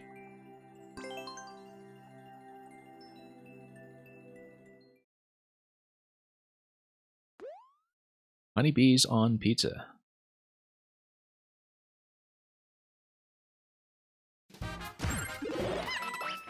Okay. There are bees. There are many bees. I probably should have hit this thing. Especially because now I just need to get on this platform. That's a lot of bees. I was kind of concerned I'd miss that. Oh, nope, this is a pipe. I can stand on it. Did I miss some coins already? I feel like I might have. Anyway, it is a Mang level in 3D World, so of course there are dash panels, especially if you're in the theme that we have here. I'm trying to remember what it's called. I mean, it's the equivalent of the athletic or sky theme in this style, but I didn't remember until I had replayed 3D World last year that this toy block style actually only shows up pretty late in the game. It's the... Well, it shows up very sparsely, but late in the game it's the style of that level with the boomerangs and all the rolling cylinders. Anyway, here it is, the big Loo. That's a lot of bees. I feel like I'm supposed to ground pound into all of these, but I think that might just be residual trauma from the block drop segment in the level that I was actually playtesting for Luca earlier. Like 69 coin blocks. Whoops. Come on. Stomp some more bees.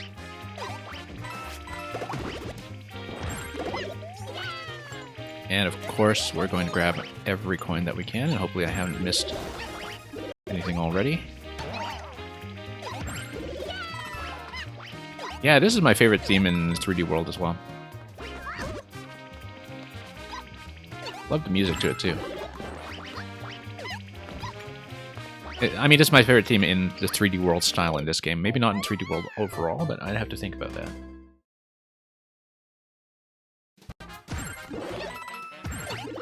I feel like we are actually overdue for some kind of sweets theme in all styles in a future Mario Maker. Like I was saying, it's actually a staple of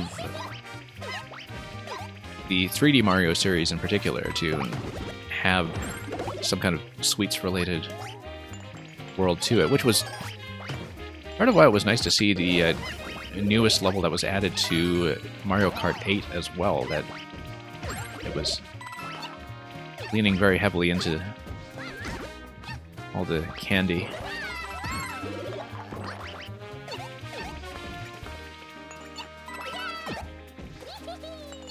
I mean, if... What is it? Oh, look, there's a coin that's buried under the Pokey.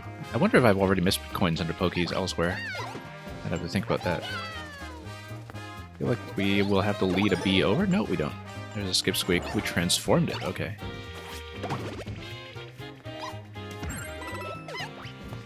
I feel like if we eventually get a Mario Maker 3, that having Odyssey content is actually something that may realistically happen. You know, having a Cappy-based theme with enemies that you can capture. And if that's the case, I feel like the Kitchen Kingdom, or was it called the Kitchen Kingdom? What was the Culinary World? Is something that we're definitely due for. I find that I have a good memory for elements in video games, but not names or titles anymore. I never remember what levels are called these days. I used to be much better about that. And as an eye, heart, woo woo woo woo woo. We seem to have missed a lot of coins here. I feel like, oh no, we've got 3 coins at the midpoint, so maybe that is appropriate.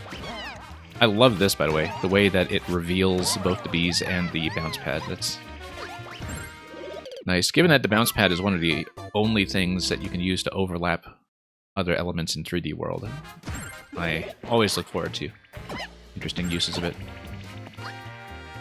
Yeah, Super Mario World has this running thematic element of having a lot of level titles and world names that are food-based, but it doesn't come out in the aesthetics so much, I think. But of course, you know, they were still working with a relatively limited sprite set at that point, even though, of course, back at the time of the Super Nintendo, it seemed extremely fresh and varied.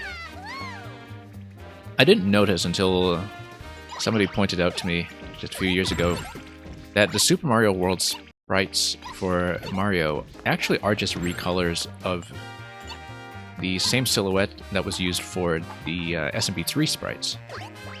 Because they look so different, right? Because of that added element of perspective to them.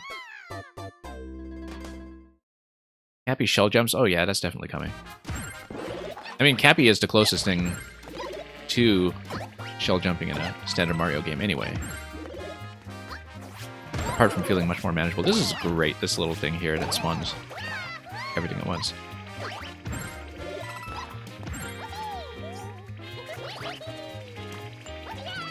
As far as the SMB3 to Super Mario World recolor thing goes, I'm pretty sure the person I heard that from must have been Ragnarok X, actually. For those who know him from the first couple YMMs. Because he's just this treasure trove of Mario trivia. It's actually kind of ridiculous what he pulls out of his hat sometimes with knowledge of Mario physics and sprite designs and so on. There are a couple of people like that, actually, who just know the original Mario games inside and out, that have picked up tons of trivia from the past. And Theoremon is another guy like that, for those of you who have seen him around. He had a new level here last week, in fact. And these guys just really know their Nintendo Mario backward and forward.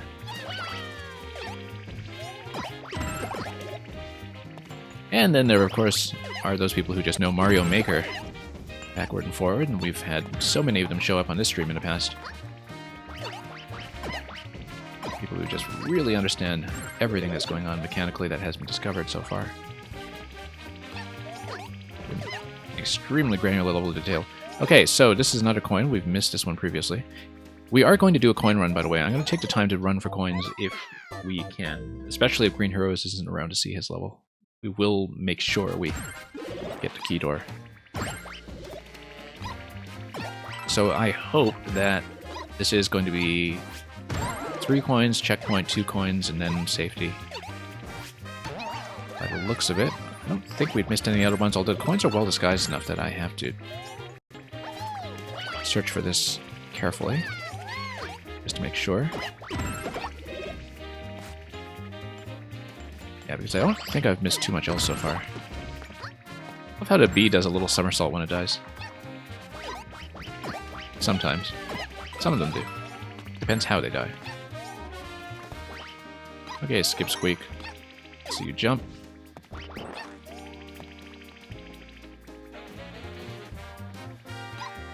And let's move to bees.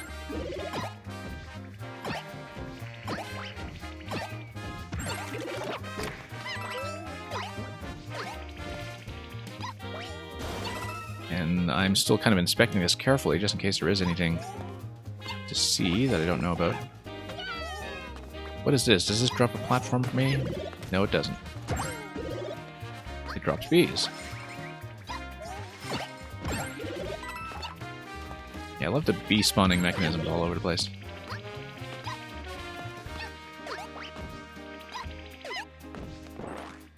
Okay, here's a coin. Let's go down and get it. Probably should have reasoned that this would be what the placement is like. There we go. And cat paws everywhere. Highly necessary element. Okay. In the door we go. And here's the birthday cake. Plus the flagpole. And the green pipe is just where it came out, so nothing else here, I think. But we'll just take the exit.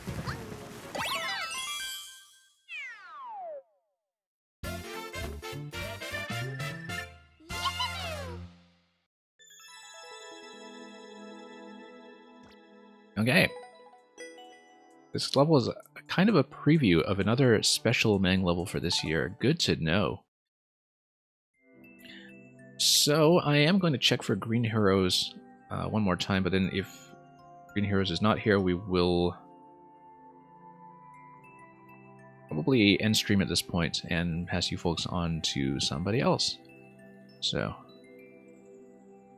thank you for coming by with all the submissions today. We got through some really interesting variety, did a couple of advanced playtests, did 3 consecutive Super Worlds. Had a grand old time with most of what we saw.